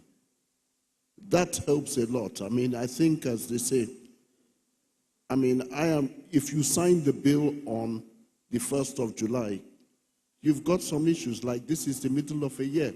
Who's going to decide which corporate income tax rate applies? Simple things like that. The confusion that will then arise. Well, thank you very much.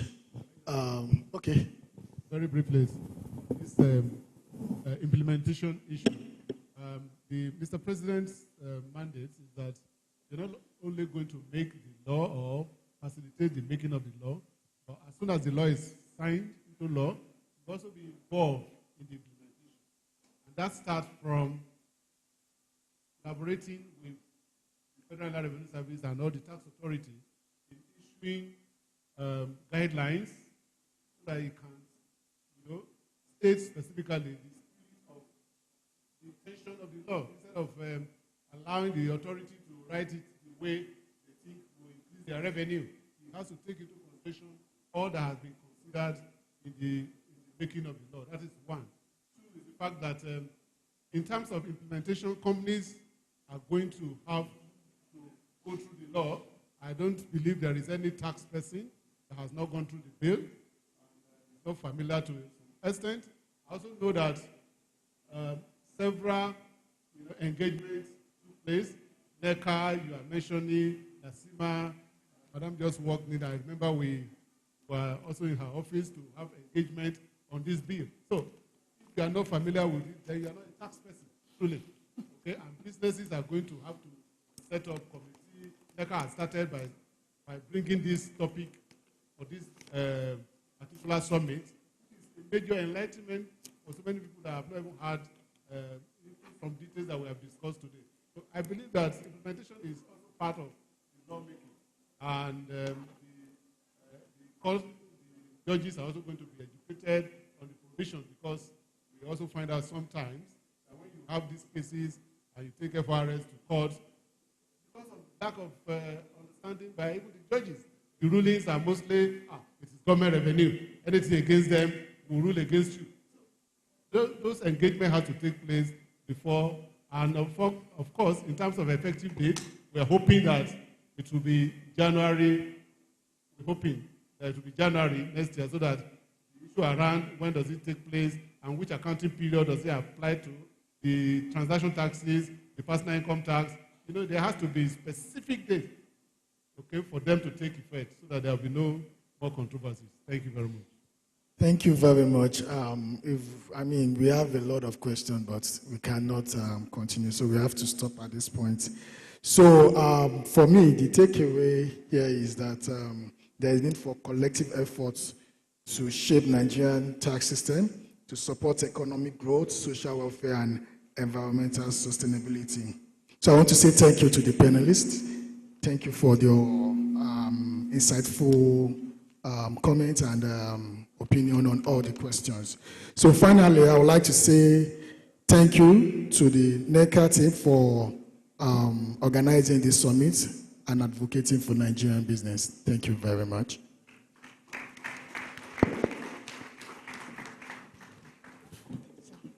Please remain the panel. DG, please.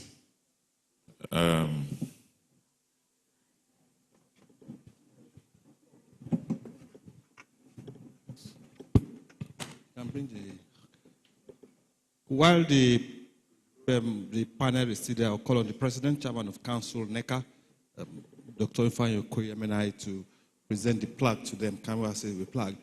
But fundamentally, because of time, I'm fortunate to have the Director of Taxpayer Services of FRS here.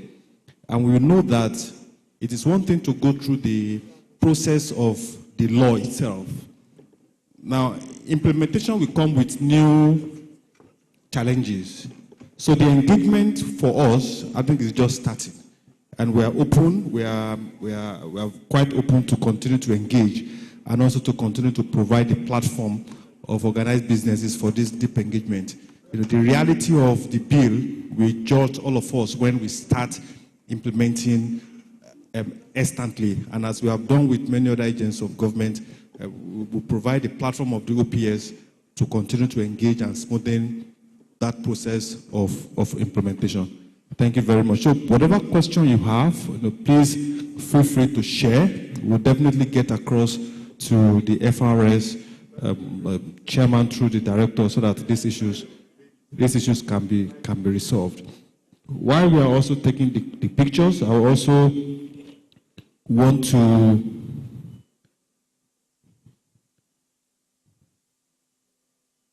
thank you very much. Also permit me to call. Thank you very much. Thank you, panel. Please let's give a round of applause, please. plaques. Okay, the plaques, please.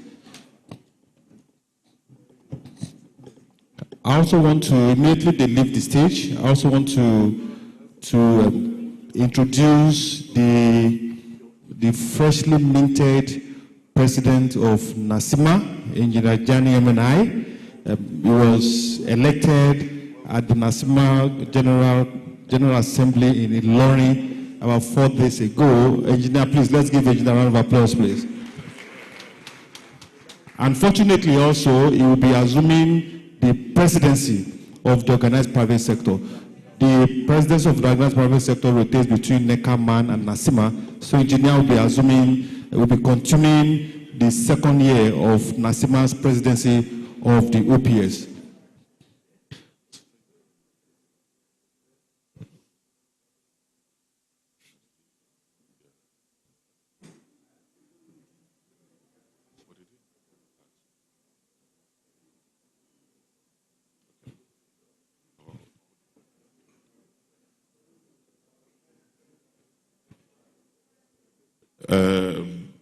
The president of NASIMA, they said it's, do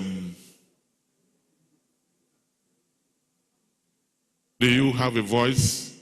Do you want to say a few things now? Okay, so let me quickly invite you to the microphone. 2 minutes, presidential steps as we come closer here.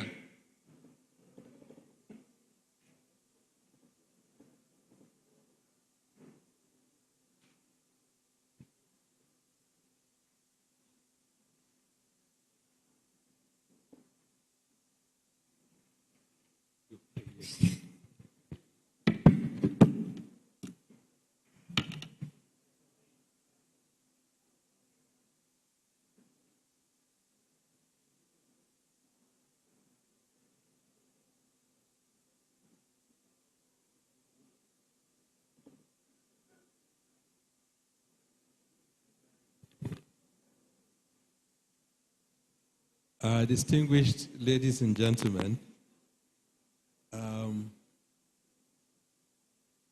sure that to many of you, I am not a strange person to employers, because I have been an employer myself for the last 35 years, struggling like my brother here, Okoye MNI, the president of Neca. He's been a great friend, a great compatriot, and I salute his courage to exchange views every time.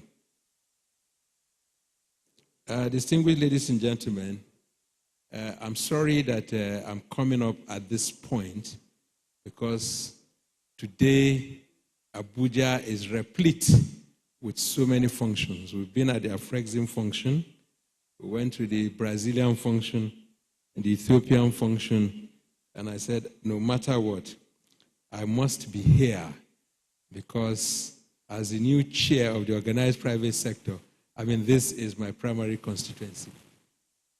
So, distinguished ladies and gentlemen, I will just give a short goodwill message.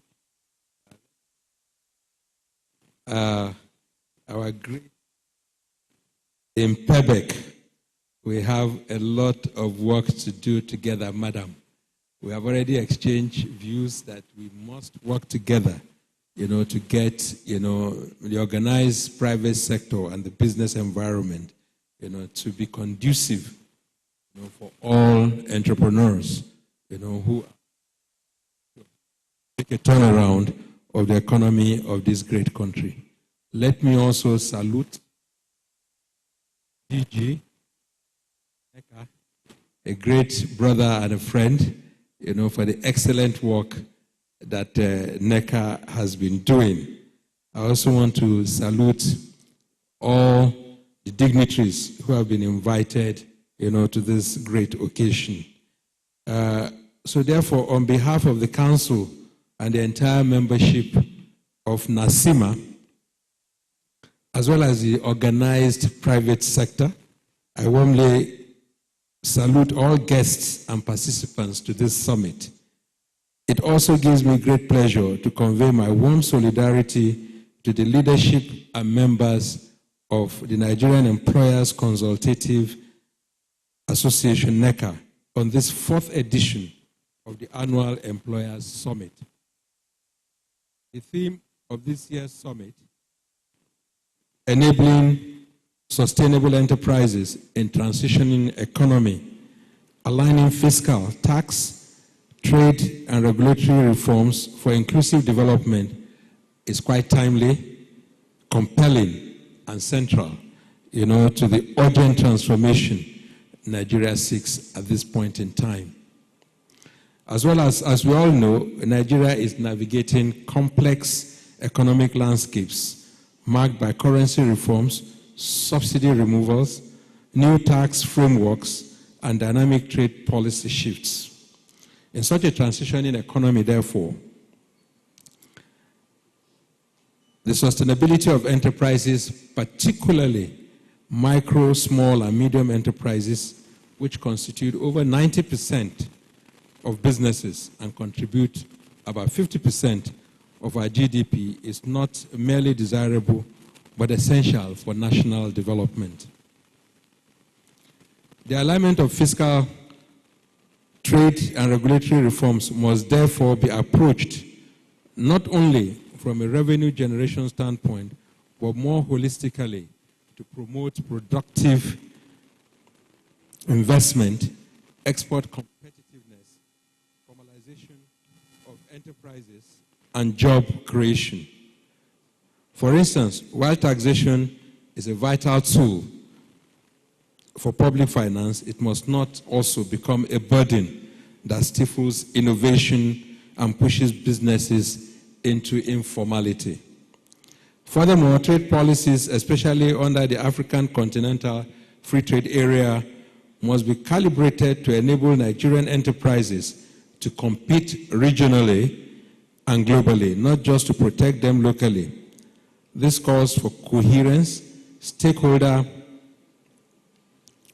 engagements, and data-driven reforms that support inclusive and sustainable growth. As the current Secretariat of the Organized Private Sector, NACIMA is fully aligned with NECA's ongoing advocacy for a more enabling and predictable business environment. This goes over to PEBEC. While at the OPSN leadership level, we will continue to engage the federal government through public-private dialogue platforms on issues of tax harmonization, customs modernizations, port efficiency, access to energy, and industrial financing. Distinguished ladies and gentlemen, before I conclude, let me commend NECA under the leadership of my great friend, His Excellency Dr. Ifeanyi Okoye, MNI, for his consistent leadership in representing the interest of employers and organized businesses across Nigeria.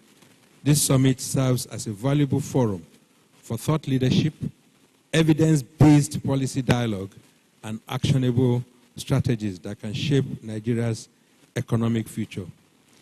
It is therefore the hope of NACIMA that this gathering will ignite more momentum, for reform, deeper private sector collaboration, and a firm commitment, by government and stakeholders to truly enable enterprise, for national transformation.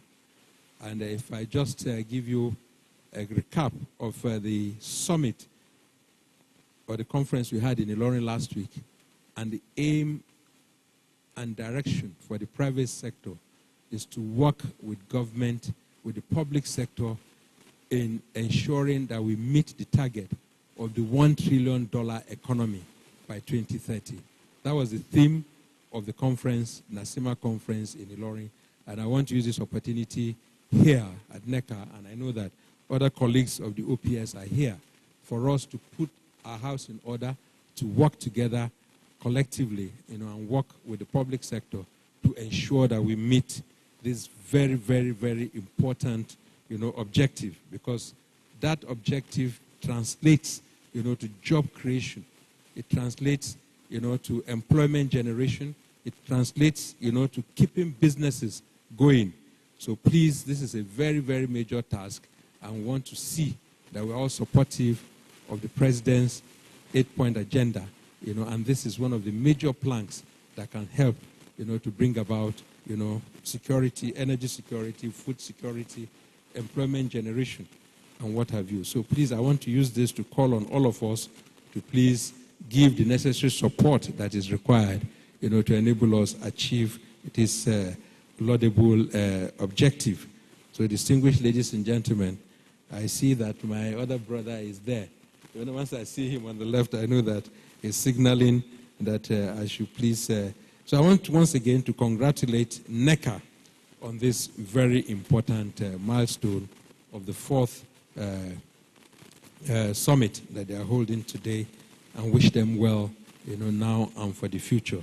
I want to thank you for giving me this opportunity, at this point in the program, to be able to make these few remarks as the new president of the Nigerian Association of Chambers of Commerce, Industry, Mines, and Agriculture, as well as the chair, of the organized private sector of Nigeria. Thank you very much, and God bless. One more time, congratulations to you. Congratulations, Engineer Dr. Jani Ibrahim. We wish you well. Thank you very much. Distinguished ladies and gentlemen, we will take our second paper. This is actually very critical, where we are trying to look at the regulating the regulators. But first, we'll have our speaker speak to us before we constitute the panel. And our speaker is of value to Nigeria, an entrepreneur, a technology expert. Everything she does, she laces with innovation. Right now, she is the Director General of the Presidential Enabling Council on Ease of Doing Business, PEBEC.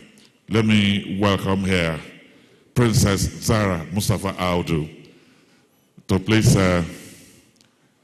let's put our hands together for her, ladies and gentlemen.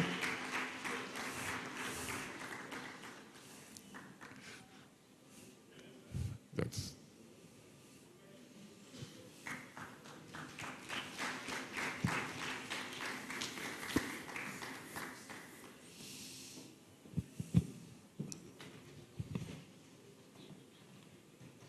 Thank you. Your Excellency, the President of the Nigeria Employers Consultative Association, NECA, Your Excellency, the President of the Nigerian Association of Chambers of Commerce, Industry, Mines and Agriculture, NASIMA, the Director General of the Nigerian Employers Consultative Association, NECA, government officials, ministries, departments and agencies here present, captains of industry, businesses and entrepreneurs, members of the press, distinguished ladies and gentlemen. My name is Princess Zahra Mustafa Audu, Director General, Presidential Enabling Business Environment Council, PEBEC. So today, I'm going to discuss the fundamental overview, the role and importance of regulation in modern economics. Distinguished guests, it is an honor to be here at this important 4th Annual Nigeria Employers Summit, organized by the Nigeria Employers Consultative Association, NECA. We should really be commending you. To have kept this going for 4 years is not an easy feat. So I think that we should be thanking you also for making this possible. My sincere appreciation to the President, Dr. Ifeanyi Okoye, and the Director General, Mr. Adewale Smart Oyerinde, who from the first day in office reached out and has been a brother ever since then. Your leadership in strengthening the voice of the businesses is shaping Nigeria's policy and cannot be overstated. Let me begin by stating a truth that resonates across every modern economy. Regulation is not the enemy of business. When designed and executed efficiently, it is the bedrock of market confidence, consumer protection, and economic stability. Regulations foster trust between market participants, protect public interest, ensure safety, and prevent market failures. In the absence of clear, fair, and predictable rules, markets cannot function optimally. However, the ineffectiveness of regulations have hindered businesses sometimes in Nigeria. And these are some of the reasons we're going to discuss today. Nigeria's business environment is often described as promising yet complex. Multiple regulators, overlapping mandates, and inconsistent enforcement has historically imposed unintended burdens on businesses, especially MSMEs, the backbone of our economy. While regulation is intended to support market order, they have sometimes created bureaucratic bottlenecks, slowed down business approvals, licenses, and certification. Policy uncertainties, where conflicting directive or regulatory or regulations between agencies confuse investors. Multiplication of fees, levies, increased cost of doing business, overreach by some regulators, discouraging entrepreneurs from growth. PEBEC was created in 2016 with a clear mandate: remove bureaucratic and legislative barriers to doing business and improve the perception of ease of doing business in Nigeria. One of PEBEC's most important interventions has been to institutionalize regulatory reform, not by removing regulations, but by ensuring that regulators themselves are guided by principles of efficiency, predictability, and accountability. Key initiatives: the Business Facilitation Act 2022, a landmark legislation designed to streamline processes and harmonize regulatory practices. The launch of the Regulatory Impact Analysis Framework in January 2025. That was the first thing I did when I came into office. This ensures that new regulations are thoroughly assessed for economic and social and environmental impact before approval. What this does is it ensures you of a level of stability, consistency, and reliance. This allows you as private sector, as business, to be able to plan and forecast, knowing fully well that the government will not wake up one day with new policies. We have also gone ahead to establish several efficiency-focused committees, including the Ports and Customs Efficiency Committee, the Food and Beverage Optimization Committee, to address some of the issues. Within the Ports and Customs Efficiency Committee, I'm proud to say that was launched in April 2025. And one of the spillovers from that is Mr. President is about to sign an executive order that ensures that all agencies inspect containers jointly. This is definitely going to significantly reduce the time lapse between when your containers arrive at the ports and when they are cleared. And I think this would definitely be a great benefit. The Food and Beverage Optimization Committee, we have brought together NAFDAC, SON, and FCCPC. On July 11th, NAFDAC and SON will be signing an MOU. What does this MOU say? For starters, they will jointly inspect facilities if need be. They will also cease to collect duplicating data or information from agencies. So they will start to co-rely on each other for information. This would reduce the burden on the businesses and also increase efficiency and improve the synergy between agencies. So these are some of the practical things that we've started to do in the last 5 months since I've been in office. I wouldn't dare say that this is anywhere near enough, but what I can assure you is that PEBEC is committed to making a difference. I would also touch lightly on the Financial Reporting Council issue, which was brought to our attention actually by Neca. We've gone very far with that. I think in total we had 3 private sector stakeholder engagements. We escalated it to the point of the Vice President. We had a meeting with the House of Representatives, the Speaker, House of Representatives, because it's actually a law. And for us to change that, we need to go back and look at the Act and amend the Act. We also, as we speak right now, have a draft bill that we're hoping will go to first reading, hopefully maybe by next week. So we've gone very, very far. And we have also sought permission, which I think I can proudly say today, for the private sector to go ahead and submit their end-of-the-year financial accounting reports, pending when the National Assembly amends the Act, without having to pay any levies at this point in time. So I think that's a very positive one. As it regards to visa on arrival, this was escalated to the PEBEC when the Minister of Interior, who I'm not sure if he was here earlier, decided to scrap. We had dialogue and conversations with him, and we were able to clarify more to the public that the policy was not being scrapped, but was being enhanced to now an e-visa, which you would actually get in your email ahead of coming. So PEBEC is listening. In the 5 months that we've been here, we've automated our entire service. So we no longer deal with our MDAs through a paper-based system. We now have a portal. And what happens with the portal is that we can see in real time the status of issues that are being reported through our ReportGov platform, which has also been upgraded. In addition to this, we've held our retreat for heads of agencies, which was held in April. For the first time ever, we brought all our MDAs together. You know, this is to encourage working, together in synergy.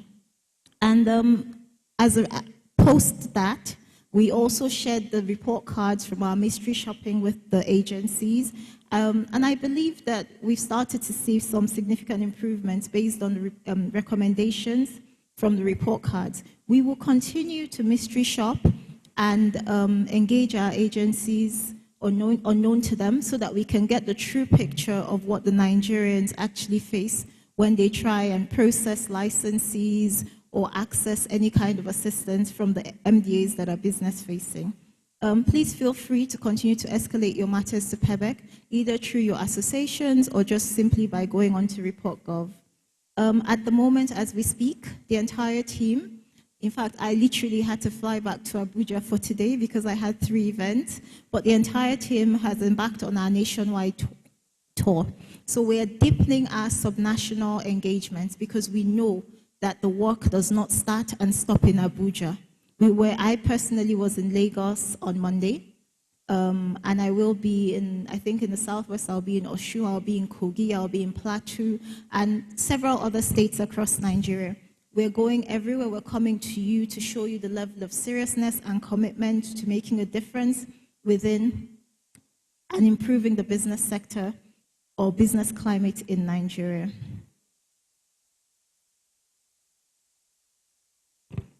So I'll just go back to the speech because I think I've deviated a little bit. So PEBEC believes that regulators must be subject to independent evaluation of their impact on businesses, required to publish service timelines and fees transparently, made accountable through grievance redress mechanisms, benchmarked against key performance indices that reflect services, quality, and impact.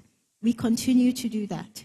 We're hoping to publish we will rank all our MDAs towards the end of the year, and that it would be made public. Hopefully, even though somebody has to do better than others, we're hoping that on average, all the MDAs will improve before it's time for us to rank them. For regulatory reforms to be sustained, political will at all government levels must be strong. MDAs require continuous capacity building and technology adoption to automate service. We're definitely leveraging on a lot of technology, and we are pushing for our MDAs to automate all their services. Even at the subnational level, we started having a lot of conversations around automation. I was pleased when the Lagos State Land Administrator informed me that majority of the services, including processing of the governor's approval, which is a C of O, as we call it in Abuja, can be done online. We want to do this. We want to reduce the need for a physical presence to be able to deal with government. One of the things that we're trying to do at the federal government also is go paperless, which means we're looking at hopefully by January and automation of all our services. It doesn't mean that people won't be able to still physically walk in, but we're leaning towards more accountable systems, more transparency. Hence this. In conclusion, let me reaffirm PERBEC's unwavering commitment to delivering regulatory reforms as a tool of enterprise competitiveness, strengthening partnerships between government agencies and the private sector, making Nigeria not only Africa's most attractive investment destination, but a place where businesses, small and large, can thrive. To all stakeholders here today, let us remain steadfast in ensuring that regulators serve as facilitators of growth, not barriers to it. The future of Nigeria's economy depends on this collective resolve. Let us stay the course, sustain the momentum, and deliver the promise of a business-friendly Nigeria. God bless Neca, and God bless the Federal Republic of Nigeria. Thank you.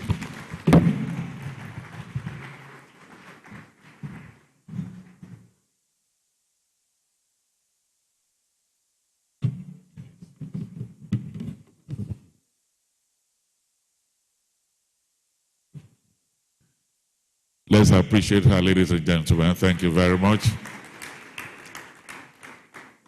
She's the headmistress of this panel, and so she's taking her seat first. Ikem, please, Vivian Ikem, please step forward here and invite other members of the panel.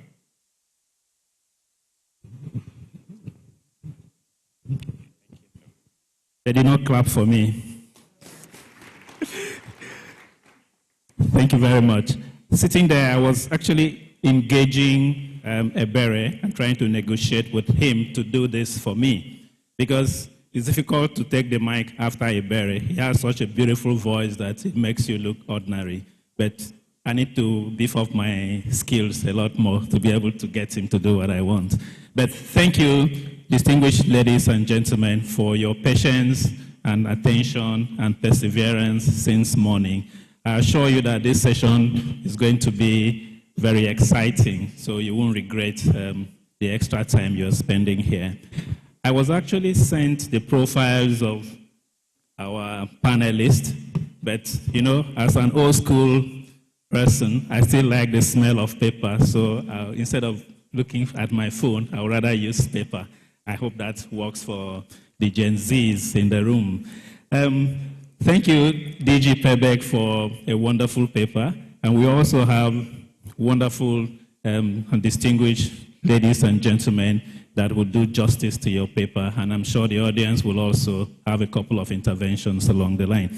So without wasting too much time, I want to still keep it ably represented by pharmacist Mrs. Chizoba Maduaguna to come to the side of the table. Please, let's welcome her. Mrs. Maduaguna is the Deputy Director, International Strategic Partnership and Trade Office of NAFDAC.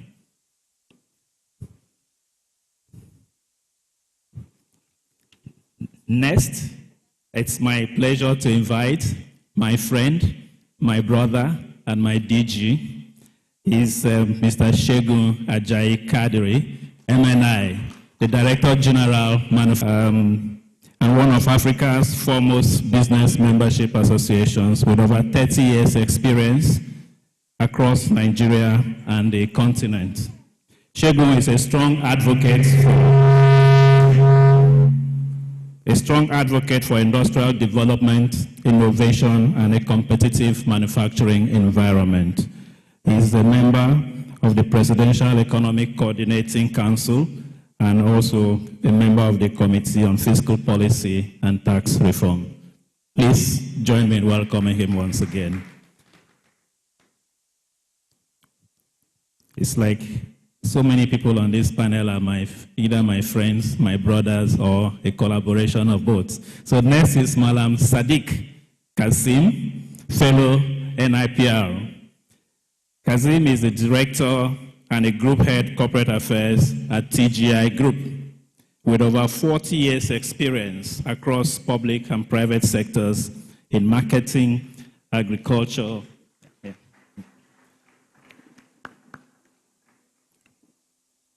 and industrial policy. He's also the president of FESAN, and he coordinates the Presidential Fertilizer Initiative. He's a council member of MAN as well. So please join me in welcoming him. We have Engineer Benga Adebayo, my dear friend. He is the chairman of ALTON, that's the Association of Licensed Telecoms Operators of Nigeria. Please, let's welcome him to them. And he's a group CEO of CNSS Group, and with business interests spanning telecom infrastructure, media, agriculture, healthcare, and hospitality. You're welcome, Benga. Yeah. So with such a powerful panel, the challenge was, how do we find a moderator that will be able to get the best out of them to let us also get the best out of this session? And that search led us to no other person than Ms. Seun Oni.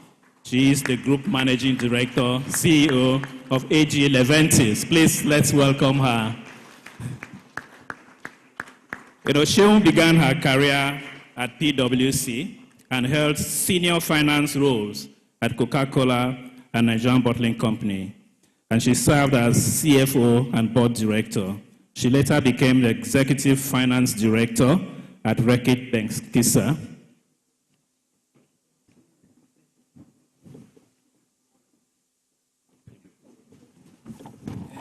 She's a transformational leader and a fellow of ICANN, a member of the Institute of Directors, and holds an economic degree from the University of Lagos. She's also the alumni of the Lagos Business School, Wharton Business School, Pennsylvania, and Amadi Business School in Lausanne.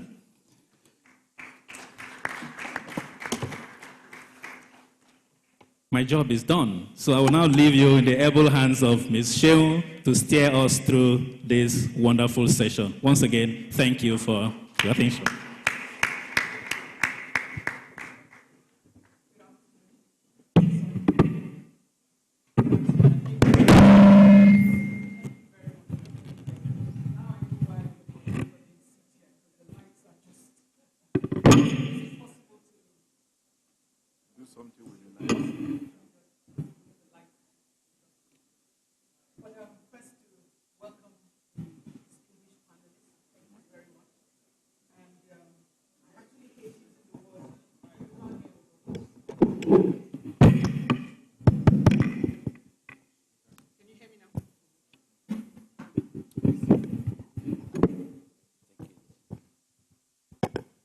So good afternoon once again, and first to welcome the panelists to what I hope would also be an energy-backed discussion.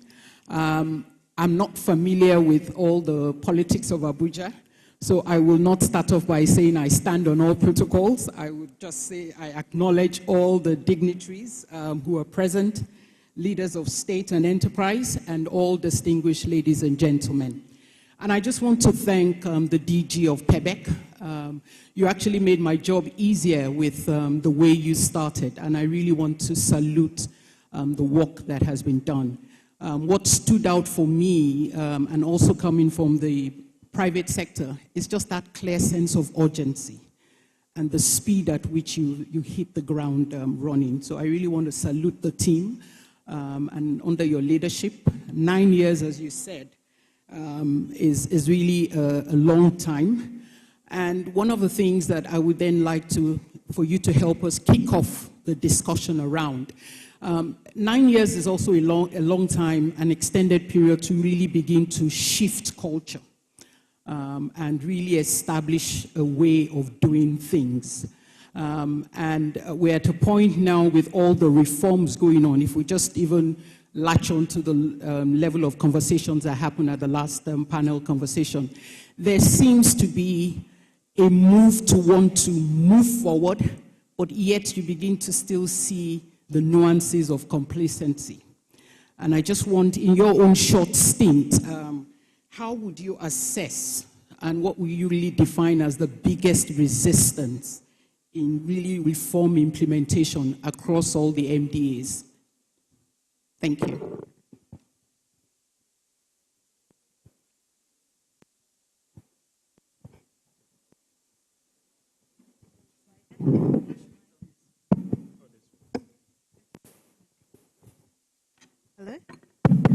Okay, I think this works. Thank you.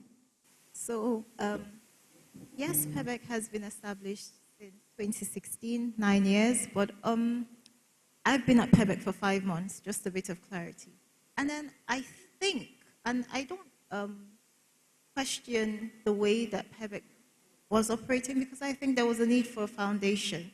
In the last 9 years of PEBEC, I think the initial focus was on policies. There was a lot of work done around policies because I came in to meet about 200 odd policies that had been signed by previous administration. And for me, that's a great foundation to start on. But I'm more of a hands-on, more of an implementation, more of a practical person than a policy. I'm just not really. And I think if we already have 200 policies that have been passed, it's time to focus on implementation. But with that being said, I think the culture, there's a culture in Nigeria whereby people only work when they're being checked or they're being seen, like, if that makes sense. They need someone standing over them, especially within the public sector, especially within the civil service. And this isn't peculiar to any one particular administration. I think this has been the history of Nigeria over a protracted period of time where civil servants, maybe because they've been part of the system for a very long time, need that extra push to get things done.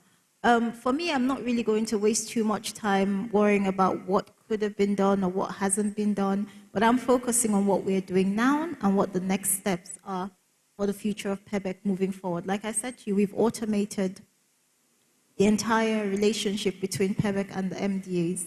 The MDAs are now aware that we mystery shop routinely. They are aware that they get quarterly report cards. And I think typically almost every head of MDA which I've come across wants to do well. It's very, I haven't come across any who doesn't want to do well. So I think it's just been the culture, the work culture in Nigeria, and it rubs off on everything, even within the private sector.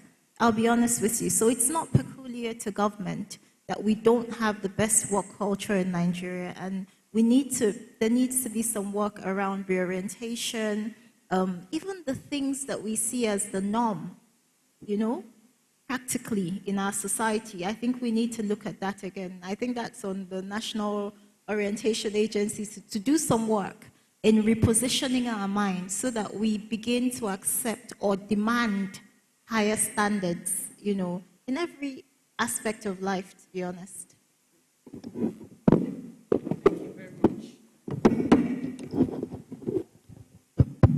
Thank you very much, Honorable DG. And maybe if I could still maybe push it a little bit further to then ask, you talked a lot about the KPIs that you're using to drive this level of accountability across the MDAs. I just want to know, how far then does this go? I mean, in the organized private sector, we would talk about performance measures, we will talk about benchmarking and tying that to some level of compensation. Now, how do you mirror, driving this level of accountability within the MDAs? So the public sector is very different from how the private sector would run, because of course we're not profit-driven like you would be. So the metrics and the style of everything is a little bit different. And then of course you do know that there is still the political undertone with a lot of the work that we have to do at PEBEC. But for me, I think one of the things we've done, which is using technology to enhance transparency, makes people a lot more accountable. That's one. We're also working extremely closely with the House of Representatives. Why this is good is we're able to amend acts. We're able to push for for starters, many of them do oversight on many of the agencies that we work with, so that collaboration definitely helps us. And worst case scenario, we're able to escalate matters to the presidency. And majority of in fact, I think practically everyone knows, I actually came from working with the president as an aide on foreign direct investment. So access to my bosses is easy. It's not something that I would readily want, it's not something I would want to abuse, but it's something that can be explored if push comes to shove. But so far, to be honest with you, we've had an improved level of accountability ever since we started to shine the spotlight on the agencies, with justice measures that we've put in place, whereby now a head of agency can log into the portal and see if there are pending issues as it regards to their agency. The vice president frequently logs into the portal. We haven't had the chance to onboard Mr. President yet, but I know for a fact that whenever he calls for a review, this is one of the paramount things that we're going to say to him, that you can literally observe what we're doing even without us coming in to see you. So I think that level of transparency is definitely helping us. And overall, like I said, we did conduct a retreat a couple of months ago, and we all came out on the same page. We actually signed an accord as it regards to adhering to our service level agreements, which are public documents anyway. So we haven't, again, it's early days, so maybe I'm speaking too quickly, but I haven't had much of a challenge with working with the heads of the MDAs so far. Thank you very much. And we have PEBEC champions embedded in all the MDAs, so that helps us too. That's great. Thank you. And maybe that would then take me to then move to one of the key regulators really at the intersection of regulation. And I can see Mrs. Madweguna looking at me, because this question will now be for you. But I really would like to also echo, and really, because one of the points I had was really around, these overlapping functions, especially within the NAFDAC setting. And it was so comforting hearing the early work you've started off with, Son and... I'll be honest with you, it's something that they had been trying to do for the last 2 years. But what we did is we came and we put strict timelines. I want this done in 1 month, I want this done in 2 weeks. And alhamdulillah, I am proud to say that both agencies agreed on July 11th, and the MOU will be signed. And both heads of agencies have started communicating very, very nicely, to be honest. So I can see how we would, just because, the DG NAFDAC is not here, so let me do her a favor of saying she's been extremely supportive. The DG of Sun also has been extremely supportive. We've been going back and forth with the MOU for, I think, 6 weeks now. In fact, we could have signed, it's just we at PEBEC also had our nationwide tour, so we're just trying to find the time that works for all three of us, and July 11th is that day. So she can speak a bit more on that collaboration. Brilliant. So maybe then that just immediately sets the tone for the question. What happens next for NAFDAC, and how will you then accelerate this process and really operationalize it? Thank you very much. I believe everybody here knows what NAFDAC stands for and what NAFDAC does. I was actually asked that question today, what is NAFDAC all about? So if you wouldn't mind, maybe I can explain what NAFDAC is all about. NAFDAC stands for National Agency for Food and Drug Administration and Control. And NAFDAC is a parastatal under the Federal Ministry of Health and Social Welfare, with a mandate to regulate and control the manufacture, importation, exportation, sale, advertisement, distribution, and use of foods, drug, chemicals, cosmetics, medical devices, detergents, packaged water, commonly known as regulated products. So as it is now, PEBEC has done a lot. We actually appreciate what the government has done under the ease of doing business. And like the DG was called, she is our headmistress. She's been midwifing the whole thing, moving us in the right direction to make sure that there's this collaboration. This is something that we've been looking forward to for ages, but now that it's coming on board by July 11th, not only Sun, we're also pushing to have a collaboration with FCCPC. And with that, you asked what's the way forward. What it simply means is that our inspections, where need be, will be joined to avoid overregulation. Take, for instance, NAFDAC does the good manufacturing practice inspections and Sun comes in to do their own certification. And at the end of the day, the clients have so much to pay, they are confused. Are we going with NAFDAC? Are we going with Sun? But I've just told you what NAFDAC stands for, and NAFDAC is key in regulating those regulated products. Sun also has a mandate, but with the joint inspections, where need be, things will definitely ease off, and that's what we're working towards. Thank you very much.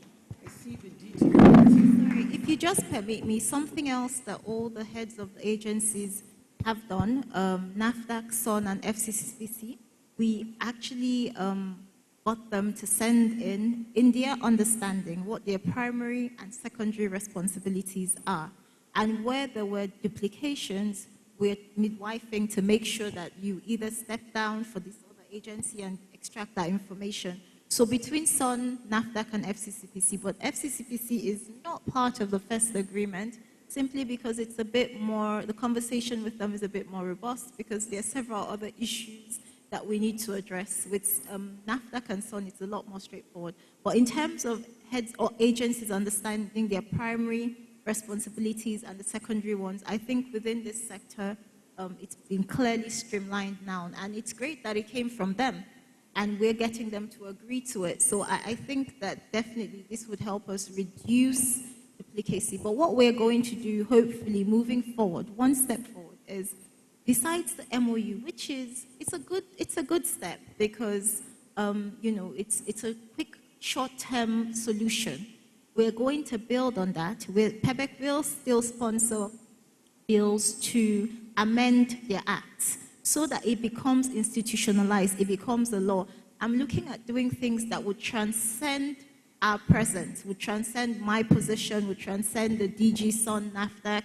It's not just going to be about, oh, while these people are in office, we're able to do it this way. We need to institutionalize things so that moving forward, everybody has their clear mandate and it makes it easier. Of course, there has to be a level of crisscrossing, because that's also a way for us to plug all the, the loopholes. But we need to be more conscious of those areas and ensure that it's not as cumbersome or negatively impacting on the private sector.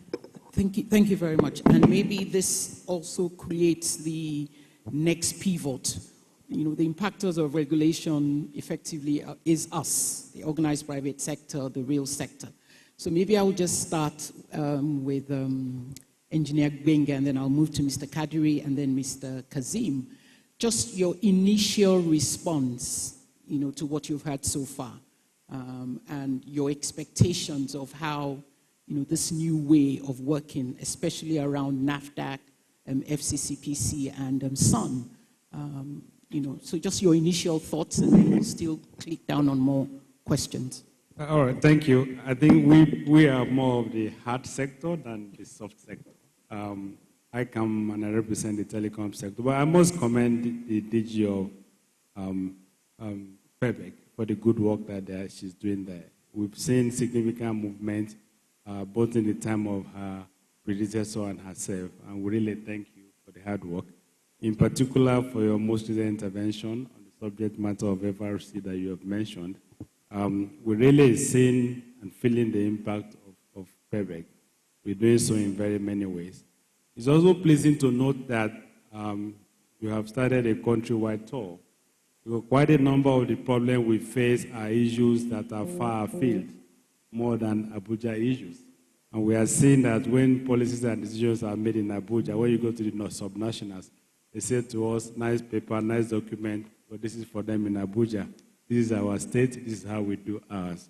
And I just will give just a short example of how things go when regulators work together or when regulators are at variance.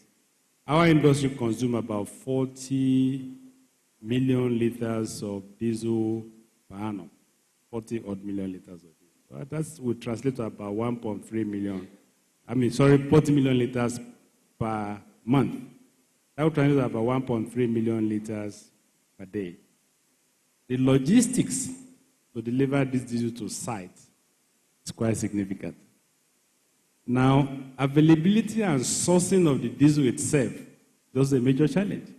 Because if you would consume 1.3 million liters of diesel a day, you know what that will be on the national supply stock. And so what our members do is to procure the diesel from source, and all things are okay until they get to the depot to lift diesel, and the DPR agents, the petroleum agencies come after them to say that they have to apply charges on them as they will apply on those who are going to deliver diesel to sell in fuel stations.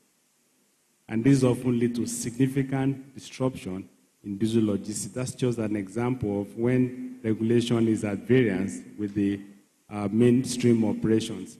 In collaboration, we have seen between us as an industry and the Central Bank of Nigeria what we have been able to do in financial inclusion, because 4 years ago they told us that certain millions of people were not banked, and through fintech and other methods that were adopted and using the digital platforms, a number of people got signed on to financial inclusion. That has been a benefit. But you have also seen the problem we have had with the payment for the USSD services by the banks. So at the time when two regulators worked together, we succeeded in financial inclusion. But when two regulators worked at variance, you saw the profile of debt that the banks owe. It took again the collaboration of the two regulators before we could have the debt resolved. And the other example that I would like to give is the SIM-NIN integration. National Identity Management Commission for many years tried to provide and produce a reliable national identity database. They couldn't do so until our regulator, NCC, and NIMC came together in one ecosystem.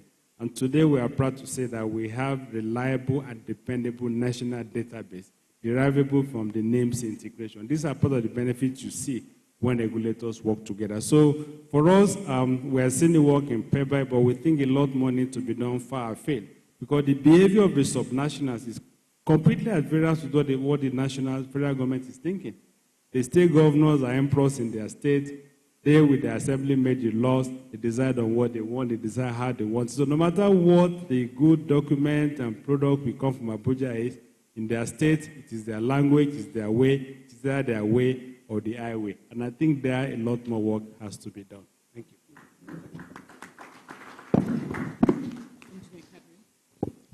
Maybe if we go and then take the points. Okay. Yeah, so thank you. I'd like to join Vivian and our moderator to thank the DG PEBEC for a fantastic paper. It's not quite an easy job to be DG PEBEC in a country where you are ranking like 67th in the World Competitiveness Ranking. It's a huge task. But I want to say that what is particularly striking about her presentation is the fact that it is an evidence of transition from just minding the ease of doing business to addressing the issue of costs of doing business. The organized private sector have had issues with making it very easy for you to establish a business, but then getting strangulated, and within your first 1 or 2 years, you are dead. I mean, it doesn't help anyone. So what you are doing, DG, is that you are intentionally addressing those binding constraints that have limited the competitiveness of businesses.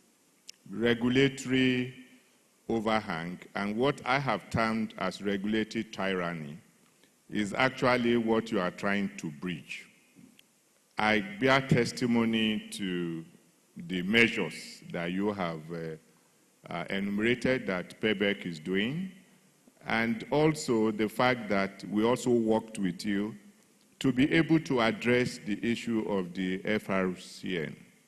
I mean, it's so frustrating to operate in an environment that is inclement for business, and at the same time, facing the challenge of getting the people that are supposed to facilitate your business to be the ones that are stumbling blocks.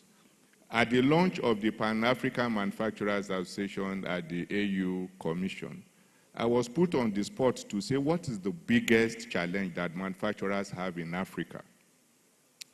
And I said to them, if I tell you, you won't believe, and the whole were silent. I said, it's government. It's the major problem we have. And government is supposed to make your business easy. So most of the challenges that you have are those challenges that you as a business cannot solve in the boardroom. But I believe that is why we have business associations, and that's why the collaboration between the private sector and government is what is required to grow the economy. I believe that that is what PEBEC is representing. All our regulatory agencies in Nigeria were set up rightly. If you take time to study the acts that have established them. But it is actually the individuals who have had the privilege of running those organizations that have not aligned themselves with the basic objective of those organizations. And I believe that since we are having this measure of coordination and ensuring that we stay right to our mandate, that we can actually grow the economy. There's no doubt that Nigeria is the biggest economy in Africa. We have the highest potential to deliver. Nigeria should take maximum advantage of the AFCFTA. We have supported so many countries, liberating South Africa, supporting them in Liberia and Sierra Leone. And all of this, we have spent money and they have leveraged on our influence. But we've not been able to get value for the money that we have spent. This is the time to reap it economically. And I believe that creating a competitive environment that allows us to leverage on our natural and human endowment is the way to go. So the sum of my intervention is the fact that when you have an agency that serves as an ombudsman on regulation in terms of how agencies, ministries, and departments of government are able to conduct themselves, I think we'll begin to see an alignment within what the private sector requires and what government is committed to do. So these are my initial reactions. Thank you. All right. Thank you very much, moderator. First of all, I want to thank Neca for giving us this opportunity to talk about this. Secondly, to thank Princess and her team. PEBEC, like my DG mentioned, has come, even though they are government, but they are like the regulator of the regulators. So we're quite happy with them over the last 9 years that they have been in existence. But there are still some rooms that need improvement. For me personally, I think there are some regulators that are too high for them to touch. Maybe we need to start looking at that. Secondly, where there is maybe a clash of or overlap of legal requirements. For instance, the issues that have been made here between NAFDAC, SON, and consumer protection. They, as the ombudsman, need to have a legislative liaison operation, which would be involved in trying to streamline these overlaps so that we can get value. We can actually stop the overlap and stop the fight. Those strong regulators that are probably out of their reach, and I like to touch my friend at the end who talked about financial inclusion. We've forgotten the issue of the banks and their own regulator. Probably nobody seems to be looking at them. When it came to issues of financial inclusion, for instance, I deal with farmers who are in the villages, who don't have a NIM because they have not been exposed to NIMC as an agency to register them and give them a NIN. They want to open a bank account. They can't have it because they don't have the usual KYC that CBN has given. For instance, they don't live in a rented apartment. They don't have electricity in the village. The phone they use is not recognized as a utility that they can be registered with. They don't have water supply, so how do they even supply a utility bill? How do we get them to be banked in this situation? So the connection that you said has been done between NIN and your phone number, and then maybe the database that is being put together that would have all the others key in, is still deficient because majority of Nigerians that are in the villages are still not covered. I think PEBEC, apart from trying to bring in these powerful regulators, also needs to streamline some of these things so that we can be able to achieve what we have. You must have a clear line of sight, a delineation of the regulators, and, like I said, recommend changes in the enabling laws. We don't need to start going back to some of the issues that you have solved because, yes, you have done that and you deserve the kudos we're giving you. So this is just my little contribution as we get into the debate. Thank you. Thank you very much. I believe Engineer Gbenga has a point, but okay. Okay. Thank you, Madam. Just quickly do quick that, one yes. before the DG. I just want to talk on two quick things before I will yield to the DG. Is that we have the super regulators. And I call them super regulators because there are regulators that are stronger than the policymakers. I don't want to mention names, but the experience has shown that in some cases when the super regulators are at work, even the policymakers have to listen to what the super regulators are saying. Some of them will say in their own cluster, they are like, quote unquote, the untouchables.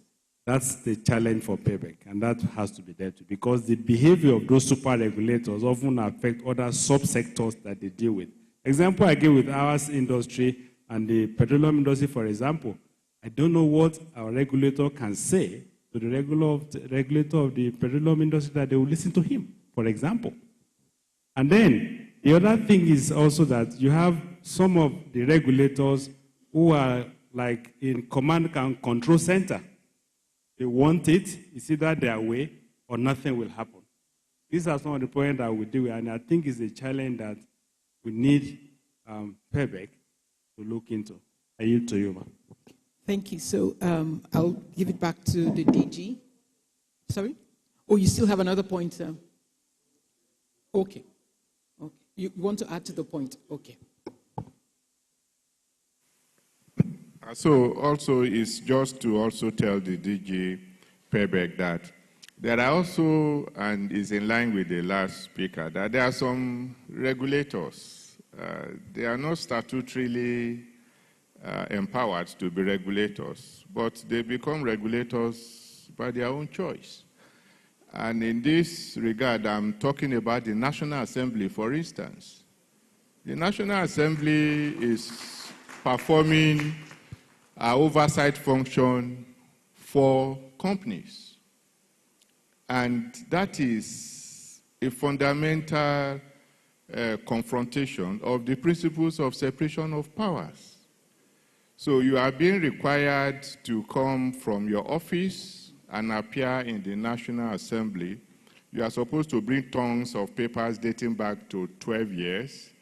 And the experience of CEOs has been that it amounts to nothing. Apart from the fact that the National Assembly itself is not set up to, and these are the committees of the House of Rep and of the Senate.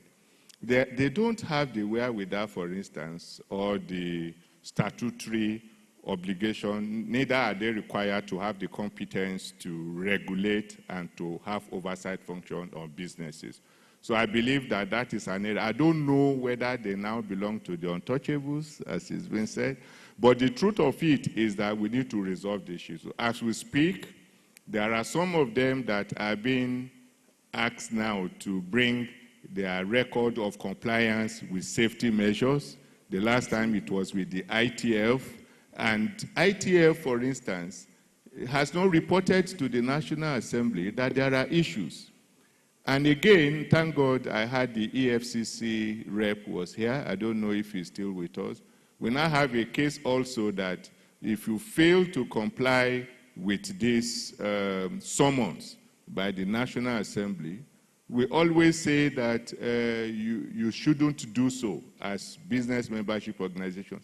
Then you receive a love letter from EFCC asking to check all that you have been asked to check before. So I think that maybe now that you have SON, you have NAFDAC, FCC, PC is on the queue, please also add EFCC, so that you'll be able to fully capture that ecosystem, and then we'll know that we can completely face the job that we have been established to do. That's just a little bit I want to add. Brilliantly added, Mr. Kadri. So back to the DG. So we've heard the super regulators, the power regulators, because we do have to then, give credence to them.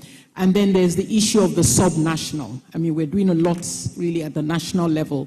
And I remember the journey of PEBEC really started also with some level of KPIs across states in terms of ease of doing business. So those three buckets, your kind response.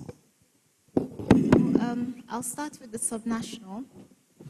So we actually have a program called SABRE in collaboration with World Bank, the Ministry of Finance, the Debt Management Office, and the Nigerian Governors Forum. And SABRE gives the subnational government access to $750 million, of which $70.9 million has been accessed over the last 2 years. We're in the third year of SABRE, and they hadn't been able to access up to 10% of this funding, and that's due to lack of compliance. So we've come in, we've switched things around, and we're working very closely with the governors now. We did a presentation to them during one of their next sessions, and hence why we're on the statewide tour now for two reasons. One, we're offering TA, basically explaining what we're checking for. So it's like a little bit of a cheat sheet for them anyway. We're trying to help them to be able to meet this milestone so that they're able to access that funding. So with this, it gives PEBEC a little bit of a leverage. We know they want the money, and for that reason, in most cases, they will cooperate. There's a saying that if you can do the same thing for 21 days, it becomes some kind of a habit. So we're hoping that we have SABRE for the next 2 years. If we're able to embed some of these things and institutionalize some of these things at the subnational level, maybe it will become the norm for doing things. Another thing, like I'm saying, so for me, I think it's a culture that cuts across. The practical, hands-on approach of dealing one-on-one, it definitely adds a lot of value and enhances the overall impact of whatever you're trying to do. So until we try and fail, I'm not going to say anything negative about the subnational, about the translation of policies from the federal to the subnational level, because so far, so good. We're getting cooperation. We've done, as of today, 8 states will be completed, right? They're being very cooperative. They're being hands-on. We're co-planning. They're delivering their reports on a timely basis. I don't know if this is just a new thing, but I'm talking based on the experience that we have. And one of the things we did, or we are going to continue doing at the town hall meetings, is challenging the subnational government. And we're bringing the private sector in. We're creating this avenue for you to ask them the hard questions. I know we reached out to Neca, we reached out to MAN, we reached out to NACIMA so that you can have your members present at this town hall meetings. I know the member for MAN in Lagos was very vocal, the representative who attended, and he asked some very tough questions. And that's what we want to see. Hopefully also another thing we're doing is at the end of this year, we will continue with our ease of doing business subnational ranking. It's a little bit different this time because we're doing the top 10 states, 5 most improved states. Reason being, I understand the way the politics of Nigeria works. At the federal level, the president has a hold on the MDAs, but doesn't really have a hold on the subnational government, hence why it took so long for our tax reform bill to be passed. It wasn't the private sector, but it was more the governors at the subnational that held us to ransom back and forth with, refining the bill for it to go through. So there has to be a level of negotiation and compromise. So with SABRE, SABRE allows us the carrot and the stick approach. I'm there and I'm ready to be a partner with every and any governor. I'm also a little bit fortunate. People keep saying, oh, I got the job and I sort of ran with it. It's not that clear-cut. I was doing SABRE behind the scenes for the vice president because I was working within the presidency. Well, I was doing PEBEC behind the scenes for him. So I already had plans. I already knew where I thought I wanted to take PEBEC to. I knew exactly what I wanted to do. So coming in, it was easy to implement. Also, because of the work within the FDI space, I could also clearly see the areas of issues and the areas we needed to fix to be able to attract investors and to be able to allow businesses to flourish in Nigeria. So with that being said, I would say I want to be very optimistic because I think it helps in getting things done. If I become pessimistic, I might lose the flair, and that serves no purpose. So I would please give the subnationals a little bit of time. Feel free to continue to escalate the matters to PEBEC because we're vocal. We're acting as your voice. We're there to, in fact, I've been accused by several regulators of always taking sides with the private sector, which is not necessarily the case. It's just, the higher argument. And in most cases, you seem to always have a better argument. With that being said, I'll move on to our super regulators. I haven't really come across them yet. To be honest, I haven't really come across them yet. But there are, of course, I think in every country, every society, there will be people that are sort of kingmakers or who have access to the king, in this case, the president. I'm also privileged to say that I have a very good relationship with both Mr. President and the Vice President because I was part of the struggle. So I lay claim to this government.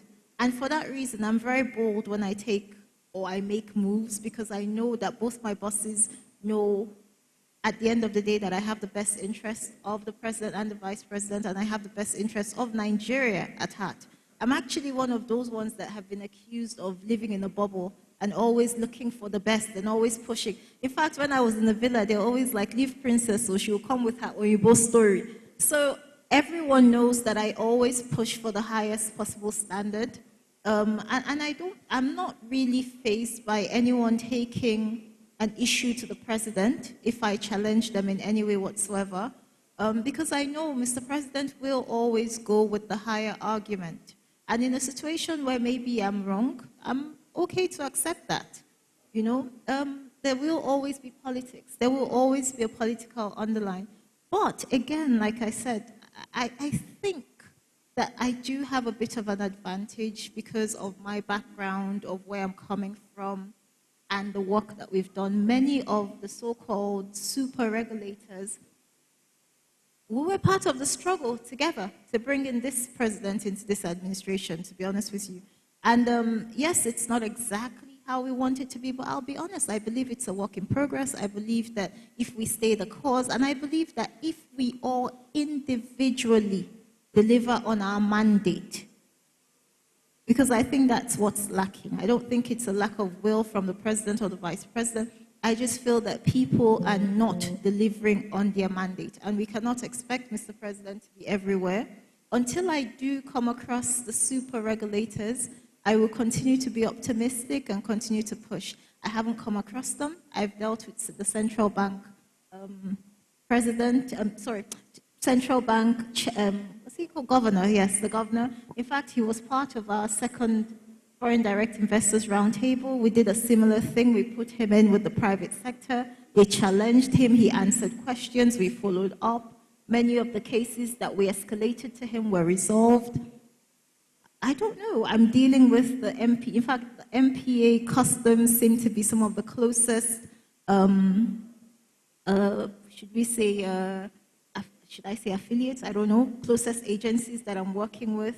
In terms of the petroleum sector, Mr. President is in charge. We don't even have a minister, so whatever our commander-in-chief says, it has to be. And to be fair, I actually am a strong believer in his intellectual acumen, and I know he knows what he's doing. So that's not even a sector that we directly regulate. I think we do some work with the upstream sector of it, but not the entire. So that may not even be under my purview anyway. But again, like I said, I haven't come across the super regulators. If you have, please point them my way. For all you know, they may be friends, because I have a lot of friends in the government. To be honest with you, I'm a sister to many. So I haven't had that challenge, to be honest. I believe there's still the power regulators. Power regulators are. I'm being very honest. Here's a real-life example of Senate committees. So the Senate committee, it's a little bit different because they're elected, right? So I haven't studied, and they have their own laws that they claim on some level is even different from the Constitution. I'm aware of that. They have their own laws that they run by. I haven't taken my time to look at that. In fact, to be honest, I work more closely with the House of Representatives because they're very proactive, and they've assisted a lot in some of the, amendment of acts that we're pushing for. So I need to go back and look at that. I also need to check, because I'm not sure if the Senate is allowed to carry out oversight function on businesses, but I will go back and check in our Constitution. And now I need to go and study their own act. If there's nowhere where it explicitly says that, I promise you we would raise it and we would escalate it. But, we need to confirm that. This is the first I'm hearing of it. I know that the Senate regulate the executive arm of government. I did not know they had any direct dealings with businesses. In fact, I would think even if they did, it would be with public entities. It should be more with public entities. I don't think that, is it? Or is it with public entities, or is it across It cuts across that. Just every private business?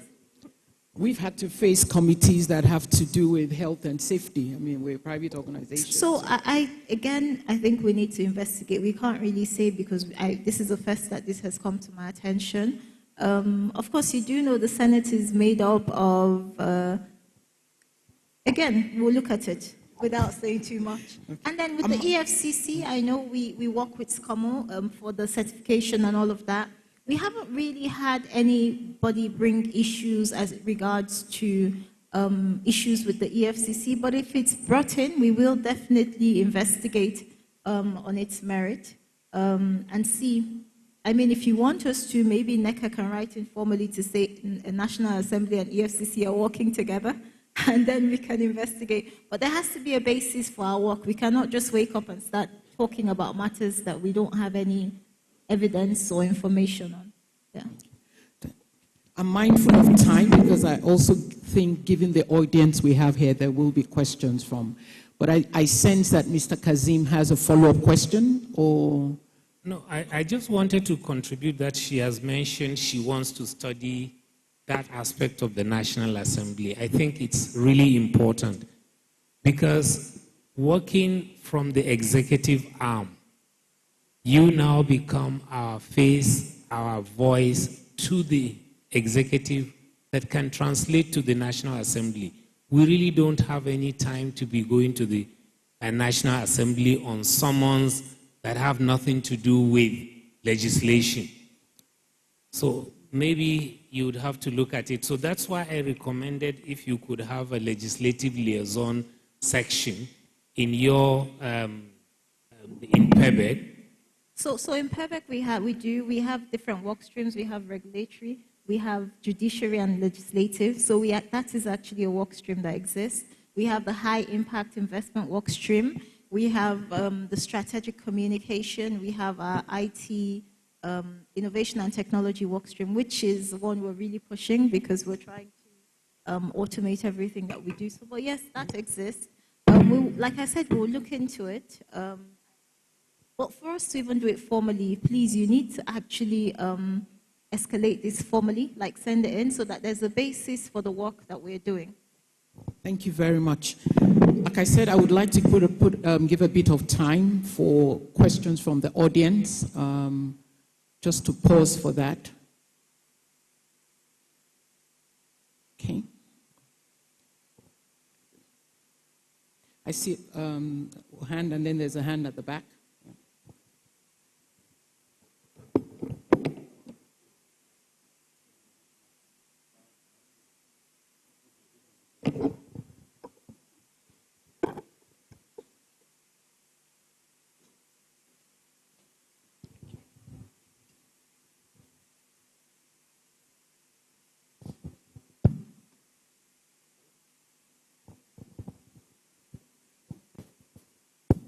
Thank you very much. My name is Saromida George, and I work in different capacities with all the trade associations here. So I want to thank the DG, PEBEC. We're very happy with the work that PEBEC is doing, and without really emphasizing the fact that it's so critical for the private sector, and linking private sector to the goals, which I know that Mr. President has, in terms of almost eliminating extreme poverty. We create jobs, and so we need an enabling environment. And so this discussion, this conversation is very, very important to us. There are a few of us here, I'm sure you must have been hearing us clapping for you and the different panelists. And I want to also acknowledge NAFDAC. I want to say that we've seen improvements actually with the collaboration of NAFDAC with the private sector. They are more collaborative, they're more proactive. So that MOU, without going into details, now it's very important that the MOU is not only signed, but is implemented. Because I also know that sometimes they're also challenged with the different, they're doing something and some other agencies doing something, and it causes a lot of confusion. And I just want to say two things. One is the issue of agency, not only the overlapping functions of the agencies, but when an agency has a right or purview over approvals, right? And an agency has gone to approve whatever it is, maybe labeling, maybe, whatever it is. We need to look into that as well. So how do we deal with when an agency approves something and another agency then comes to say, no, that approval is not recognized, and I still want to, do something on top of that. So in terms of the details of the MOU, I'm sure if you look at the responsibilities, maybe that would come out very well. I also, DG, want to also say, yes, we will escalate, but the issue of the legislative arm, right, going into a regulatory purview, right, it's been going on for years, and it can't go on again because we're challenged. We're not only constrained financially, commercially, we've been coming out of so many challenges, and we acknowledge the work that this administration has done. Tremendous work, leaps and bounds, but there's still so much more for us to do, because we don't only want to have macroeconomic achievements, it has to reach down to the micro level, and where the channel for that to happen. So we need to look into that. We will escalate. We want to thank you for the work that you're doing, but PEBEC is very critical to us. So we will do whatever it takes to support you, but we would also look forward for more. We'll keep on coming back for more until we'll see a level of standard in which we're conducting our businesses with, as, in a way that enables us to. Thank you very much.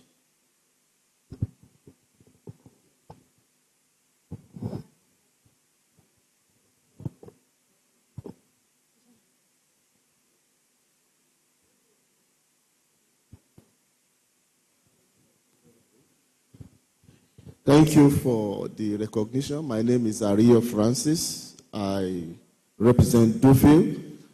I want to thank the organizer for this section and the caliber of people brought forward, especially the Director General of PEBEC. Thank you, Madam. I like the area where you talked about cultural reorientation, and that is a major problem in this country. And I believe with your agency moved to restructure and reform policies and bring regulators together, it will help us as a nation to add value. The area where I'm going to is this area of agencies, ministries, parastatals. They have their core values. They have verification units within them. And they will still go ahead to engage consultants to disturb organized private sectors. As you are coming out of one problem, another consultant will come with another letter from another ministry or parastatals, disturbing you, distraction to business. Many a times we have to run to MAN and Neca to rescue us. So please help us to escalate this. It's really a distracting business. Many a times we have to be coming to Abuja from Lagos to discuss and fine-tune on unnecessary things that needs to be resolved on phone. Thank you, Madam.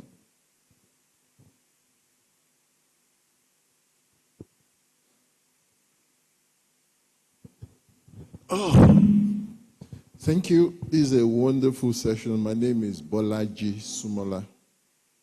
I direct my question to the DG PBEC. Madam, we've had you two different forums in Lagos. I've been at a session like this, which were preferred solutions. But I don't know, it's just a question. Why is the port corridor defining all solutions to ease of doing business? Because the outgoing administration tried, and then we had you, and you put some things in place, but eventually it's still the old things we are having. We are happy the single window is cracking, is coming up, but the immediate solutions to ensuring our goods, imports in and out, are smooth free is still a big issue for us. And I think we know what the port means to Nigerian economy. And where this is not solved, I think we are still playing. Thank you. Your comment, ma'am.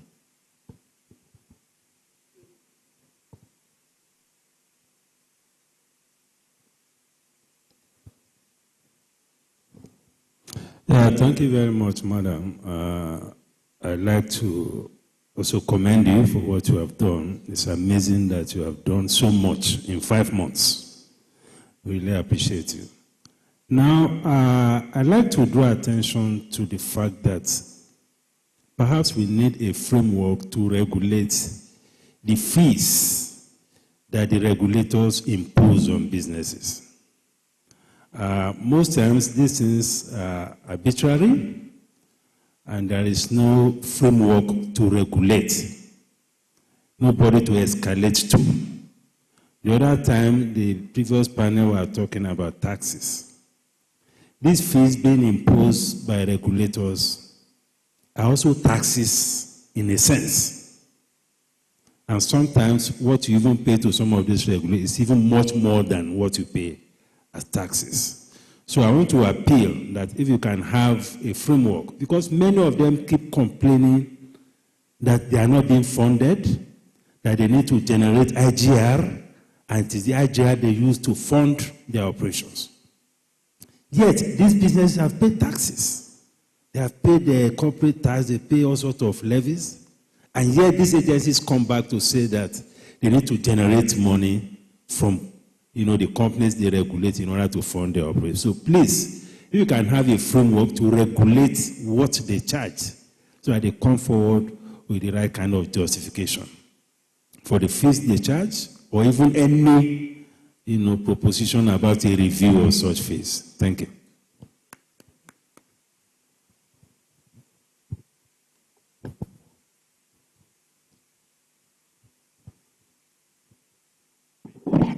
If I may, before you get your microphone. I think part of the problems with most of our regulators is this issue of money. Once a regulator confronts you with a bill, the conversation changes. So sometimes it also compromises their ability to even enforce the basic rules they should enforce, because once the money is paid, conversation changes. When the money is not paid, the argument advances. So it's something that we need to look at. Thank you. Thank you. And maybe to extend a bit of this point Engineer Gbenga mentioned, in terms of what secures the independence of a regulator. It would be good to hear your thoughts on that. What truly should secure the independence of a regulator when you have regulators who more or less operate like a profit-based business? How do you, really separate and ensure independence on that kind of framework? So we had the retreat in April, and one of the key things that was raised over and over was the fact that how we budget based on projects, but then we get approvals that are envelope approvals.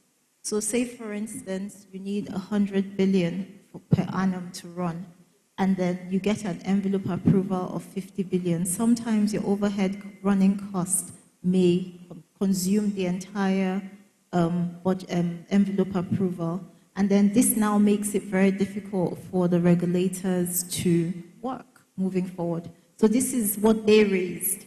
And I'll be honest with you, truthfully, I also went in, because when I came in, the PEBEC budget was really lean. So I had to send a memo back to Mr. President and the Vice President. I itemized line by line exactly what we wanted to do. And I did get an increment, but I still got an envelope. So it was slashed. So it's in the nature. And then it's not slashed depending. It's not like, oh, this project is approved for this year and we're suggesting you move this to the subsequent year. It's just slashed. So there's no real logic.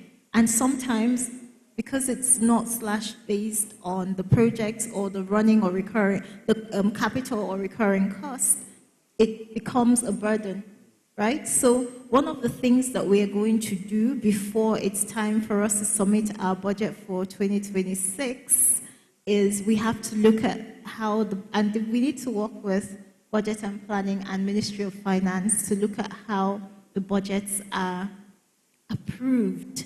It cannot just be, slashed without looking at it on a project-by-project basis, because I think these are some of the challenges that the MDAs have. I'm not making any excuses for a regulator leaving their job and becoming an income-generating agency. But from their point of view, it's good to also understand some of their challenges so that we know where to tackle the issues from. Maybe even with budgeting, there should be maybe a different style, a different template where you prioritize budget projects based on what needs to be done, and then that is approved, and there has to be something. There has to be a bit of give and take. And then that's more, between the Minister of Budget Finance and then also Mr. President. So that maybe we need to take back to them because it affects all of us, to be honest. In terms of the ports and customs, like I earlier said, we have pushed for joint inspection. Mr. President has approved in principle. It was sent to the Attorney General's office. The final draft was sent back to us, I think, on Friday last week for us at PEBEC to go through. If we're happy with that, it will be submitted to Mr. President for him to sign, and then it becomes effective. From the studies within the sector that we did, and also from the stakeholder engagement, we were told that even just agency inspection can run for weeks, with some agencies just not being available at the ports to inspect containers, and that holds up the port. So that's one angle. Of course,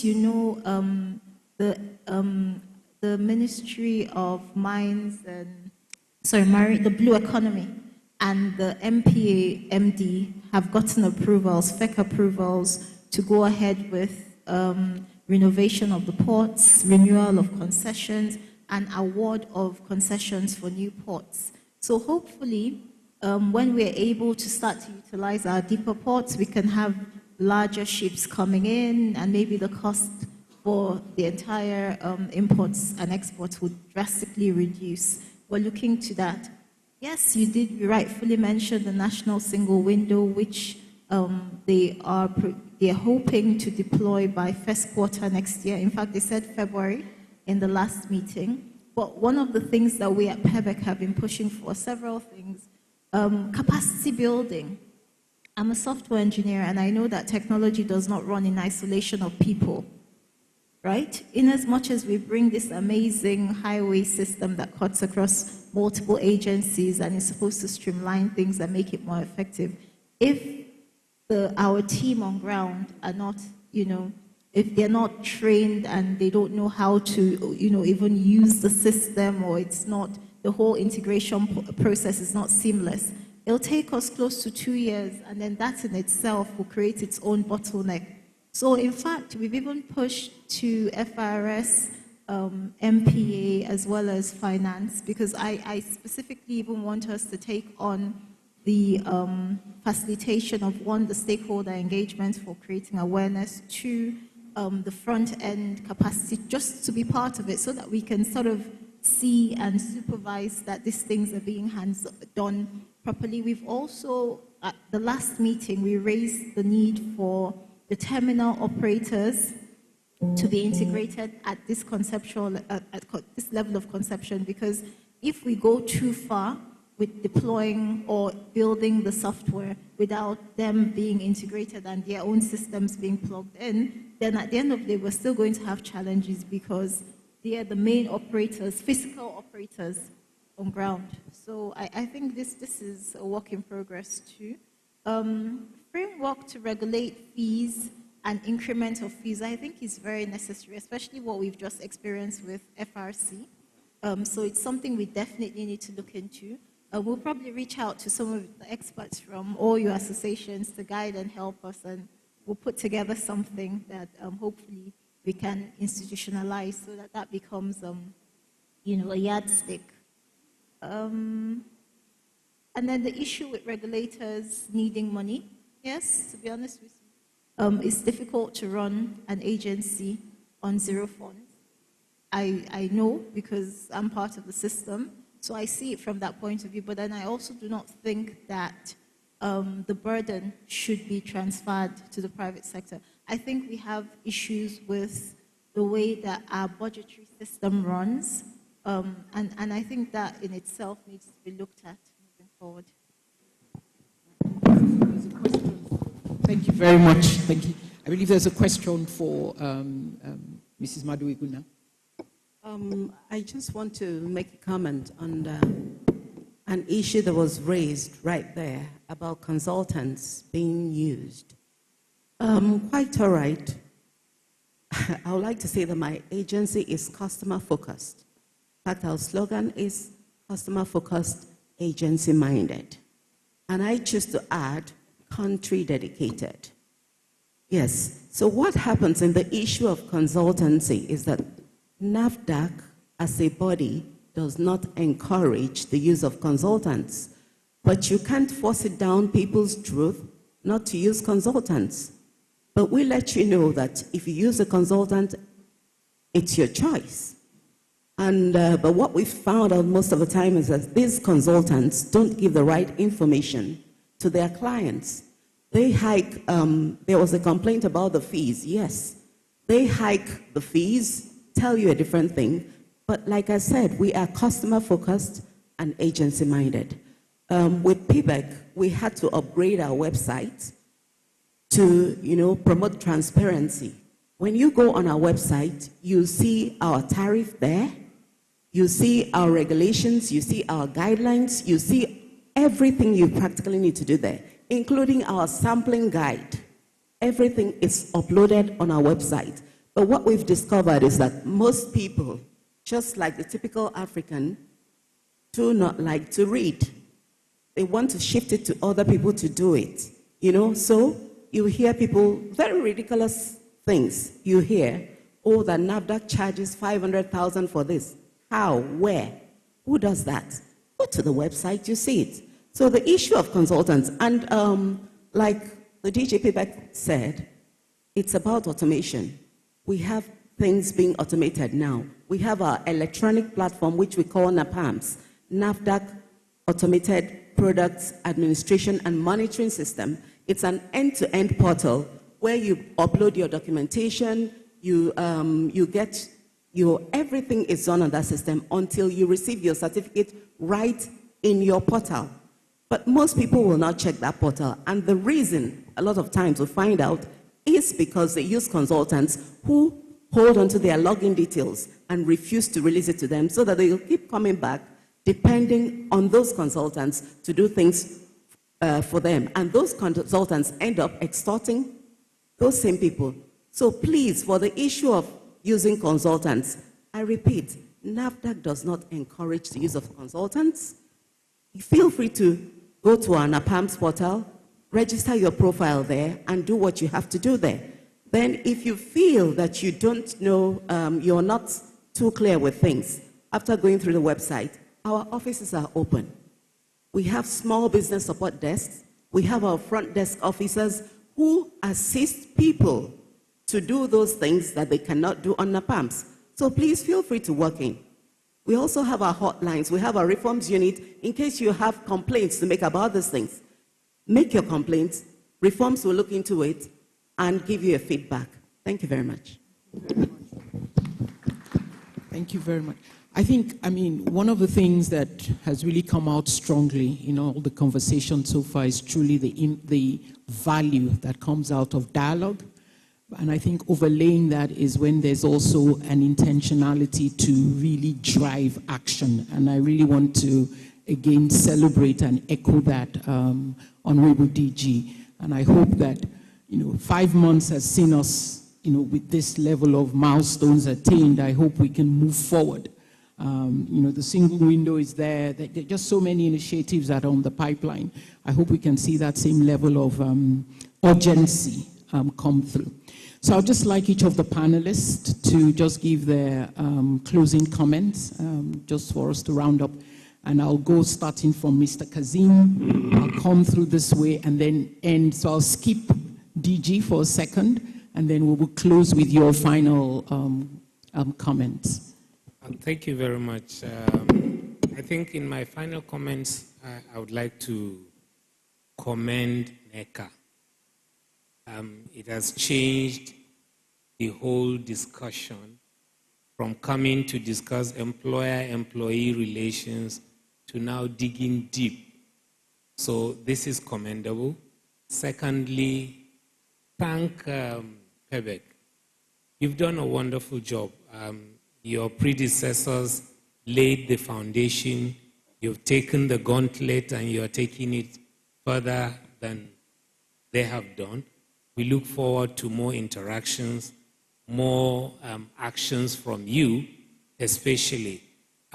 Sometimes I would love a situation where, apart from looking at the issues we bring to you about their high-handedness or incapacities, please look at what they also require to make them deliver better.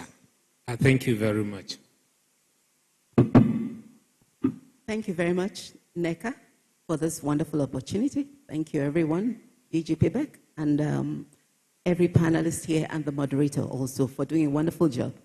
Now, we as NAFDAC, we have our challenges which you cannot help us with, but there is an area that you can help us with, and that is in the area of compliance with requirements. Our mandate is to safeguard the health of the nation.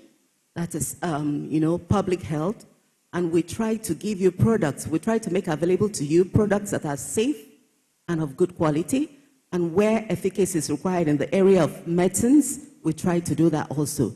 But from your own end, we encourage you to comply with our requirements so that we'll be able to give you more. We are customer-focused. We are agency-minded. We are open to corrections. We are open to your suggestions also. Feel free to work in and tell us where we're not doing well, and we'll make amends. We'll work together to give you the best. Thank you so much.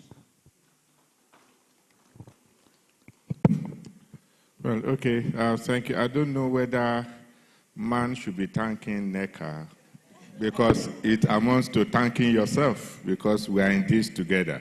So I will only just commend you for moving the needle and to know that we didn't expect anything less. So now that we are covering the field, my passing word is, now that we are covering the field in the domestic economy, I think it's important for us to also see how our regulatory agencies establish the right connections, collaboration, and interaction with those other regulatory agencies outside of the country so that we'll no longer suffer non-tariff barriers in terms of our exports. I believe it's very important. You export yam from Nigeria, is rejected. You take the yam to Ghana, you export it, is accepted. I believe that there is need for us, for our regulatory agencies, to establish the right contacts and for government to give effective support so that as we are doing inside, we also do outside. Thank you. I also will join in thanking Neca. I want to say a prayer that the DG will not encounter the super regulators in our tour of duty. I encounter them every time, but when I encounter the next one, I will certainly point them your way. And then, but I want to suggest that maybe you will want to consider a regulators forum with all the regulators. It might help to start having a round-the-table conversation with all regulators across all sectors. It may help us in understanding some of the challenges that they may be facing that may not be known to us or that may not be known to you. Thank you. And I guess that would probably surface the super regulators. So, Honorable DG.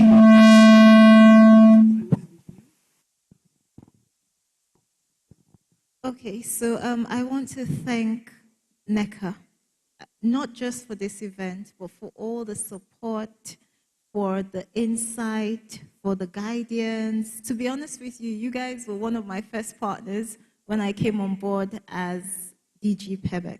I also want to thank MAN. Personally, one of my companies is a member of MAN, and your support has been tremendous, so I thank you.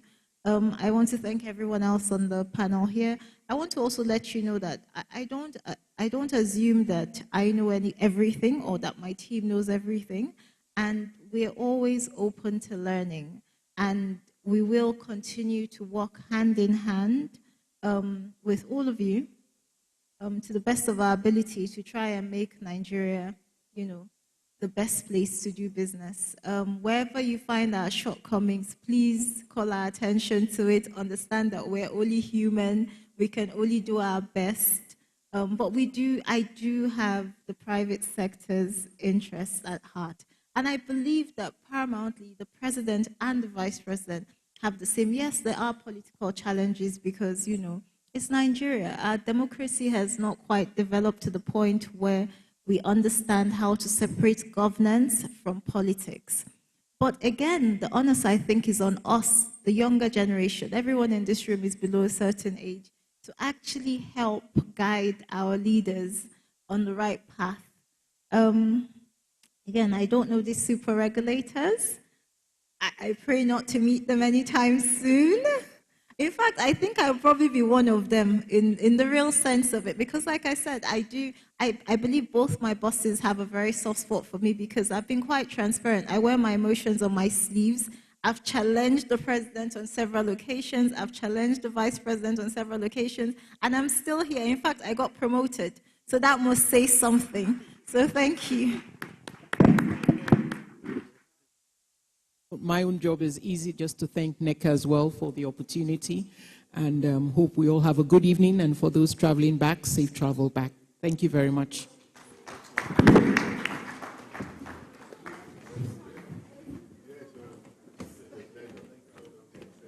DG, let me invite you here.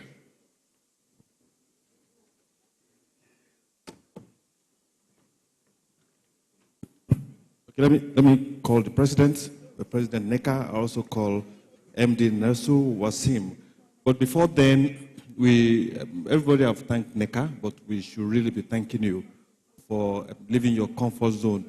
Many of us came from Lagos and fly to Abuja to join us for this session. So we really appreciate you. We were at NAFDAC yesterday, and we had a very interesting conversation with NAFDAC, all with the aim of deepening our engagement.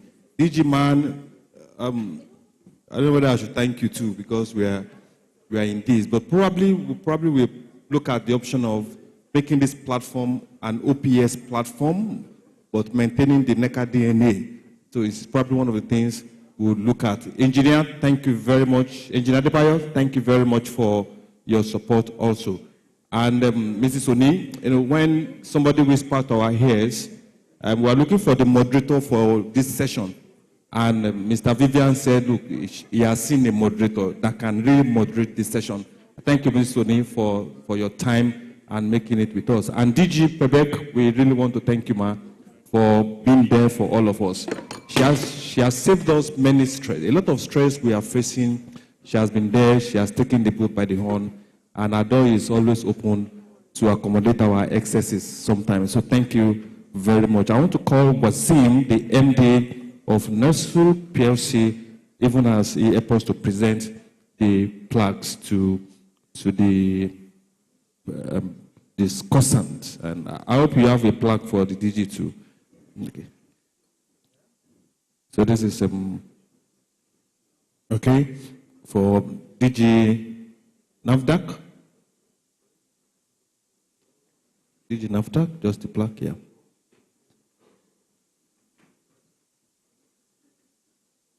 Okay, this is okay, DG, yeah. Okay.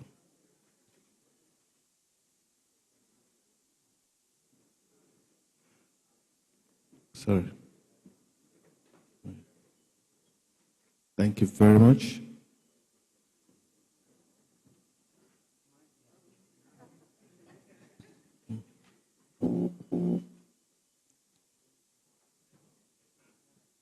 Okay, Mr. Sunny, yep. And this is for... We're together, so it doesn't need it.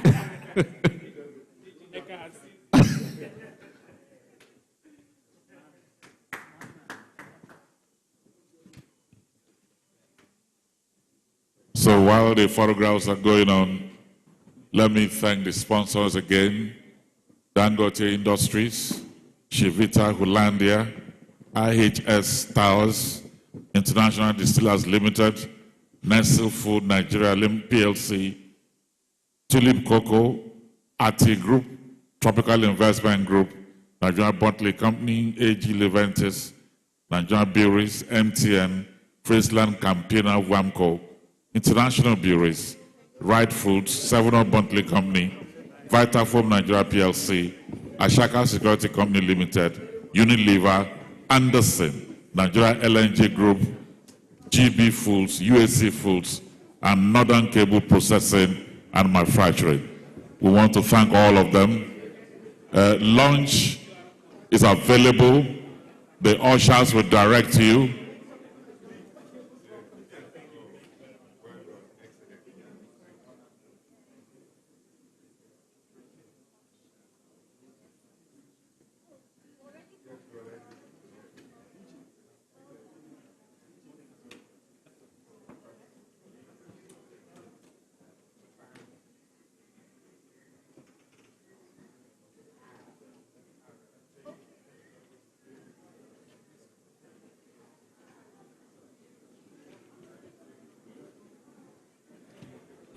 Okay, we want to thank everybody, distinguished ladies and gentlemen, for your patience and active participation. We have lunch for everyone in the restaurant, so please go through there to have your lunch.